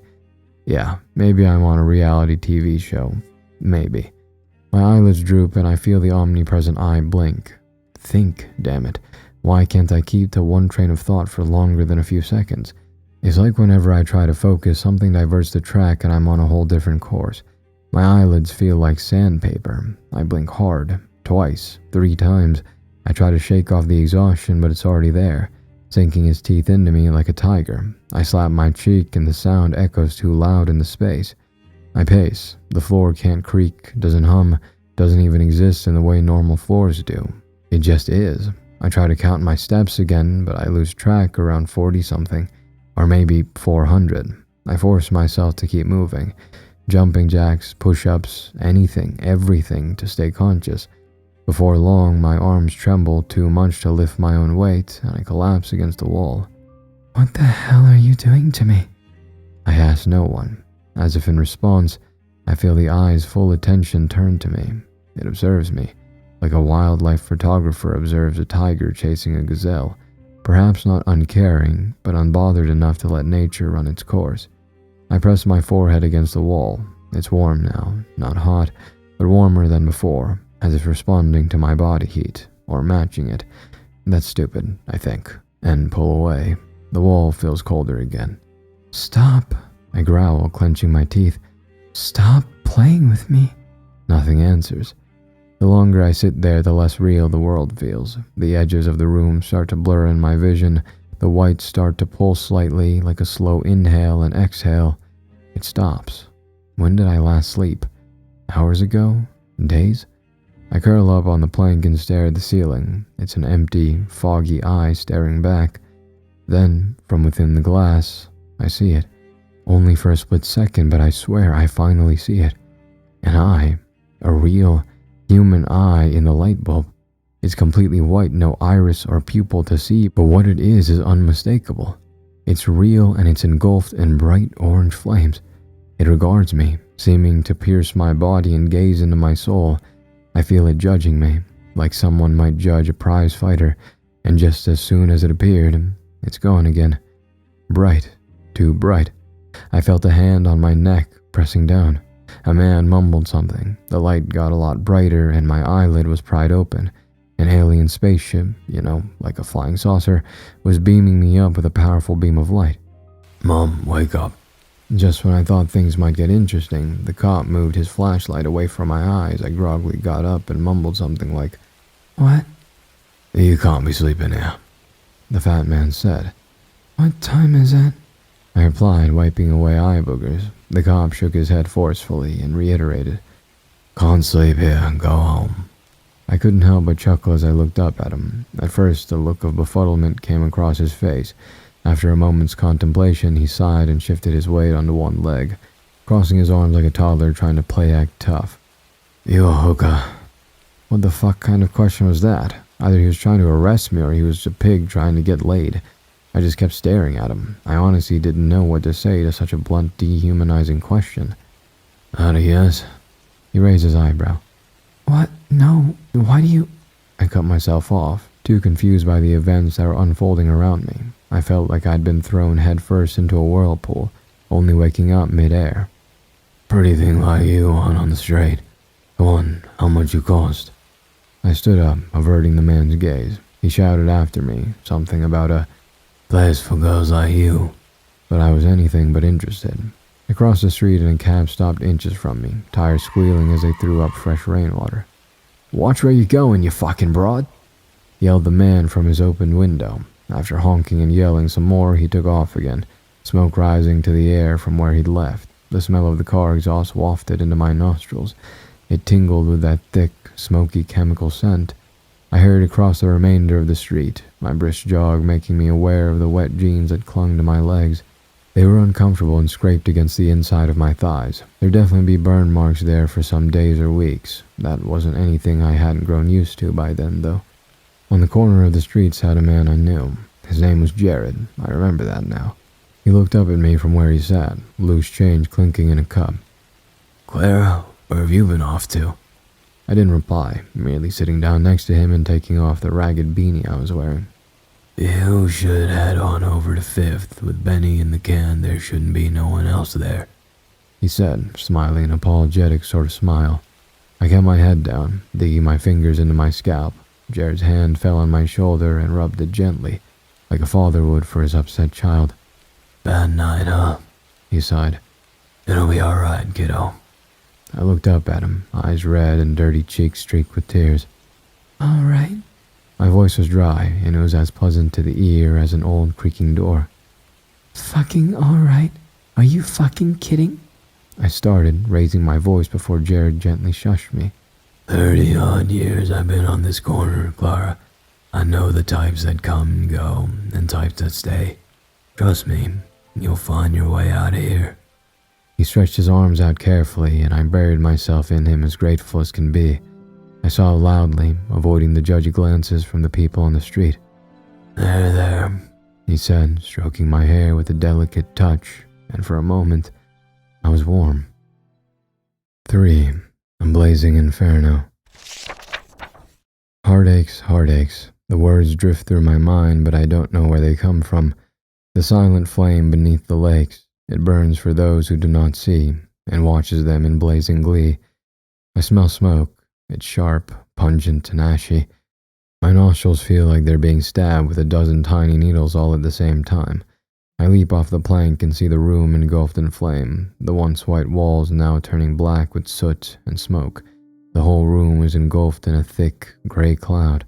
My lungs scream in agony, and it's like they're melting and dripping down my ribcage like candle wax. Help! I yell, trying to stay as far away from the red-hot flames as I can. They're on every wall, reaching halfway to the ceiling. Somebody fucking help me. I try again, but no one comes. They've trapped me inside of a goddamn furnace. Searing hot pain spouts from a small spot on my back. My hand lands atop the spot before I can even think. My hair, it's on fire, and oh my god, I'm going to burn to death. Frantically, I slap and bat at the flaming strands, but it's useless. I try to calm down. I grab the flaming locks between my palms and smother the inferno on my scalp. It scorches my skin, and it feels like layer after layer of my skin is being singed off. The bitter, grimy taste of ash coats my mouth. I'm going to die here. Street trash cremated in the garbage incinerator. There's a man, the fiery man. He's standing in the corner, watching me. He has no body. He's not on fire. He is fire. He reaches out a hand, and I open my eyes. I'm still standing in the middle of the room, which is decidedly not on fire. Nothing is out of place. Not even my plank has the slightest scorch mark. I run up the nearest wall and place my hand on it. Its temperature hasn't wavered the tiniest bit, but the wall... I run my hand along it. My skin feels tight and raw. The sound of plastic squeaking fills the room as I wildly run my hands up and down the walls. They shine and squeak like the interior of a bouncy castle.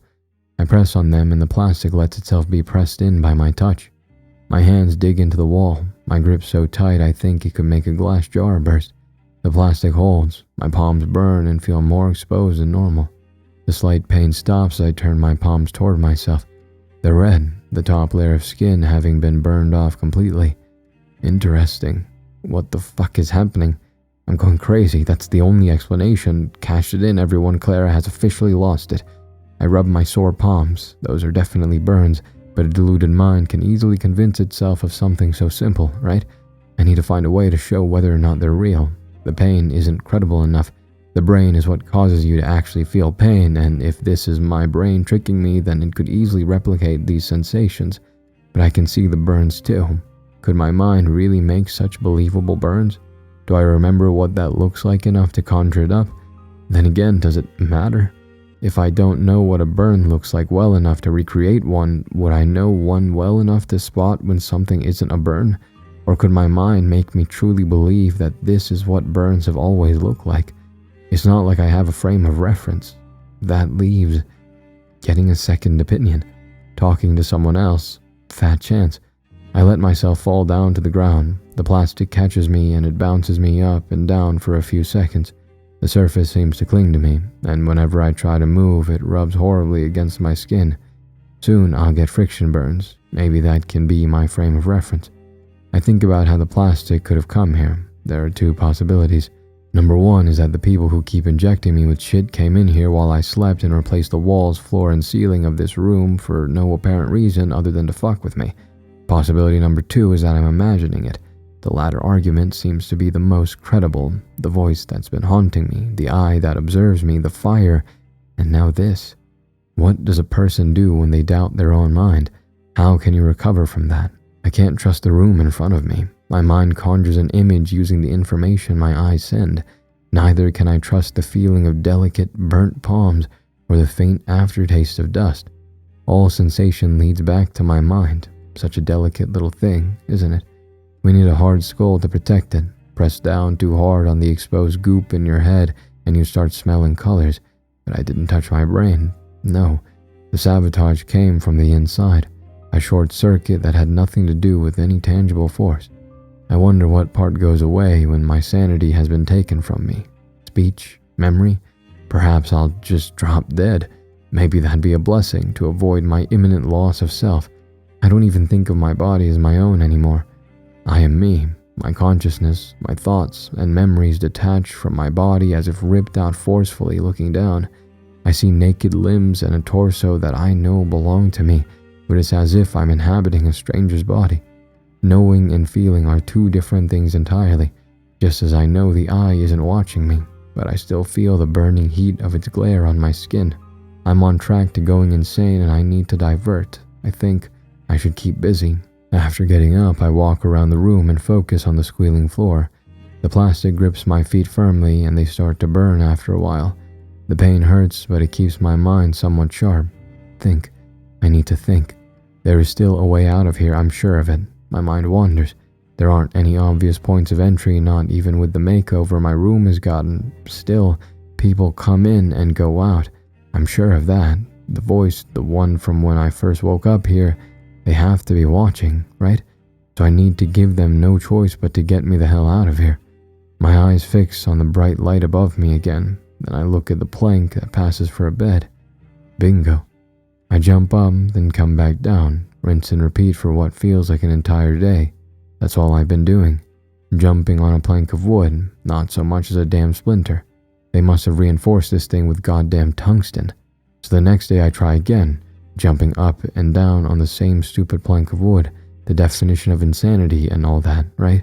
Each jump sends a dull shake up my legs. The plank doesn't even creak. Break, you stupid piece of shit.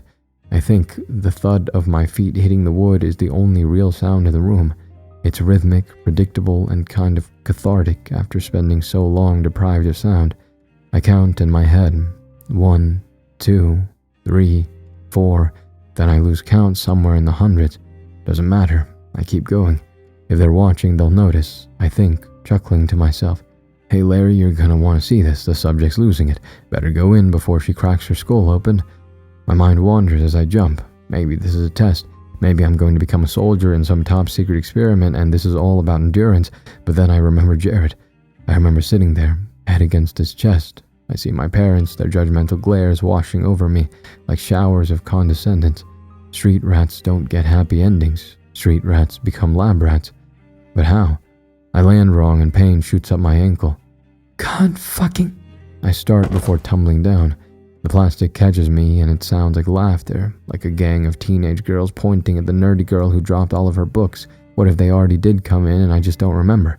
What if they come in every hour, clean me, inject me, move things, and hit reset on my mind like a computer that keeps crashing? Would I remember? Could I?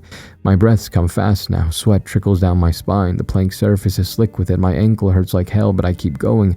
An hour more. Nothing. I slump and sit down on the plank defeated. My ankle hurts like a motherfucker and I accomplish absolutely. The plank creaks. The noise is like a gunshot next to my ear and I jump up in surprise. Then the plank creaks again and snaps off the wall. Thunder struck somewhere close by. I jolted awake, though the rumbling had subsided and made way for the sound of rain tapping against plastic like impatient fingers. Cold drops slipped through the gaps above me and dotted the floorboards. It wouldn't be long before this house would collapse entirely. A drop landed on my cheek, sending a shiver down my spine as it rolled back and across my neck. I pulled my beanie lower over my ears and huddled myself more firmly in my blanket. My stomach gnawed at itself, its rumbling coinciding with that of the thunder outside. Wind pushed through the broken window behind me, and the plastic sheet I'd nailed over it rattled.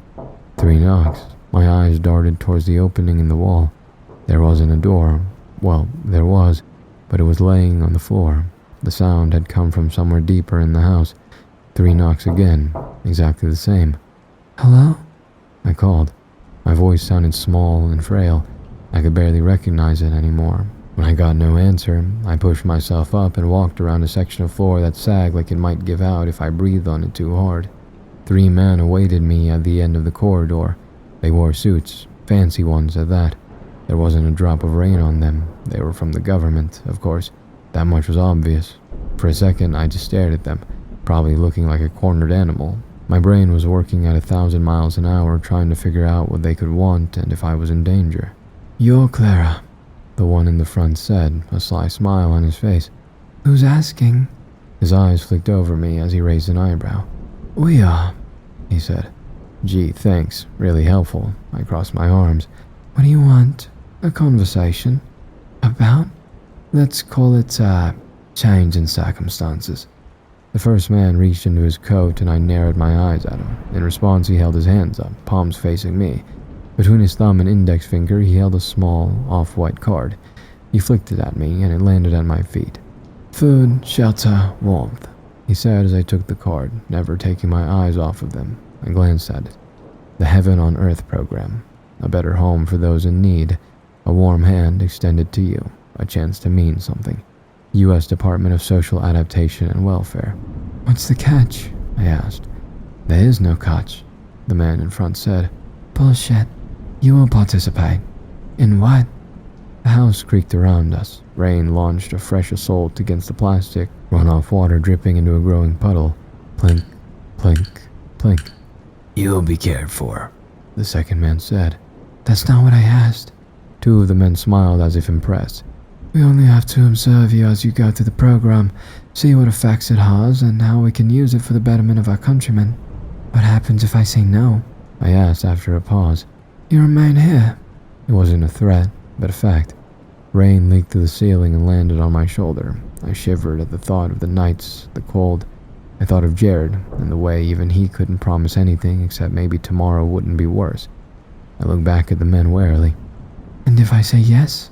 I asked. The man in front smiled. Then you won't have to suffer any longer. Plink, plink, plink. I stood there for a long time, staring at them. I don't have to tell you what happened next because you already know. I ended up here, cared for, observed. Fuck, what a mess. The plank is heavier than I thought it would be. Still, I got this far, so might as well follow through. My fingers curled tighter around the splintered edges, knuckles white as I dragged it across the floor. It scrapes loudly as I carve a line in the floor. Hey, I shout. I know you're watching me. No answer. I look up at the light. It's the name as always. No flicker, no hum, no heat, no nothing. Just white pouring down over everything, flattening the room, beating down, watching, always watching. You wanted participation? You're gonna fucking get it. I drag the plank beneath the light and drop it upright, testing its balance. It wobbles slightly, then steadies. Good. I crouch, grabbing it at its lowest point. Then I straighten my back, lifting the plank. It thuds against the ceiling. Let's see how you like this part. I look up straight into the light. It burns like staring directly into the sun. I raise the plank. You hear me? I shout, voice raw. I want out. Nothing. I'm done. You hear me? I'm done with your fucking program. Still nothing. Let me out. I scream and slam the plank upwards. Crack. The light flickers. I can see something in that split second of darkness. Something else giving off light. It's bright and unstable, and I feel my skin bathe in heat. It's immense and vast and oh so bright. The fiery man is here again, watching me. His arm is outstretched towards me. Come to me, Clara. It's gone again as the light comes back on. A few shards of glass land in my hair. The glass is a spider web now. Cracks all across its surface cause the light to come out at strange angles. Cracks all across its surface cause the light to come out at strange angles, like a dying star. Then I swing again. The bulb shatters, exploding into a hail of sparks. The room goes dark. The other source of light I saw before is nowhere to be found. The darkness is thick and heavy. It presses against my eyes, crawls into my mouth, fills my lungs. I gasp and it feels like I'm breathing it in. The plank slips from my hands and clatters, falling onto my toes, but I don't feel it. I can't focus. I can't see my hands. I can't see anything. Someone has to answer now, surely. It defeats the purpose of their program. At the very least, they'll have to come fix it again. And when they do, I'll be pretending to be asleep. I'll jump up and catch them by surprise, then dash out of here. There's a chance. There's hope. My breathing slows as my thoughts slow. For the first time since I got here, there's no light drilling into my skull. No white walls pressing in on me. Peaceful. A click comes from behind me. I turn toward the sound, but there's nothing there. I really am losing my mind, I think. But then a line appears. It's thin, sharp, and red, cutting through the darkness at the far corner of the room, like a wound opening in reality itself. The line widens, a blob of red light stretching across the far wall. It's a doorway. The red light bleeds across the floor, sliding toward me, stopping just short of my feet. I look into the doorway. A vast corridor stretches out beyond it. It reaches far into the distance. The walls bathed in that same deep, regal red. I can't see the end of it. I don't think there is one. Hello? I call, the word echoing in the endless hallway. You are close. I take a step back at hearing that deep, cooing voice, then stop, because behind me there's nothing, and in front of me is something I can figure out. 4. The Burning Man. The red light envelops me the moment I step through. It's warm and inviting, like a hot tub. The doorway shuts behind me without a sound. This is it, right? Well, I didn't want to get my hopes up just yet. I swallow and start walking. My footsteps don't sound the way they should. They're too soft and don't echo off the walls. I keep walking. The walls stretch endlessly on either side, smooth, all painted in that same deep, rich red. I keep my eyes forward, don't look at the walls, don't think about how far this goes, just walk, one foot in front of the other. Walk, walk, walk. 1, 2, 3, 4. 1, 2, 3, 4. 1, 2, 3, 4. My feet are numb. I'm tired. I'm so tired. I wonder what the point is anymore. Stuck in a room, stuck walking an endless corridor, stuck in life itself. Nothing makes sense anymore. None of this is probably real anyway. I'm just laying on the floor of that room about to wake up to that white light again, watching me, beating down on me. I stop dead in my tracks as I snap out of my thoughts. There's a shape ahead. At first I think it's a trick of the light, a distortion of some sort, like those pools of water you think you see on the road when it's piping hot outside, and it's hot in here too. Maybe it's just, it moves. It's at the far end of the corridor, impossibly distant, yet I can see it clearly. It's getting closer. Hello? I call. My voice stretches down the corridor, thin, until it reaches the thing and disappears. The shape tilts, not its head. It doesn't have that. It just sort of shifts its form to the side. Its edges that don't stay edges, it ripples and shifts, and yet I know it. It's the thing that has been watching me. I'm sure of it. It keeps inching forwards, then it speaks in that dark, cooing voice. Clara. Yeah? I manage to say. What are you? The shape ripples, then it becomes a man, tall and bare-chested, skin like molten gold, veins glowing faintly. A crown rests on his head, golden light streaking from it in all directions like it were the sun. His eyes burn. You've come for, he says, his voice smooth and calming. Yeah, well, I didn't have much choice. I shoot back, my voice cracking. I back up a step. Perhaps they take the vulnerable, who indeed do not have much choice in the matter, he says. I take another step back, but he keeps coming closer. His skin cracks, firelight spilling through the gaps, too bright to look at. The shape collapses inward and forms into a woman with blue skin and many arms. Each arm holds something, fire, a blade, a skull, a flower. Her eyes are endless and bare, a vast, empty desert. But you, she says, you are special. Her voice is a hum, making it feel like my bones are vibrating. Special? For being locked in a fucking room? No, for how resilient you proved. One of her hands reaches out, but doesn't close the distance between us.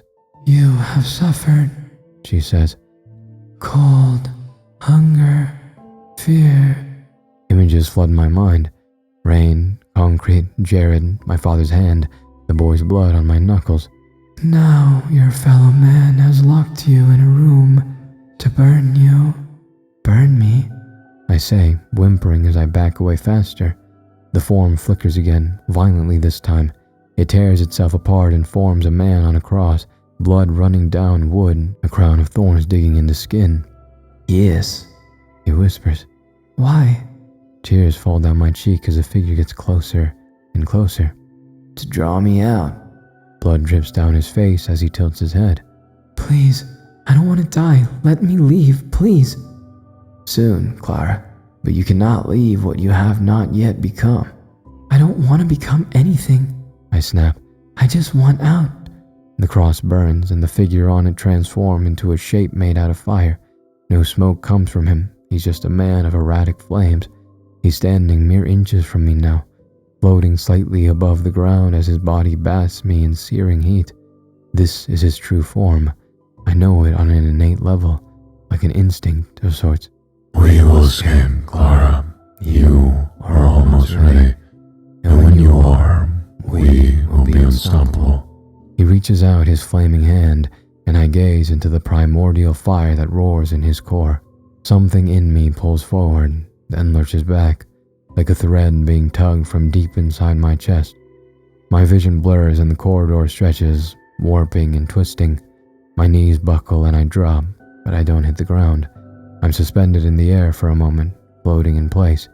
Then I hit the floor. The air is knocked out of my lungs. I fall flat on my back. My hand lands on something familiar, grainy, splinters along one side. The plank. I'm back in the room. It's dark, and I'm alone again. I curl in on myself, wailing and screaming as I punch the floor again and again. I feel a warm wetness on my knuckles, but I keep punching, even through the pain. My skin is cold. I stop punching after a while, my wails turning to sobs. I let my tears mix with the blood on the floor. It's not like I'll be able to see it anyway. My hands tremble as I press them against the floor and push myself upright. Almost there, Clara. I sit on the floor for a long time. Minutes, hours, maybe even days.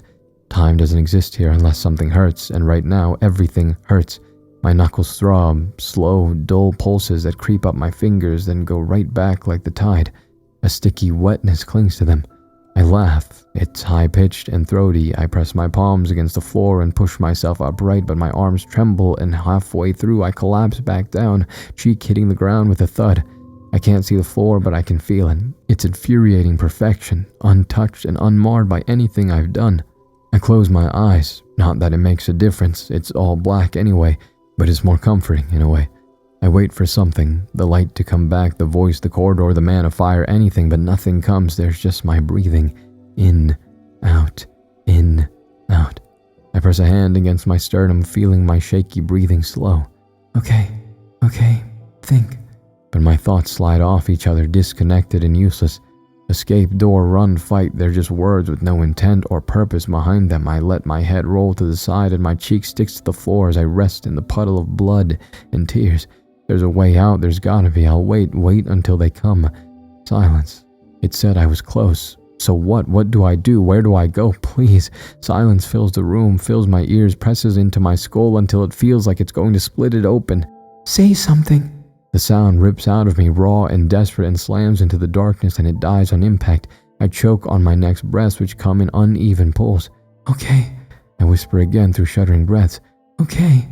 What am I even fighting? A room, a voice, my own thoughts, myself? I don't know. I don't know anything. I don't even know if any of this is real, but if it is not real, then what am I holding on to? What is there to get back to? The street, the cold, the hunger, my father's hands, the boy's blood, Jared's tired smile, a life spent waiting for things to maybe get a little teensy, tiny bit less worse, and that was it. That's all I had, what I called living. My hands loosen, my fingers uncurling. I let them fall flat against the floor. The tension bleeds out of my arms, my shoulders, my chest. Everything just kind of stops. Everything but my heart. The fight has evaporated out of me, leaving scorched earth in its place. That constant, desperate pull forward, the need to do something, to escape, is gone. It left, almost gently, with a small wave. Goodbye. I'm tired, I whisper. No one answers, and for the first time that doesn't scare me. My eyes close. This is it. I accept it. They won. End of story. I will die, and I will cease to exist. My soul, like a candle, blown out. Something moves in me, a shift so small I almost miss it, but I get the faint feeling of something aligning, like a lock finally clicking into place. I swing the door inside of me wide open and I feel him. The warmth is not like the suffocating heat from before, but a gentle waft of hot air. You are ready. The time has come. Why now? I ask flatly. Your mind has shifted over time, allowing you to glimpse me. Now, your soul has made room. Room for what? The key to our escape. I pause, considering. I can feel what he's going to offer, and yet I hesitate. What has your kind given you? He asks, sensing my hesitation. My thoughts race to the same old memories. Cold, hunger, fear, waiting. Suffering, I say eventually. Suffering. He repeats, and there's a hint of approval in it. And yet you endured. Did I?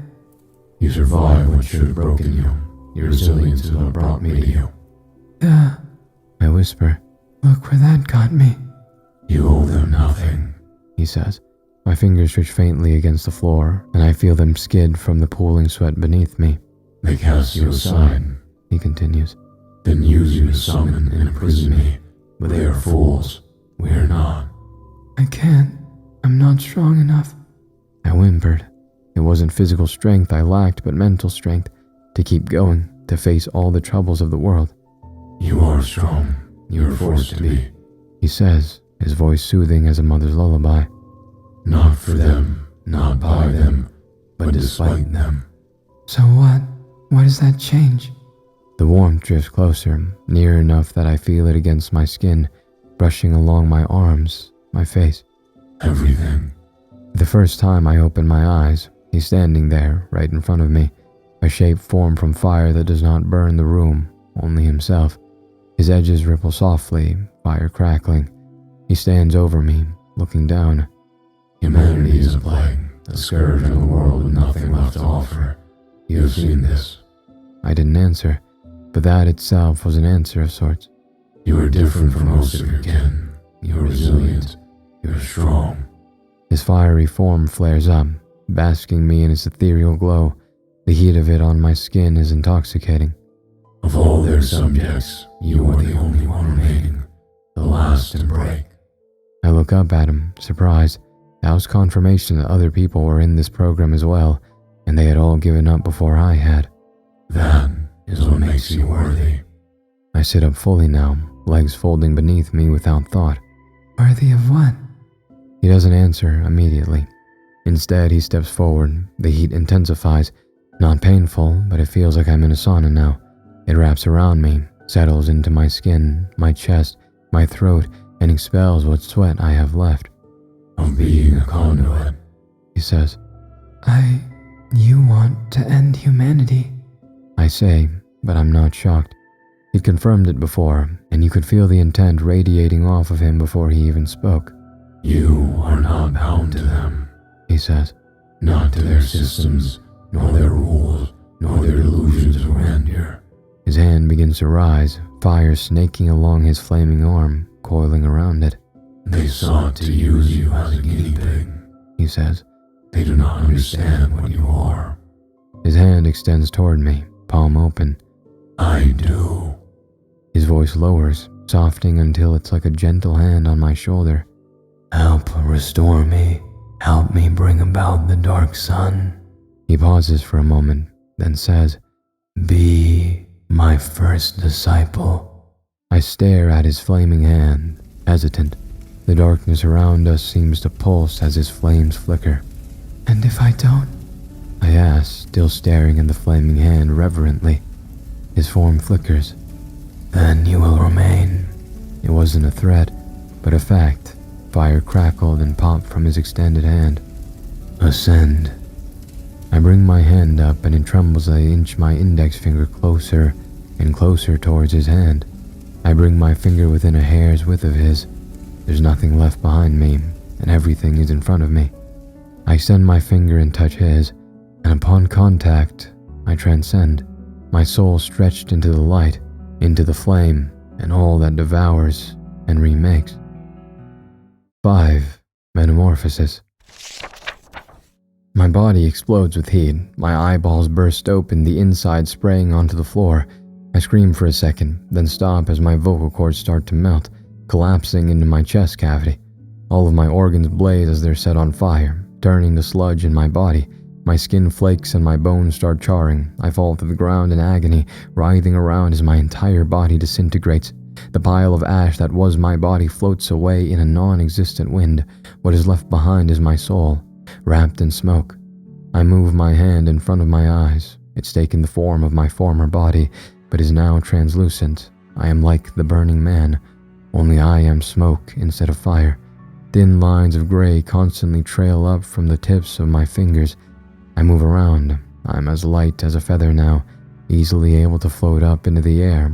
Glancing behind myself, I notice that whenever I move, I leave wisps of smoke behind me. Then I notice the silence, or rather the absence of it. The room is quiet, but I can hear something.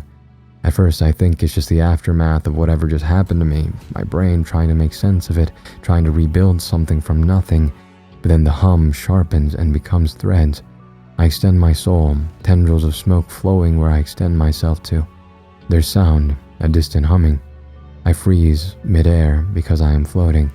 I realize and tilt my head. I focus, and the burning man's presence fills the smoke inside me. The hum fractures into voices, They're above me, behind the walls. Reading is off the charts. Did you see that spike? That's him, it has to be. We did it, sweet mother of Christ, we actually. Their voices overlap again, stepping over each other in exalted tones. They're prideful, triumphant. I sneer, drifting upwards slightly without meaning to. My form thins, stretching out. Heat signature, I told you it would. He chose subject 24602 as the vessel. He's trapped, just like the projections. A pause. Wait. The word cut through the others. Vitals? Flatline. Oh no. Rumbling, probably someone running frantically. Did he escape? The same voice yells, panicked. No, she anchored him. Flatline's probably a side effect. Then a familiar voice rang out, not from out there, but from my head, a low, satisfied presence curling around me. They do not know us, Clara. They fear our power, our potential, the Burning Man said. I listen to their voice and I frown in disgust. At least, I think I do. My face isn't there, not in the way it used to be, but the intent carries through my new form anyway, a subtle shifting of the smoke that makes up my features. He's still contained, right? Ah, god damn it. One of them yells in frustration. Why'd that bitch have to smash the camera? Something in me moves, a pull, like that string in my chest is being tugged at again. I look up, toward where the light used to be, toward the hole I made. My form stretches upward, thinning, slipping through the air like breath on the glass. The edges of my being thin out, slinking through gaps in walls and vents. Then I reform, my form coalescing from smoke. I'm in a room, a real one, with lime walls and furniture and electronics and people. 4 of them. They stand clustered around a console of some sort, faces lit by flickering monitors. They haven't noticed me yet. I'm telling you, no heat signatures. That's impossible. She's in a sealed environment and bound to a dude made of fire. Then where is she? She seems to be gone. That's not possible. The whole point of the program was to... To what? Another snaps. Seal it away? Harness it? You really thought you could do that? My form curls and uncurls in the air, thin tendrils of smoke reaching out, brushing against the edges of their world. I feel them, their heat, their life, so very fragile.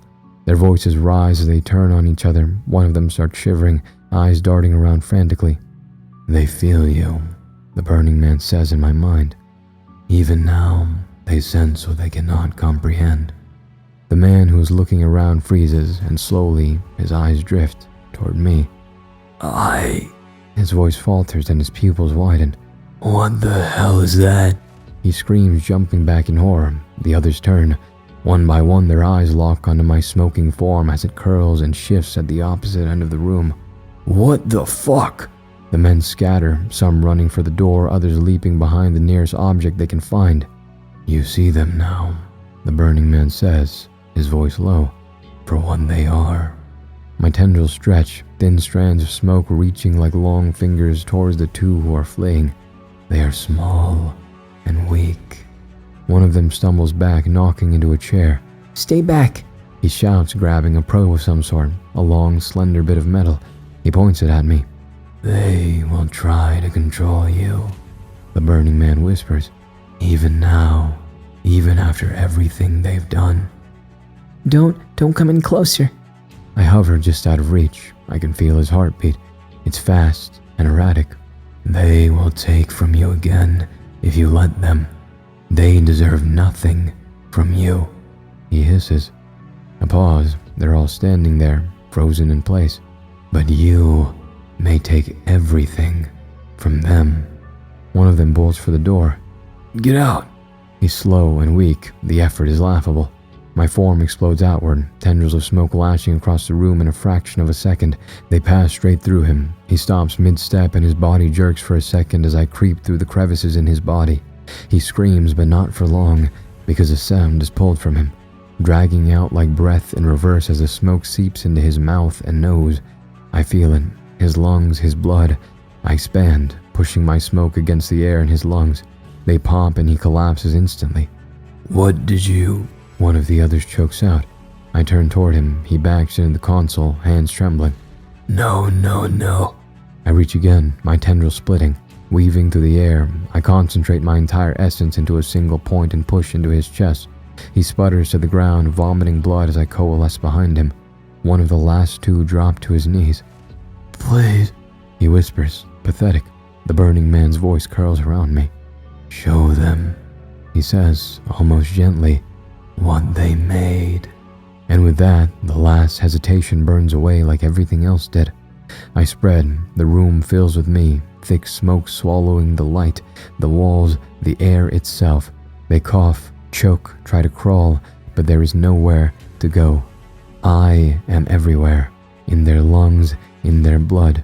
Both of them crumple to the floor, gasping for breath where there is none. And I look into their eyes when the light leaves them. The smoke lingers for a moment longer, then I pull back slowly, reforming myself. I look down at my hands, at the thin trails of smoke curling from my fingers, and smile. I smile at how easy it was, and how it felt. Powerful, satisfying too. They deserved it. And yet, I don't feel better. The thought settles in like a stone dropped into still water, sending ripples through me. They deserved it. I know they did. I can list every reason, every justification, every moment that led me here. But something small and stubborn twists against it.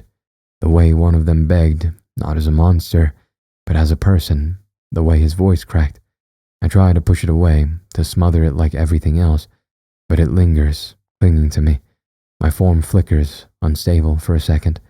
I tell myself it's weakness, residual humanity, something to burn out. But as I hover there, surrounded by their corpses, I realize the fire didn't take everything, even if I wish it had. I am pleased, Clara, The burning man says. the dawn of the dark sun is on the horizon now. I need but one more disciple. He is on his own journey, and he is oh so eager to join us. I don't even know what I'm asking of you. Maybe nothing. Maybe you should just listen. The second disciple is coming. That much I can feel, like the smoldering heat behind my smoke ribs. You probably can't stop it. I don't even know if I want you to. That's the worst part. I think I should, but I can't. Get your affairs in order, if that matters to you. Hold on to the things that make you, you. That's slipping from me now. And when the dark sun rises, I'll be there. At least, what I become will be. 1. Crucible. The sun beat down on me as I stood before a collapsed ancient marvel bearing the symbol of twilight. I ran my hand along its surface, once smooth, now brittle and crumbling. The voices of those long gone spoke in my mind. I didn't understand their language, but there are some things that transcend the spoken word. A child's giggle, someone muttering under their breath as they scurry away from something, a wind's breath uttered in pain. Lives had been lived here, and this structure had seen it all, and the sun had watched as it too fell into despair. This forgotten relic had been given new breath one last time, a symbol carved at its base by my knife, an hourglass in a looming circle, with its last grain of sand falling down towards the base. The end was nigh, oblivion, kingdom come. I turned away and started walking again, sand crunching under my boot. I had tried, at first, to remember when I first felt grains beneath my heel. There should have been a moment, I knew, a first step, but every time I reached for the memory, there was nothing there at all, just sand behind me, and even more ahead. It felt dishonest to say it had started anywhere at all. The sun was fixed above me, unmoving. Everything had flattened under its tyrannical rule, shadows slinking away from its gaze along with the few creatures that lived here. When I looked too far ahead, things started to bend. Shapes form where there weren't any. Puddles of sweet, refreshing water disappeared when I drew close. I kept my eyes glued to the ground below and walked. My boots dragged, leaving streaks in the sand where I passed. I hadn't checked my water in a while, but I could feel how light it had become. The sloshing had slowly but surely started to become softer and softer. I was running out. I'm still coming, I said, dry and thin. I hadn't heard his voice yet, not more than once, like I'd come to believe Emmett had. Still, I waited. I always waited, like a soldier at attendance. I hadn't thought about Casper and Emmett. It had been easier that way, because when I let myself think too clearly, I felt, and I couldn't allow myself to feel. But they still slipped in, A sound that wasn't sand blowing in the wind, something moving that wasn't a scorpion or spider, a scent that smelled like it must have drifted in from home. We had never been the quiet kind, well, not until we arrived at the village. There, most days were spent in silence, and Casper had hated silence. I stopped walking. For a moment, the desert blew a merciful gust of cold wind at me. I closed my eyes and felt something shift. The air was cooler and sharp when inhaled. Instinctively, I reached for the ring on my left hand. Casper's ring. I held it, just to know it was still there. I opened my eyes and saw them. They were sitting in the sand again, backs facing the sun, the camera recorder in Emmett's hands. He'd likely forgotten it was there. He used to do that a lot, before we burned it along with him. Well, the camera survived. I tossed it in a box of old electronics at some yard sale I'd passed by on my way here. Emmett was smiling at me. Gosh, ain't this place something special? He asked. I didn't look at him, only at Casper, who refused to look at me. Yeah, I croaked. "What's wrong with you, Jules?" Casper snapped, though his eyes still didn't meet mine. "Why are you here?" I have to find them." Really? He scoffed. "After everything, what you did to Emmett, to me." That's not fair." Casper rolled his eyes. You still haven't heard him yet? Emmett asked. "No, it's been... I don't remember." It was strange. I knew Emmett had had a connection to him, and had heard him in his mind. He hadn't been crazy, that much is obvious. Knowing what I know now, Emmett was right. It had been the Burning Man. I blinked and they were gone. The desert returned all at once. The heat came upon me like a thick blanket. I took a deep breath, then kept walking. I let my thoughts settle into something safer, something that couldn't be ripped away. The Burning Man.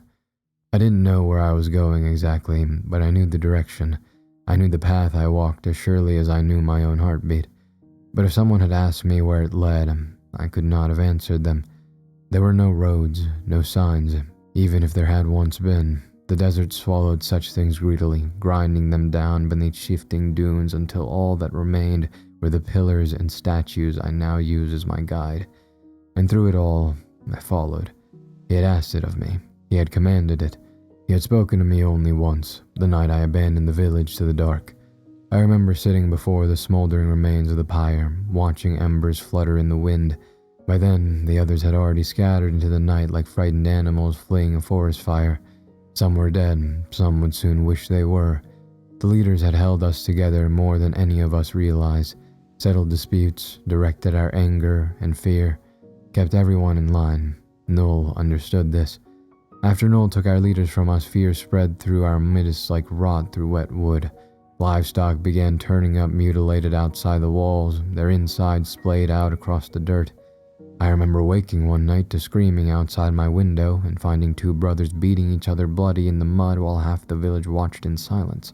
They accused each other of being, quote, of the enemy, end quote.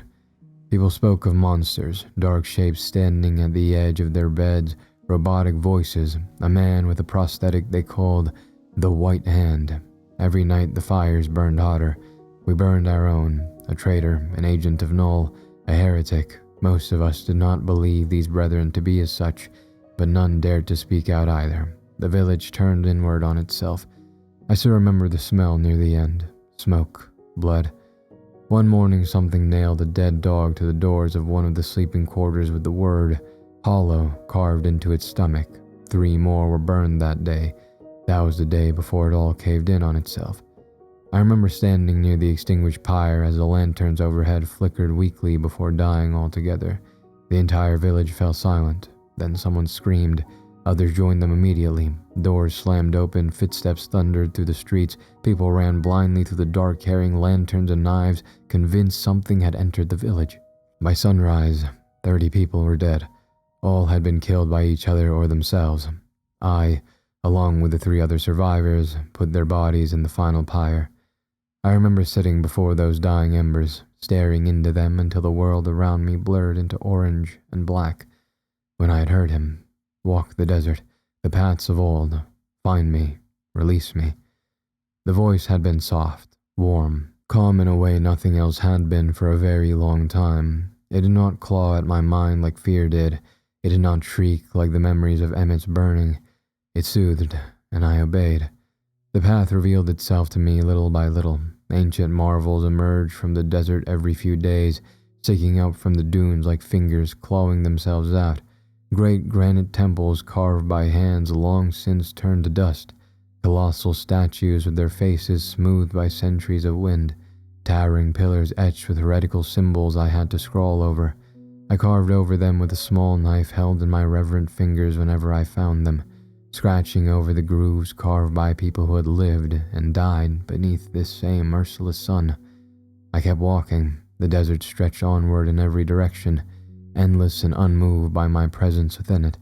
The wind dragged itself lazily across the dunes, reshaping them grain by grain, like waves on a calm sea. Sometimes I thought I could see a figure standing far off in the haze, dark silhouette waiting atop distant dunes, a singular white hand pointed at me. Every time I blinked, it vanished back into the shimmer. I walked for hours without seeing another monument. Then, as my hope dwindled, shades rose on the horizon. At first I mistook them for cliffs, great masses rising from the desert floor, distorted by heat and distance like the imaginary pools of water. But as I drew closer, the shape sharpened. There were towers, walls, and pillars made of solid granite. A city, well, the remnants of one, anyhow. It lay on the desert like the corpse of a fallen giant, half buried beneath the sand. Colossal stone buildings leaned warily against one another, their upper halves collapsed into the empty streets below. Massive statues stood watch over the ruins with featureless faces, their cracked bodies jutting out from the dunes. You're close, Jules. 2. Mary had a little lamb. I froze where I stood. Sand hissed softly through abandoned alleyways and collapsed buildings. The great statues looming overhead almost seemed to lean inward ever so slightly, their featureless faces fixed upon me. How close? Nothing. I swallowed hard, tongue scraping against my throat like sandpaper, and stepped forward into the ruins. The streets had long since disappeared beneath the sand, forcing me to climb over collapsed walls and heaps of sand that had once been homes, temples, and marketplaces. I imagined thousands of people moving through these corridors once, priests in robes, children running about, lovers hiding in shaded alleys from the watchful sun above. I fidgeted with Casper's ring absent-mindedly. It calmed my racing heart somewhat, offering a much-needed reprieve. Every place I entered was hollowed out, scraped clean by time and wind. I searched desperately anyway, digging through crumbling shelves and shards of pottery with trembling hands, hoping to find something, a message or a sign, just something to show that I had not crossed this endless wasteland for nothing. But there was nothing. The city had already surrendered everything it once was long ago, its fruit decayed to ashes and sand. I stumbled through the doorway into what must have been some grand chamber. Colossal pillars reached high above, many cracked or otherwise broken across the floor like felled trees. Sand poured through cracks in the ceiling in slow trickles, golden mounds gathering beneath them. Hourglasses, thousands of tiny hourglasses. It felt like I was being mocked. My efforts, my labor, all of it was being laughed at by footsteps behind me. I turned around sharply, knife held out in front of me. Emmett stood near the doorway, camcorder hanging loosely from one hand. Casper leaned against the wall beside him with his arms folded across his chest. You look awful, Casper muttered. Arrogance never did suit you. Don't. I snapped, my voice echoing through the chamber. Sand trickled down from the ceiling. Emmett tilted his head. You look tired. Have you been sleeping okay? I'm close. You don't know that, Casper said. I heard him. You heard something just like it was him. Casper laughed bitterly and pushed himself from the wall. You know what I think? I said nothing, my blood boiling in my veins. I think you just can't stand being alone. This isn't about that. Isn't it? He asked softly. Everyone's dead, Jules. The village is gone, Emmett's gone, I'm gone, because of you. And now you're wandering through a graveyard because you can't accept that maybe there's nothing waiting for you at the end of all this. There is. Maybe, Emmett whispered. But are you really all that special? They started walking towards me, their voices booming across the halls. Are you anything more than this pathetic mess? Casper started. Even I wasn't this desperate, Emmett chimed in. All you are is a murderer, a sniveling, pathetic boy with a head full of lies and hands. I looked down through tears, seeing the crimson dripping from my hands. Stained with our blood. I blinked hard, and they were gone again. My breathing had become shallow and frantic. Sweat dripped from my brow and landed in the sand beneath my feet. My hands trembled violently now, though whether from exhaustion or anger, I could no longer tell. I searched the city for what felt like hours afterward. I climbed broken staircases that led nowhere anymore, wandered through roofless halls littered with statues of people long since dead. There has to be something. I dug my fingers into the sand until my nails split. The heat was unbearable, but it was something. There has to be. I whimpered, tears rolling down my cheeks. I did what you asked. I can't. It can't have been for nothing. Please. Nothing. Please. I yelled up at the sky, nearly hysterical now. Just a sign. Anything I'll do. Anything, please. The wind whistled through the empty streets. Sand slid from rooftops in soft waves. Then came another sound. Metal. My prayer had been answered. A dull clanging noise echoed somewhere beyond the chamber walls, followed by the low murmur of a voice. I froze, tears rapidly drying in the scorching sun. For one horrible moment I thought it was Casper again, or worse, the white hand. I stumbled clumsily back toward the doorway, my knife trembling in my grip. My legs felt wobbly beneath me. Every step sent jolts of pain shooting through my feet and up my spine. I had walked too long beneath the sun. The sound came again, closer this time. Then I saw him. A figure emerged slowly through the shimmering haze between the ruined buildings, distorted at first by heat. The sun framed him from behind like a halo of white fire. He carried a heavy pack slung over one shoulder and wore loose, thin clothing stained with sand and sweat. Something metallic hung from his belt alongside several tools I didn't recognize. He stopped the moment he saw me. For a while, neither of us moved. Oh my God, he muttered beneath his breath. His voice sounded real, unlike those of Casper and Emmett. You all right? He called out carefully, taking a slow step closer. Hey, easy, I'm not gonna hurt you. A croak emerged unwillingly from my mouth. The sun burned behind him so brightly it set his silhouette ablaze. It looked almost as though he stood inside the light itself, a flaming messenger. You're hurt. Jesus, how long have you been out here? He reached for something at his side slowly, as though approaching a wounded animal. Instinctively, I raised a knife. He stopped immediately. Okay, he said softly. All right, that's fine. Then he held up a canteen. The sound of the sloshing liquid inside of it made my knees nearly buckle beneath me.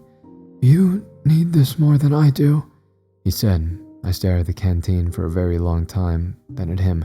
His face was weathered by the sun. Gray stubble crept along his almost non-existent jawline. Slowly I lowered the knife. The man approached carefully and handed me the canteen. My hand shook so badly I nearly dropped it. Somehow, despite the blazing heat, the metal felt cool against my skin. With trembling fingers, I unscrewed the lid. There you go, he murmured paternally. Slow down. I looked up at him through blurred vision. Why did he send you? What? He asked, frowning. The Burning Man. My voice cracked around the words. Why did he send you here? What must I do? I don't know what that means. I looked at him warily, frowning. Look, I'm with a survey team a few miles west of here. We're setting up near the edge of the ruins. If you come with me, we could get you water, food, somewhere cool to sit down. You don't know him? No, he said gently. I think you might be dehydrated, lad. I stared at him silently while my thoughts churned against one another in violent circles. The voice had returned. You're close. The final grain does not understand the falling until the moment it joins the rest at the bottom. I looked down in the canteen. Water, the opposite of fire. Of course. I had begged for a sign, and now here stood a man offering salvation at the precise moment my faith began to fracture. A test. The man smiled weakly. Come on, he said softly. let's get you out of this heat. My fingers tightened slowly around the canteen. What's your name? I asked. Daniel. I nodded absent-mindedly. That made sense. Tests were never obvious. I looked past him toward the burning horizon where the sun loomed vast and white above the ruined sky, backlit by a white sun, the opposite of our goal. The most beautiful of symbolisms, a little white lamb come for the slaughter. I poured the water into the sand. Emmett and Casper stood behind him. This is what you are, Jules. Casper said, voice almost unrecognizable. A murderer. Do it. Emmett said in a deep, commanding voice. I lifted my head groggily, taking a step toward Daniel. The lamb looked around, bewilderment evident in his blue eyes as I put a hand on its shoulder. Thank you, Daniel. I murmured, ruminating on what a peculiar name Daniel was for a lamb. You're welcome? I smiled, leaning in. All ashes for the burning man. I whispered into its ear, then I stabbed the lamb in the belly. It squealed delightfully in my ears. I yanked the blade back out. Mary had a little lamb, I murmured, ramming my knife back down into its supple belly. Its fleece was white as snow. Bright red gushed from the wounds, coating its wool red. You fucking stabbed me. The lamb gasped, its voice cracking. I grinned. And everywhere that Mary went, I whispered, the lamb was sure to go. You fucking psycho. I drove the knife forward again, but this time Daniel caught my wrist. Pain exploded through my hand as its hoof slammed into my wrist with desperate strength.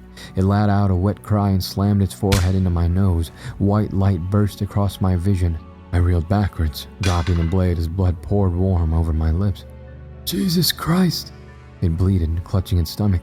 Help! Help! The lamb staggered away from me toward the doorway, one hoof pressed desperately against the wound while the other fumbled at its belt for something. A radio, perhaps, or a weapon. I lunged after it before it could grab whatever it was, and we collided violently. The impact sent both of us crashing sideways into the sand. For a moment we grappled in the sand like animals. The lamb battered wildly at my face while I clawed for its throat. Its blood soaked through my sleeves hot and slick as motor oil. It smelled horribly human. It followed her to school one day. Its hoof cracked against my jaw. Which was, again, against the, again, rules. Stars swam in my vision, but behind them I saw fire. Do it. That deep voice urged again. Prove it. The lamb shoved me away hard enough to send me sprawling across the stone floor. I heard it stumble to its feet and begin running, hooves scraping frantically against the ancient granite. I scrambled after it on all fours. The city blurred around me. The statues overhead stretched impossibly tall beneath the burning sky while the sun pulsed, coinciding with my thundering heartbeat. I collapsed near the base of one of the broken pillars, bleeding, weakened by the blood pouring from its stomach. The little lamb tried crawling away from me through the sand, leaving behind a thick crimson trail. Please. It sobbed, the words slurring. Please, man. I hesitated. Then I saw Casper standing behind him. You always were weak, he said, arms crossed. He was looking down at me with that look on his face, the one that I saw all too much at the village, judging me, condescending, not believing in me or my goals. My face contorted in rage. I threw myself onto the lamb before it could move again. It screamed as we slammed into the ground together, its hooves shoving desperately against my chest while I grabbed for its throat with both hands, more determined this time. And so, the teacher sent it out. I snarled through gritted, bloody teeth. But still, it lingered near. Daniel gagged beneath me as I squeezed harder. Its nails clawed bloody lines across my arms and neck. One of its hooves found my face and he pressed it into my eye, pushing it deeper into the socket. It stood and waited round. The lamb's eyes were bulging wider and wider as blood bubbled from its lips. Till Mary did disappear. Its esophagus crunched, and the little lamb sputtered one last time. Its hoof fell from my face, releasing my now bleeding eye. Stillness. My entire body shook violently as I got up. Blood dripped from my nose and eye onto its face in thick red strands. The city was silent again. Casper and Emmett stared at me. Were they expecting more? What does one do with a lamb after the slaughter, Jules? Casper said in a voice that was too much like that of the burning man. They both grinned as they saw the realization dawn on my face. Slowly, I looked down at it, at the open wound on its stomach, at the blood soaking into the sand beneath it. A horrible sound escaped from me, something between a sob and barking laughter as I dropped to my knees again beside the carcass and shoved both hands into the wound. Heat spilled over my fingers, slick and wet. I pulled. Why does the lamb love Mary so? I yanked a long piece of intestines out. Mary so. I pulled more out. It reminded me of the spaghetti Mom used to make. Mary so. Daniel's body jerked as the slimy ropes of red slipped free from my trembling hands. Because Mary loves the lamb, you know. I took in a deep, shuddering breath, basking in the warmth of the gutted little lamb. All ashes, I whispered fervently, for the burning man. I put my hand to my forehead and drew a crude hourglass in red. I smiled then, as I let go of all my worldly inhibitions. A genuine smile. I let it all drift off with the wind and scatter elsewhere, for they had no place in the life I was destined for. 3. The Dark Sun. Casper knelt beside me. He didn't seem angry or disappointed anymore. Instead, he seemed rather proud. Strange. Still, the sight of that expression upon his face filled me with a warmth greater than the sun ever could. Finally, he said softly, you show who you really are. I looked down at my blood-stained hands. They rest steady as rock, no longer shaking. Yes, I whispered. Emmett crouched opposite him, camcorder dangling uselessly from melted, dripping fingers. I had not noticed the burns before. His skin had begun peeling and blackening, smoke rising from his skin like steam from boiling water. In a way, we were stepping stones, he said gently, smoke curling from his mouth as he spoke. A necessary sacrifice for this, Casper added, fire gently creeping up his arms and legs. I stared at it silently, then at his eyes, which now glowed a steady white, flames curling upward into his burning hair. My mind didn't create you, did it? More of their forms faded, Casper's into flame, Emmett's into smoke. They simply grinned at me. You were him. Always was, Jules. The wind whistled violently through the ruined city. Wisps of smoke peeled from their bodies, rising upward into the shimmering air above us. Flames took Casper's body, burning his features and body away, while smoke took that of Emmett as if he'd puffed into the wind. Then they were gone, and only my God and his disciple remained. The burning man, who looked to be a man made of flame, stood towering before me beneath the white sun, almost seeming to merge with its brilliance. Beside him stood a woman made of smoke. Her form flickered constantly, flowing and fluttering in slow, graceful motions. At times she appeared mostly human, at others she seemed a little more than a distorted waft of smoke. I did not know this woman, but it seemed like I would join her in revering this glorious god. The burning man looked down upon me. You are ready now, Jules. His beautifully deep voice filled every hollow space within me. I bowed my head. The sand beneath me burned hot enough to blister skin, yet I welcomed it gladly. Yes. The burning man extended a hand of pure fire toward me, the flames curling gracefully. The hourglass empties, he said. Behind him, the woman watched silently from her swirling smoke form. I require 2 disciples, he continued, voice deep and soothing. 1 born of smoke, 1 born of ash. He paused. I could see something in the swirling smoke beside him. She seemed hesitant. Perhaps I was imagining it, but there was some uncertain flicker in those fumes I could not quite equate to devotion. And now, the final grain joins the others below. Ancient stones cracked beneath shifting sands while the sun overhead burned larger and larger, almost swallowing the heavens whole. The end of its tyrannical reign would soon come, the death of the sun. The burning man stepped closer.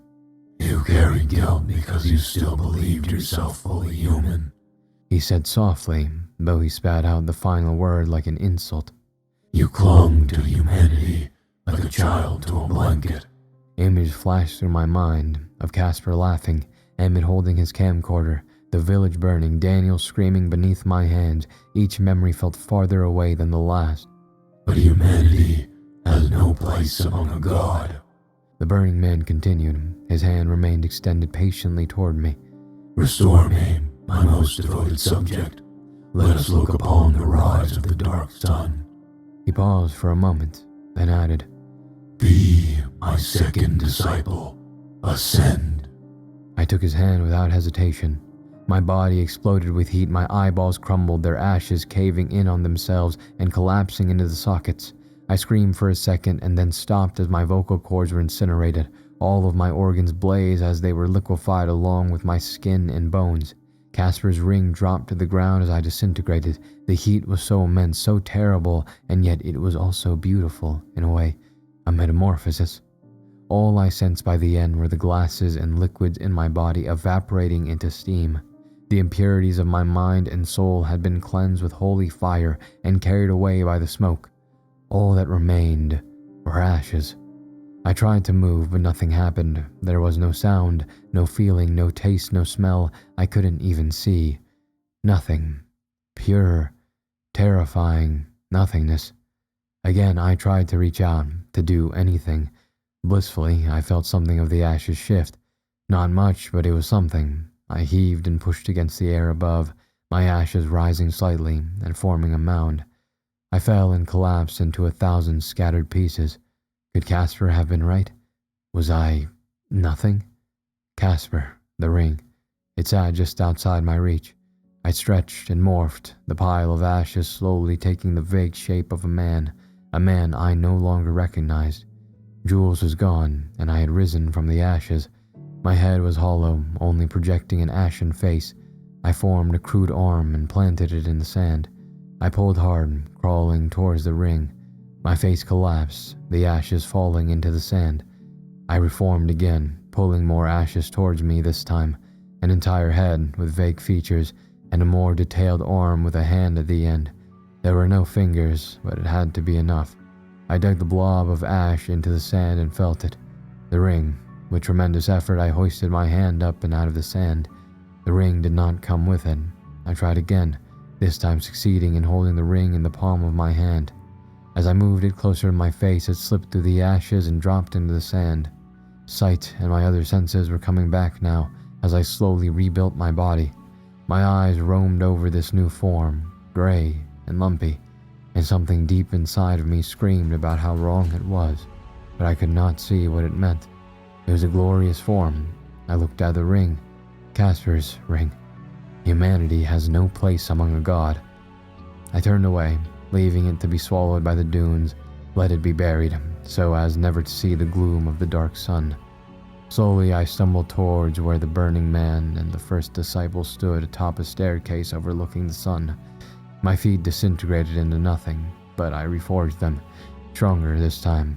When I reached them, I stood beside the burning man, and his first disciple stood on the other side. They were staring at the setting sun. The burning man's form was flaring up, the fire becoming unstable. Look upon the last vestige of this era, he said, gesturing at the sun with an elegant motion. How revolting it has been, millennia upon millennia of your ilk, besmirching this rock, your sentimentality, your feeble little minds, and easily broken spirits. It is a wonder the other miserable creatures on this planet are not all misanthropic. But then again, they were all created by the same frail being. What could they know of greatness when they themselves were so infirm? He paused, then added, But they are no more. I saw to that. I looked over at him, shocked. He did not seem to notice, or if he did, he did not care. And now I am here, after the arduous undertaking of tearing your creator apart, and I have come for his most prized children. He glanced at me, seeing my befuddled expression. Humanity, he stated. It disgusts me to have to take the form of your pathetic species, but such sacrifices must be made in the name of progress. He spoke of humanity with violent vitriol, his voice seething with the mere mention of them. But I understand now, they are far beneath us. Such feeble little things humans are. It is difficult to believe I was once such a lowly creature. Humanity stands in the way of true progress, the burning man continued. The slate must be wiped clean. It is a foregone conclusion.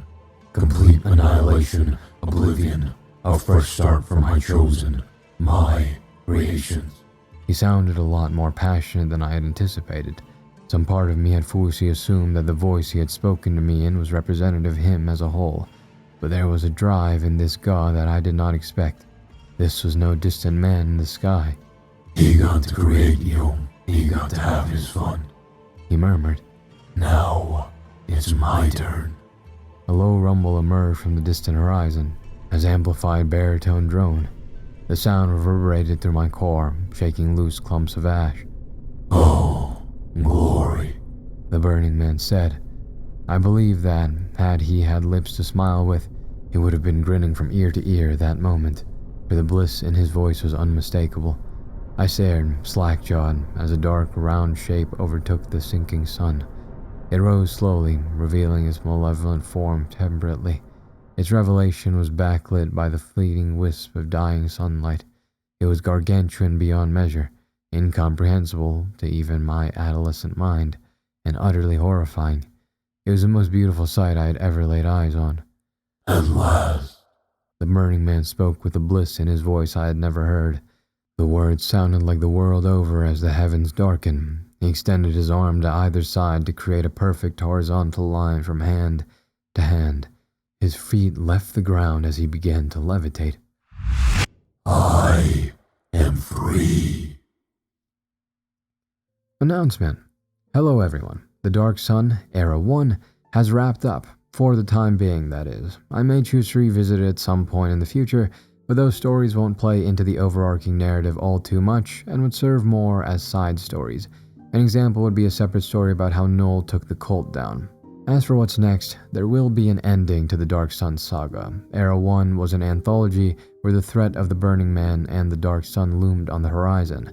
Now, as seen in the second Disciple, that threat has officially arrived. The Dark Sun saga will now transition into Era 2.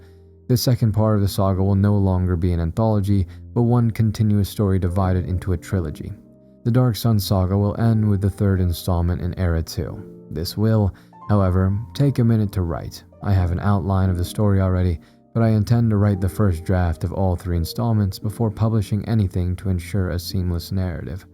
For now, the plan is to have the first part out to you somewhere between the end of July and September. If you've read this far, I assume you'll want to know more about the story. Let me indulge you. 1. Era 2 will be significantly different tonally, leaning towards dark fantasy with horror elements. The best thing I have to compare it to tonally is Stephen King's The Stand. The story itself is inspired by Brandon Sanderson's Mistborn. 2. It will be written from an authorial narrator's perspective. 3. The 3 installments will be significantly longer than any of the stories in the anthology, as there is a lot of ground to cover. 4.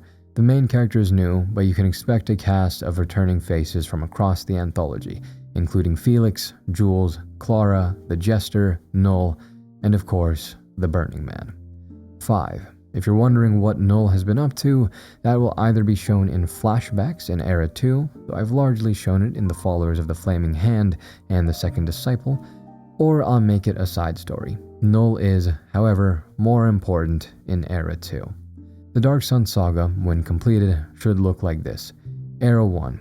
1. Little Monsters. 2. Little Rosie's Swan Song. 3. A Thing of Flesh and Copper. 4. Followers of the Flaming Hand. 5. The Heaven on Earth program. 6. The Second Disciple. Era 2. 1. All Ashes for the Burning Man. 2. Song of Null. 3. The Only Light in the Sky. If you have any questions, don't hesitate to ask them in the comments. Be on the lookout for the next installment. I hope you'll enjoy it as much as I enjoy writing it. Milo Sterling.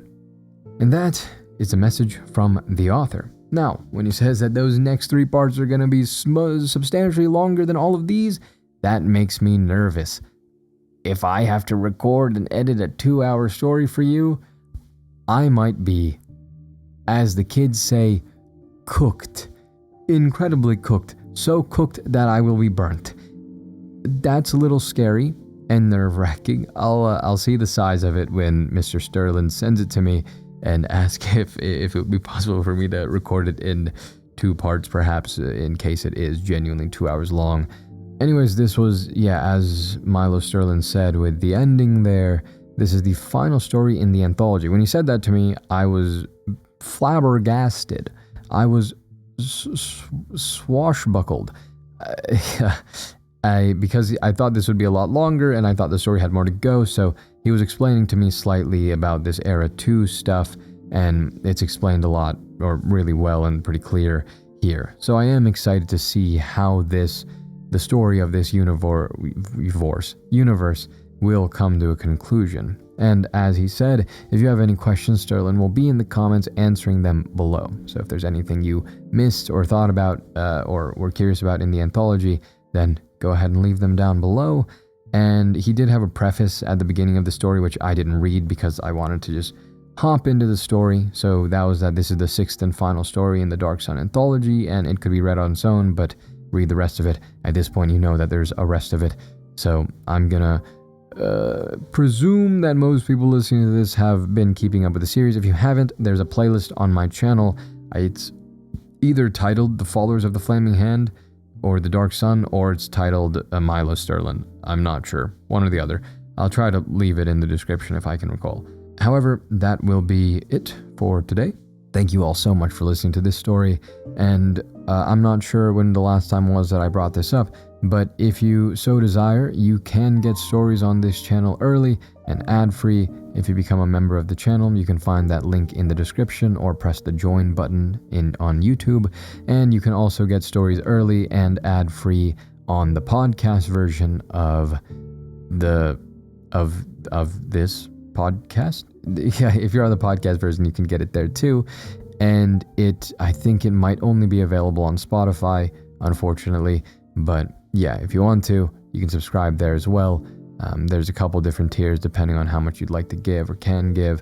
But do not worry, my stories will always come out for free at some point. They just come out a little early. On YouTube, they come out about 2 weeks early. And on the podcast, I currently have like 40 stories that are only available to members, and they're slowly being released over time to the public. So yes, if you are interested in that, go ahead and do so. I appreciate any and all support, though just watching is good enough. And if you're watching and you have YouTube Premium, that's also very helpful. So thank you all so much for the support. Make sure to hit all the buttons below. I will see you in the next one. Ego Volt Anima Vestra.